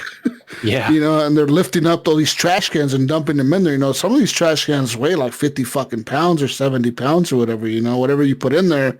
And they're dumping these trash bags and trash cans on the fucking, in this fucking truck or whatever. And I remember they used to thank us for letting us use their, like, oh, thank you guys for letting us use the hose. So I'm like, nah, dude, like, you guys need fucking water, you know, go ahead. That's another thing I used to remember doing as a kid, drinking water out of the hose. Drinking water out of a hose, right? And, hey, so Jesus, if you remember, it was shit. when you went to a random friend's house or whatever, and you know, and you met random person's mom. It was always like, can I get a glass of water? You would get a glass. Like, you know, it's made, you know what I mean? It's made out, it's not plastic. It's made out of glass, right? And you'd get a glass full of water. It was the weirdest thing, you know? Yeah. Nowadays it's just plastic. I don't make those anymore. Yeah. It seems everything's in a plastic. Are you young enough were you able to jump around the back seat of a car without a seatbelt? Okay. Sort of. Sort of, but not really. But like back then, seatbelts were, I think they were required in the 90s by that point. But I remember like one time, dude, I was like maybe 6 or 7. And I remember we were going home because my aunt, when I was really little, we lived in this apartment complex. And that's before we bought a house. My mom and my dad used to live right next door to my aunt and my uncle, like my mom's sister, you know. And we used to be really close with each other. We used to go everywhere together. And I remember for some reason this night, my parents were doing something, and we had to go home with our aunt, and because we wanted to stay the night with my cousin or whatever. So we went over with our aunt, and the thing is, it was like fucking what? It was like we were like in a little Honda, not a Honda. Was it Toyota? Toyota Corolla, or maybe a Honda Civic, like a really old one, dude. I'm talking like 1988, 80s. Oh, those are the small ones, like the tiny 4-door ones, really tiny Honda Civics. And there's probably like 6 of us in the backseat, dude. And I remember getting pulled. We got pulled over legit as they were making a right turn and a left turn into the apartment, like alleyway parking lot area. The fucking motorcycle cop pulled us over. I remember my aunt being so freaked out because she was driving, right? She was like so fucking freaked out, you know? Because she's like, oh my God, I have like these fucking kids in the back. Me and my brother are back there like fucking laying on the floor or something. You know, because it's like 7 of us in this fucking car. And the car's fucking packed. And I remember the cop just like telling her, can you please roll down the back window? And he's like, I remember he shined his flashlight in there and he's like, where are you coming from? And like she said like some party or something. She's like, I'll come from a party. And he was just like, well, since you live here, I guess you're good to go. You know, just make sure you make a full stop next time at the stop sign or some shit. And then he just let us go, dude. Nowadays, you would never fucking see. You get fucking tickets for everyone in that fucking car, motherfucker. Right. You know what I mean? Yeah. Like nowadays, they would totally never fucking let you have like 10 people like that in a fucking car. People pile on top of each other and shit. Just fucking like, oh man, that was fucking ghetto, dude. But no, man. But I remember like as a kid, my aunt and my uncle and their family, like their kids, they never wore seatbelts, dude. And me and my mom and my parents, they always told me to put on a seatbelt. So sometimes I wouldn't wear one in the back seat. Sometimes I would. But like the one thing that I guess made me wear a seatbelt was when my aunt, my uncle and my cousin were headed to drop off my cousin at school, and my uncle flipped the car over because he ran a yellow light, or like a truck cut him off, so they hit a ditch and they fucking rolled the car over. Well, they weren't wearing seatbelts, so what happens when you're not wearing a seatbelt? You fucking fly out of the car. Yeah, so my uncle flew out of the fucking car like 50 feet. My cousin got stuck like in the back windshield halfway out of the car. Car was upside down, cut her back all up. She was fucked up, and so was he for like the longest time. And ever since then, I'm like, fuck that, dude. Wear seatbelts. Fuck all that. Like ever since then, I kind of like nowadays they do wear seatbelts, but back I remember them, dude. Never wearing fucking. We would go everywhere. No one was wearing a fucking seatbelt, dude. No one in that fucking car was. Not the driver, not the fucking passenger. Right. No one was. See, it was like a fucking like a luxury fucking thing that was just hanging there for some. What is this thing? What does this do? I don't know. It's a fucking seatbelt. I don't know what it does. No one ever wore them. Yeah, we've always worn seatbelts, like, because we never look at it like. I know some people say, "Oh, I want to be thrown free from the vehicle." Like, I don't know. I don't want to be on the bridge and be thrown free. You know, like, okay, but yeah, thrown free off the bridge. Like, I guess the reason some people don't wear seatbelts is because of comfort, right? They say it's uncomfortable. Exactly.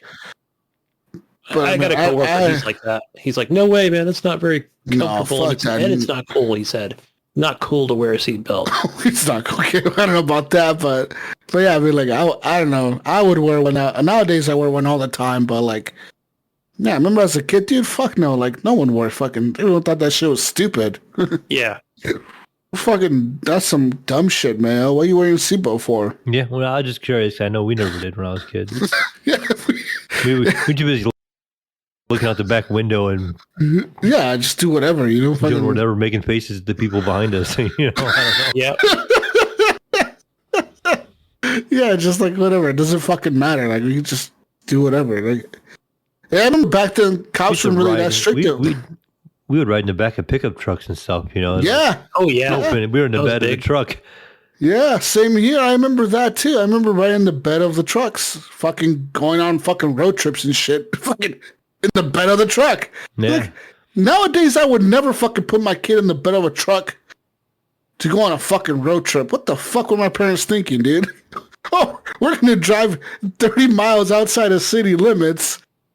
Oh, And, I've got one. These kids in the fucking truck, man. You know, like, I've what got the one for you, fuck? Jesus. So my parents like to go back and forth from New Jersey to California. We'd be out here for a year, we go there for a year. That happened for some years, but oh yeah, my dad, he would put that, you know, he had that makeshift camper on the back of the, you know, the old Ford pickup truck. You know, the wooden one. He was a carpenter, Yeah. so he knew exactly how to make those things. But still, like, you figure everybody had a CB. And we would go with like our aunt and uncle, whatever, just traveling through, like, let's say Ohio. And me and my sister were on the back of the tailgate going down the highway at 55 miles an hour, just hanging on with one hand, going back and forth. And it wasn't until my dad pulled over and it's like, he goes, yeah, your uncle, he was back about, you know, maybe 4 or 5 cars, but you figure, you know, if you had a CB, it was like having a cell phone, you know? Yeah. It was like, what the hell are you guys doing on the back of the tailgate, you know? Like, we're going down the freeway, you know, almost 60 miles an hour, you know? There was no 65 miles an hour speed limit at the time, but still, Yeah. 55, we probably wouldn't have survived, you know? Falling off of there. Fun times. No, man, but yeah, back then, man, it was kind of crazy to me to think that, like, every time my kid gets in the car, she knows to wear a seatbelt. You know, like, she's never questioned it. You know, like, she's always worn a seatbelt. You know, and it's like, fuck, man. When I was a kid, I was fucking wearing seatbelts. Fucking so stupid, dude.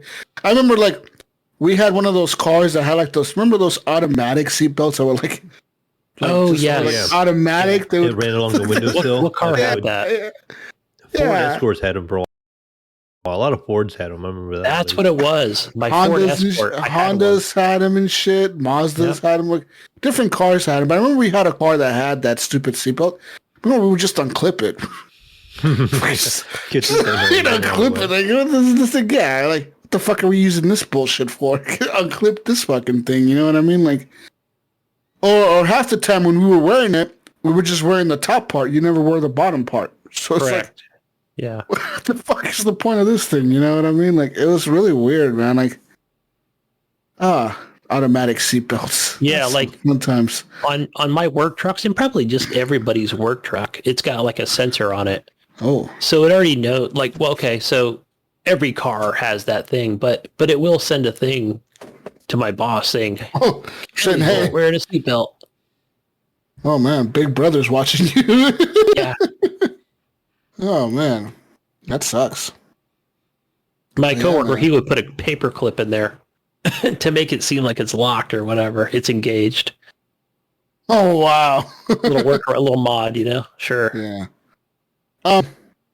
Yeah, man, that stuff. Like, I just think about back in the day growing up and all that shit we used to do. Like, it's just today, it just doesn't happen, you know? Like I remember going out with my friends and racing bicycles and shit, like, across the fucking city. Like, what the fuck are we doing, dude? We're like riding bicycles like fucking 4 miles away from home. And our parents never knew oh yeah, he's with the dude across the street. He's with his friend. Yeah. Like, I could be fucking dead 4 miles away from my house and no one would even fucking know, you know what I mean? Like, but no one back then gave a fuck, you know? It's like, whatever, dude. I know. When I think about things like that, like what you had just mentioned, you know, you're 4 miles away, you're on your bike or your skateboard. And I always think, like, how did I survive on How the fuck? no Yeah. water? Like, I guess I always just grabbed a neighbor's hose or just some random person's. Like that's how we Be drink. out there in the fucking sun, dude, in Vegas heat, like 120 fucking degrees out. And we're having fun. We're out here fucking playing and shit. Fucking go out, you know. And I remember we had this one friend that his parents would never let him go out with us because he was kind of like a nerd. You know, he was like the computer kid. You know, like his parents were kind of like that, a little bit of money, so they had like all the computer shit in his house. Yeah. And we thought that was cool, but we always wanted him to play with us. And we're like, come on, dude, let's go fucking race bicycles. And we're like, I don't want to. We fucking used to punk him. Like, fuck you, dude, you fucking loser. Let's go. Let's go race bicycles without him. You fucking go and race. Oh, man, that shit was wild. That was fucking nuts. How the fuck we survive all that? I don't know, man. It's crazy, Mayo. I was like, imagine like letting your kids do that shit nowadays. I know, right? Hell no. I'll let my daughter fucking ride a bicycle across town with her fucking friends. You know, like what the fuck? At like 9 years old, you know, doing this shit. Now you're 10 like years old. Now you're like calling the police. And I've got her tracked here on my iPhone. Her smartwatch says that she's at this location, but I don't know, man. She's not there. I don't see her. Fucking all freaking out and shit. You know, I think we just kind of add that. I know that, like, I'm sure they do it the same way in your area. You know how they show when it's going to rain, like, oh, storm number 1 or storm number 2. You know, they're just nothing, but they still put it up there. It's going to rain. It's going to be a number 2 or number 3. So I noticed, like, whenever they do those, like, more people tend to stay home. It's almost like a scare tactic in a way, you know? And not even political. When I'm driving my truck around, I'm like, oh, can we get some number 3s? Because then everybody stays home, you know? Then it's just like less traffic for me. You know? See, Gunny, here, it just rains all the fucking time. It just doesn't matter to us. We don't get no numbers. It just tells us it's going to rain all week next week. See, you guys are used to it. We don't know what rain is here in California. We have, I'm telling you. It's going to rain week until fucking next year. Good luck. So check this out. They said rain, okay, this week, apparently. Well, okay, today is, yeah, they said rain this week, right? But you know what that means for us? It might sprinkle, and if you're standing under a tree or whatever for a prolonged, you might need to require a light jacket. But other than that, nope, it's back to, you know, that summer heat and no rain. Wow. Yeah, today it kind of rained here. And it actually did rain. You know, I was surprised. I was like, wow, it's been like pretty warm the last week and it actually rained today. I was like, that's unique. Wow. But yeah, man. I don't know, man. Mayo, you probably remember a lot of cool shit when you were younger, man. You're way younger, way older than me. Yeah. So is Gunny. You guys probably have a lot of cooler shit to think about back on than me. I mean, yeah. It is what it is, though. Any more questions? Nope, that was it.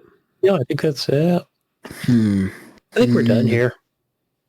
I think we're done. A lot of nostalgia on this podcast. A lot of reminiscing of old times, huh? Grown up. Yeah, growing up. Yeah. Whatever. Fucking bullshit. I'm never gonna grow up. Me neither. That's why I continue to play games. You know, Gunny, you and Mayo, Gunny, you're gonna be the first generation of people to be in a care home playing video games. Me and Mayo are gonna be that first generation of the elderly on, let's say, on fucking Instagram and shit. On Instagram. Yeah. You guys are gonna be on the gram just fucking posting selfies and shit like at a care home. We're going to be hosting online Call of Duty matches in the mashed potatoes and gravy day at the care home. Mashed potatoes, gravy, and Apex Legends. How's that? You guys are going to be taking pictures of your food at your care home and posting it online. We're going to have a VR, and that way we can feel like we have our freedom. Yeah, you guys can go anywhere in the VR. Today we're having prune juice, Oh. And we're going to have crackers, Okay, and Grandpa. and Mayo's going to teach us how to play Apex Legends. Gunny, back in my day, we used an Xbox controller to play these games. Okay, Grandpa, whatever you say, dude. That'll be the commercial, right? And the kid comes in and comes out. It's Ninja. Back in my day, we used to play this at 120 frames. Now that was fast for their day. Back in my day, we thought 4K, nothing would look better than 4K. Yeah, right. Fucking 20K by the time that shit comes around, you know what I mean? Give it 10 more years, 15 more years. That's fucking going to be 20K, man. 20K, Gunny.